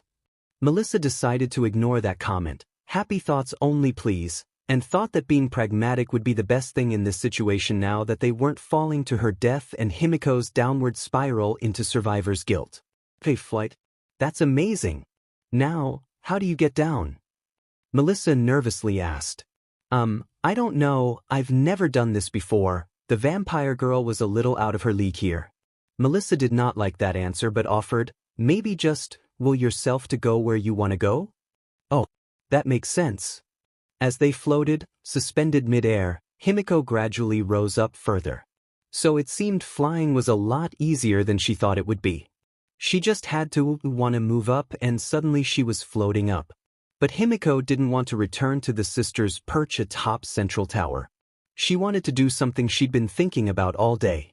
Rising up further into the air, Melissa holding on, Himiko carried her sister gently and softly above the cloud cover, into the light of the setting sun, where she could feel the rays nearly soak all the way down into her bones. It was in this moment Himiko felt so at peace. As free as a sparrow cresting above the wind currents. Melissa felt like she had stopped breathing for a moment. The edges of the clouds were set ablaze by the sun. It was just beautiful. Nothing could make you appreciate a sunset more than almost falling to your death. And then she looked over at her sister's face. Himiko's eyes were golden and blazing while she smiled as wide as she could, her fangs glistened in the fading light. She looked so happy, so bright. Melissa couldn't help the smile forming on her own face. You're amazing. Himiko was shocked out of her reverie by Melissa for a moment. I am amazing, aren't I? Himiko half giggled at her sister's comment. Flying, it seemed, was easy. Holding back her strength was harder, but this came so naturally to her. Himiko flew gently back towards the tower, landing softly upon the ground before helping set her shaking sister back down. Deep inside, Himiko knew she was lying about herself being amazing. She really wasn't anything special. She was a weird girl with a strange smile who just liked to help people, who liked seeing them be happy. But if her sister thought she was amazing, maybe she could pretend a little bit, like when she had worn her sister's face. She could do that for her. Maybe she could one day live up to even half of her expectations, someday far away in the future. Melissa, meanwhile, had come to a realization of her own, and her lip trembled as she worked up the courage to voice her decision regarding her own future.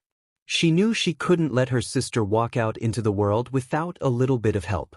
It was what older sisters were supposed to do, right?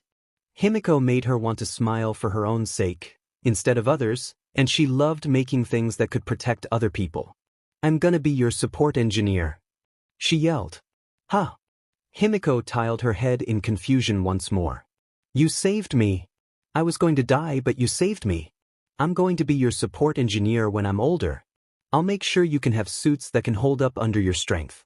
I should be able to find a way to make something nearly as invincible as you are. I'll be to you what my dad is to my Uncle Might.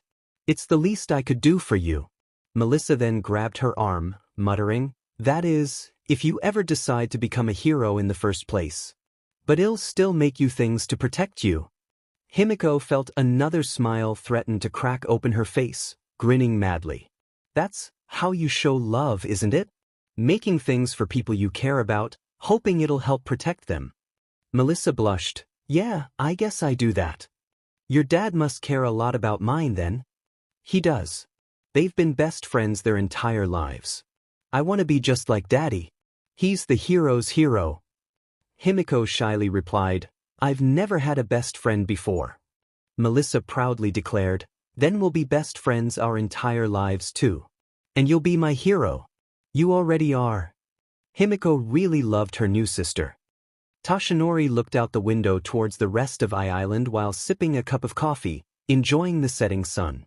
Today had been a good day. He'd gotten to see his old friend again, he'd introduced his daughter to her own sister, they'd figured out the upper limits of Himiko's abilities, and young Himiko was flying back down from under the clouds. Toshi dropped his cup and watched as his daughter, who was flying, carried his niece up towards what was likely the tower's roof. He screamed, "David, we have a situation."